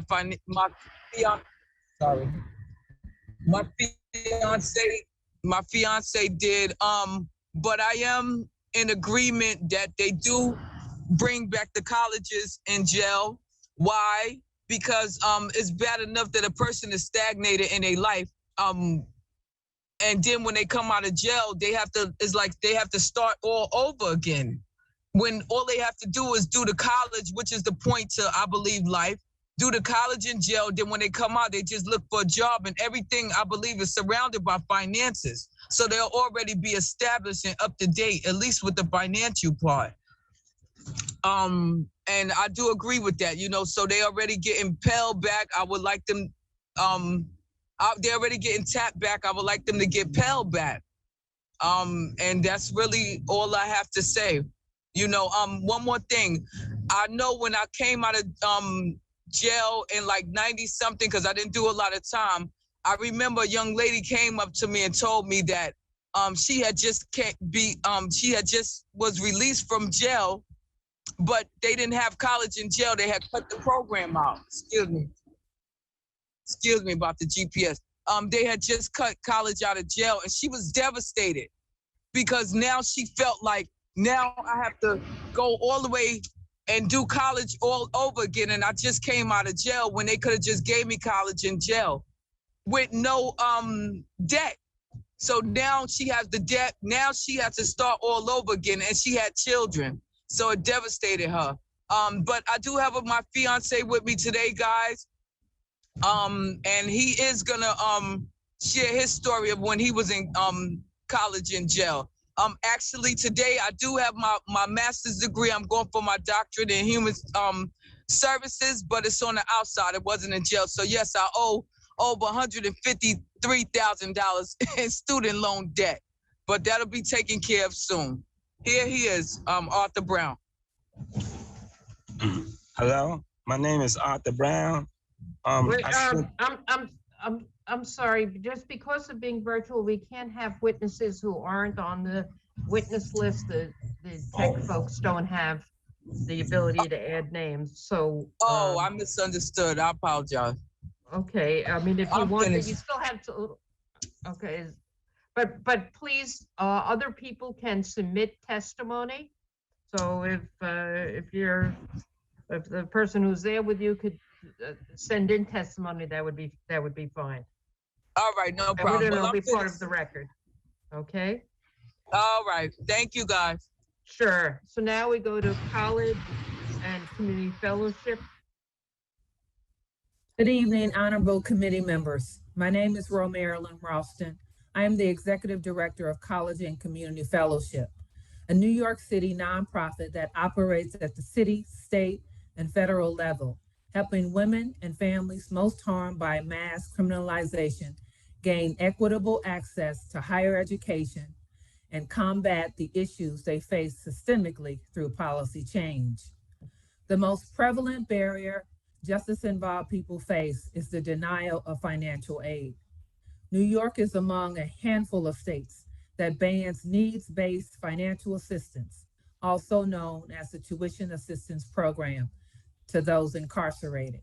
I come before you today as a formerly incarcerated person, understanding all too well the value of post-secondary education inside prison. I spent 23 years behind bars. In prison, I learned how to advocate for myself, organize, and inspire other women to become leaders. It's also where I fell in love with higher education. I had the opportunity to take my first college course in 1990, prior to the '94 crime bill, which eliminated Pell Grants for incarcerated students. In taking that class, I understood how I became incarcerated and what conditions within society work together to put people behind bars, and I wasn't alone. There with me in this classroom were 30 other women, most of us serving life sentences.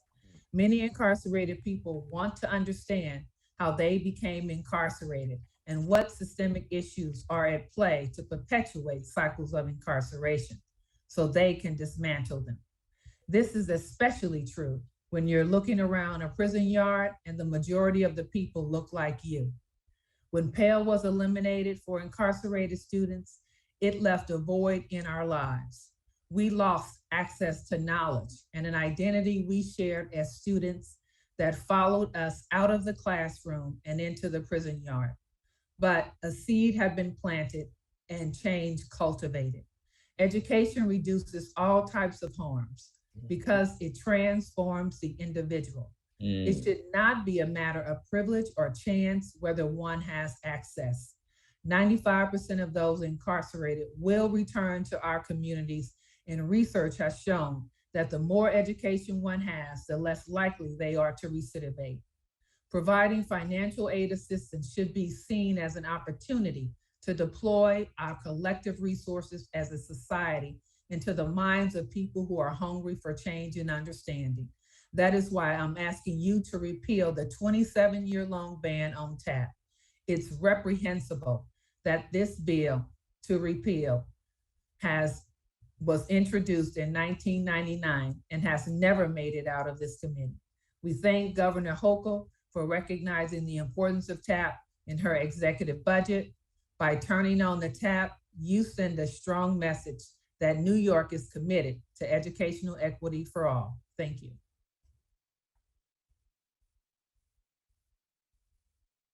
Thank you. We move on to the Education Trust.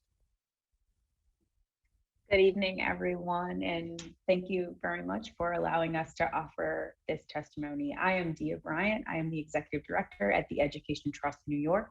We are a nonprofit, nonpartisan research, policy, and advocacy organization that focuses on education equity, beginning at birth, through college, and into the workforce. Today, I want to talk a little bit about a few data points that we've learned even before the pandemic and things that have surfaced most recently.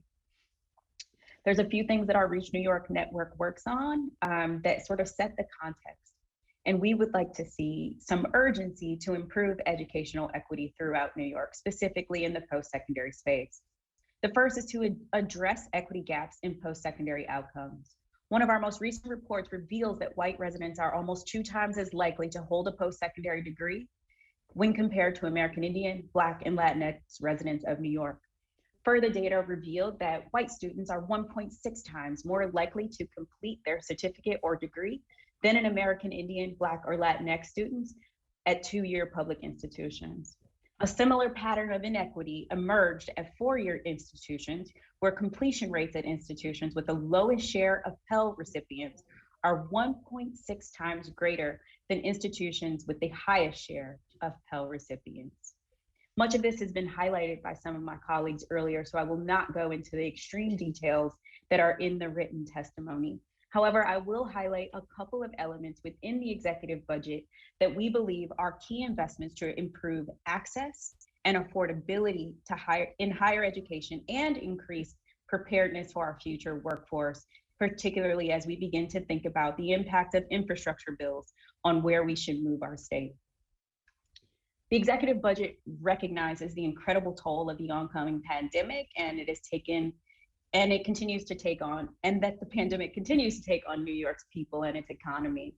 To get New York back on track, the state has to focus on a few things: committing to increase statewide attainment, focusing on 60% of New Yorkers aged 25 to 64 having a post-secondary degree by 2030 will require a commitment to wraparound services for post-secondary success and to really bridging the attainment gap across racial lines, geographic lines, and also around income lines. Improving access to financial aid. The executive budget includes several key investments that have been highlighted by my colleagues tonight, and we hope that those remain. The additional $24 million that has been allocated to support historically underserved students is an opportunity for us to continue to make gains. Much of the details are still in my testimony, and since I have just a few seconds left, I thank you again for this opportunity and welcome any questions on things that you see inside the testimony. Thank you, and we'll move on to our Hudson Link for higher education in prison.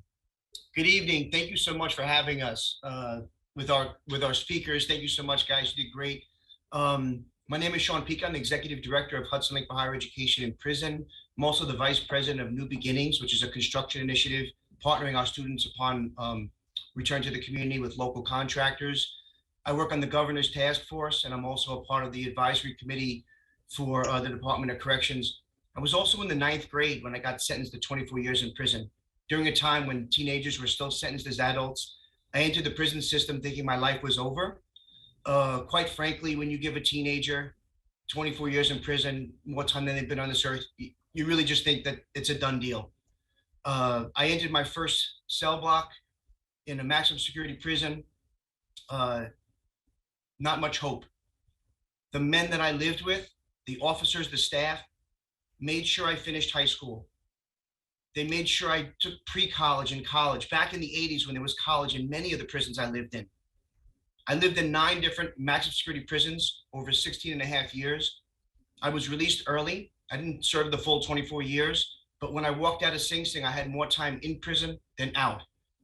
As a young man coming back to the community, not really believing the college that I had attained was real, knowing that the only reason I had gone to college while inside was not to better myself, but because I wanted to give my parents something positive while I was in that pretty negative place. My mom and dad were retired New York City cops, and talking about the prison yard well, it just wasn't going to be what I would talk about. When I walked out, I really wanted to reaffirm the college I had done inside, not really understanding what I had received. And I signed up for a CUNY school at Hunter. I got my MSW, the 2-year full-time intensive program. I was really scared when I got called. I didn't really believe what I'd gotten on the inside was real. But I walked through that 2-year program like it was nothing. And as someone that always struggled in school, knowing that everything that I had gotten was real, I was the valedictorian speaker at my own graduation, and now I'm back in grad school working on another degree. Everything that these guys talked about that are operating in the New York State Department of Corrections is legit. It's the real deal. We need more of it. These students like myself that are going through this is our second chance at life. The programs, the curriculum, it's identical to what's being offered on the traditional campuses. In fact, it's not identical, it's harder, because these professors know they have to give us legitimate work. 34% of our students go on to graduate work upon release. We have a 98% success rate, 2% recidivism rate. The work that's being delivered is real, and it's saving New York taxpayers millions of dollars a year for something that the colleges are paying for. We need to spread it further.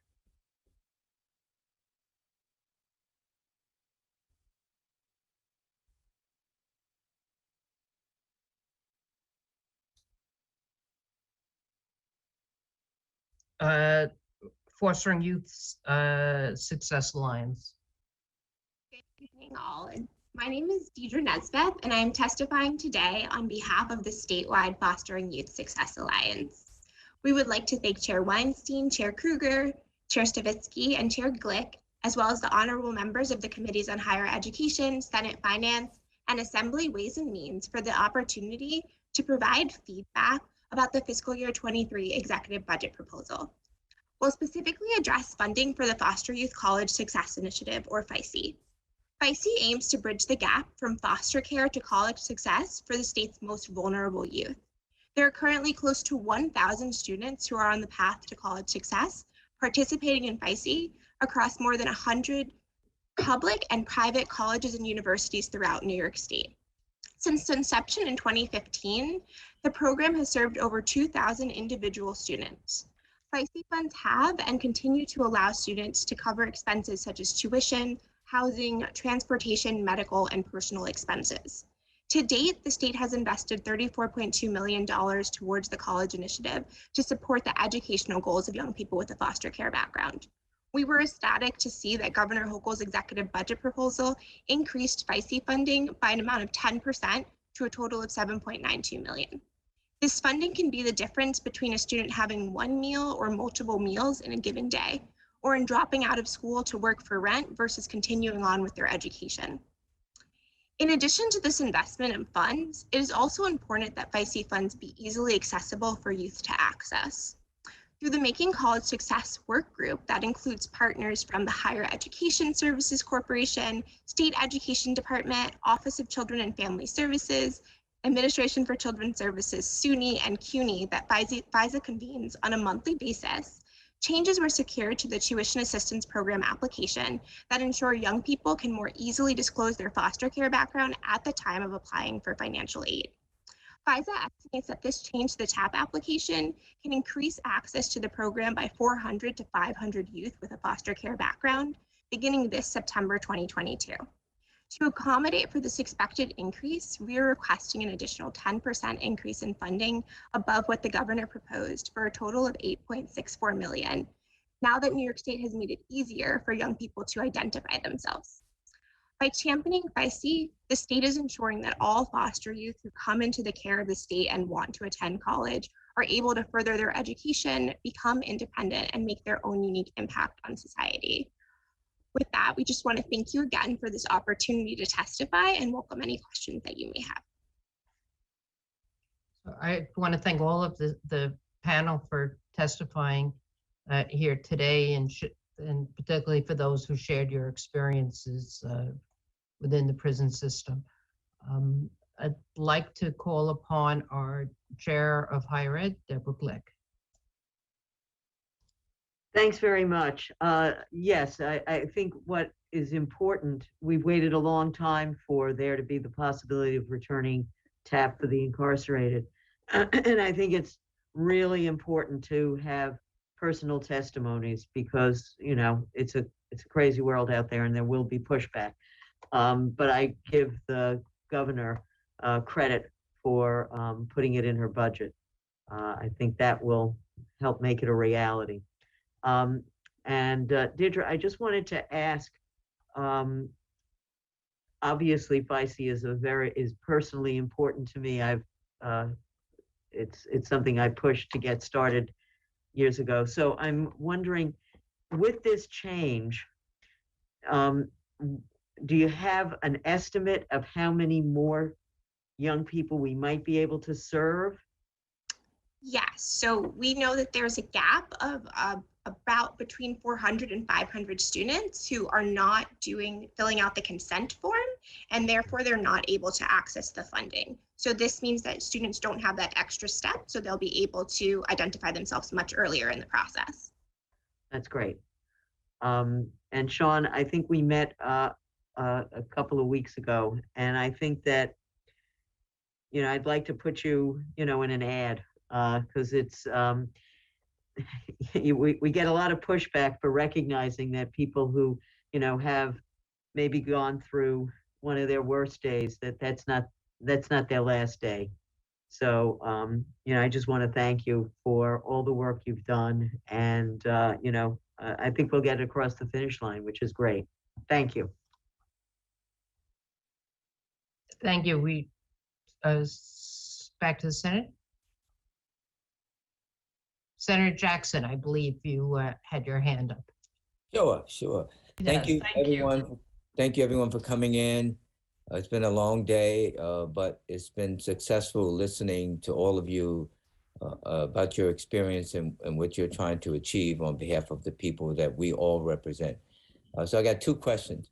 How can we ensure predatory programs do not emerge in New York State facilities as TAP is restored for incarcerated students? Just think about that for a second.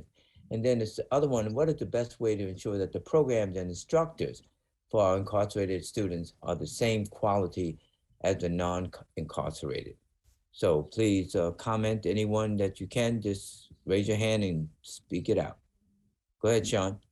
I think whenever someone questions what we're doing in the facilities, the very easy answer is, if you look on the Bard, Cornell, NYU, Mercy College website, it will be the identical scheduling, textbooks, professors. We're not slipping in anyone that could actually do anything other than what's already being served on the traditional campus. If anything, the standards are higher. It's a coordinated, transparent process. Yep, there are adjunct professors that are in the system that we can't just bring in somebody to teach a class because they like finance. It all goes through the college. It's all legitimate, accredited degree granting work. Every bit of every part of this. I'd expressed concern in the earlier panel about wanting to make sure that New York State, SUNY and/or CUNY, and someone mentions you have community-based organizations that are involved in education also, more so than people from Texas and California and what have you. I want those jobs to remain in New York State, and I want the quality as a representative, the quality to be what we all rightfully deserve. So anybody else want to comment on that? Yeah, go ahead. Go ahead, Max. Well, Marilyn, I think you had your hand up first. So Marilyn. Okay, who's Marilyn? I'm trying to look. Go ahead, I Max. just wanted to respond to the question regarding predatory institutions. California recently passed SB 416 that addresses this issue. And I think it's a good model that we could possibly take a look at so that we can see that public universities that are nonprofit who offer incarcerated students access to higher education while they're inside, utilizing Pell Grants that lead to a degree and credit-bearing degree and transfers to one of our public university systems is a route that we should potentially take a look at. Okay. Anybody else quickly? Go ahead, Matt. If I may quickly, just to remind everyone that just like Sean said, these incarcerated students are held to the same standards as students anywhere else. The professors and courses that they enroll in are approved by deans and provosts through the same process as anything that happens on campus. If they're not held to those same standards, they should be removed from the prisons.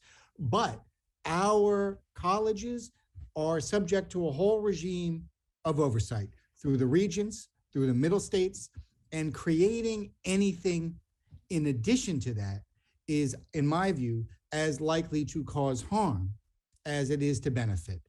We should support those accreditation agencies, and we should make sure that they're treating incarcerated students with the same dignity as anyone else. But in my view, that is happening, and New York State should invest in these programs as it did for decades prior to the ban. Well, thank you. My time is up. Thank you all for coming in, please. Thank you. Thank you, Senator Jackson. We do.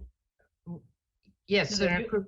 No, did I'm you sorry. want Do to you have another assembly member? No, I didn't know if you wanted to say something before. No, we- I skipped over our chair, Toby Stavisky, who does have something to say. I'm sorry.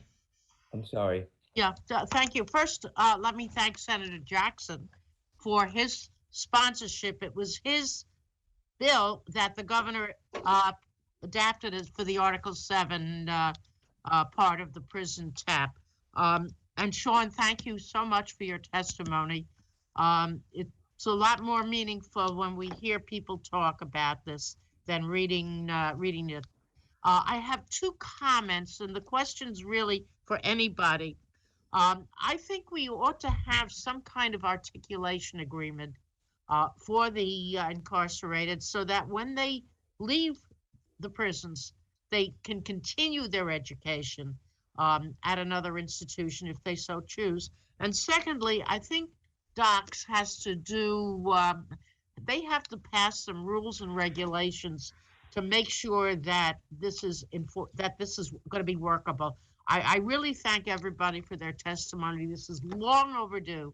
And if anybody wants to address the either articulation agreement where they can, the felt people who leave the prison system can continue their education. And secondly, what should be in the rules and regs issued by the Department of Corrections.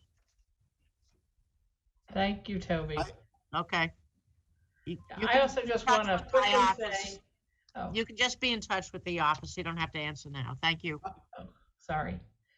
Great. I also just closing want to point out that thanks to programs like the one Deirdre's working with, we're going to send fewer people to prison to have to deal with this issue later anyway. So thank you for making sure that foster kids don't end up just on a train to a prison once they age out of foster care. Thank you all for your support. Thank you. I want to thank all of this panel for being here, but all of the witnesses who've come here today to speak before the joint committees. I want to thank all of the assembly members and senators for spending time with us today. And for those paying attention, the hearing is about to end, and we welcome you to join us tomorrow morning. There will be a joint hearing with the Assembly and Senate Finance and Ways and Means Committee on health. So with that, I now call this hearing officially ended.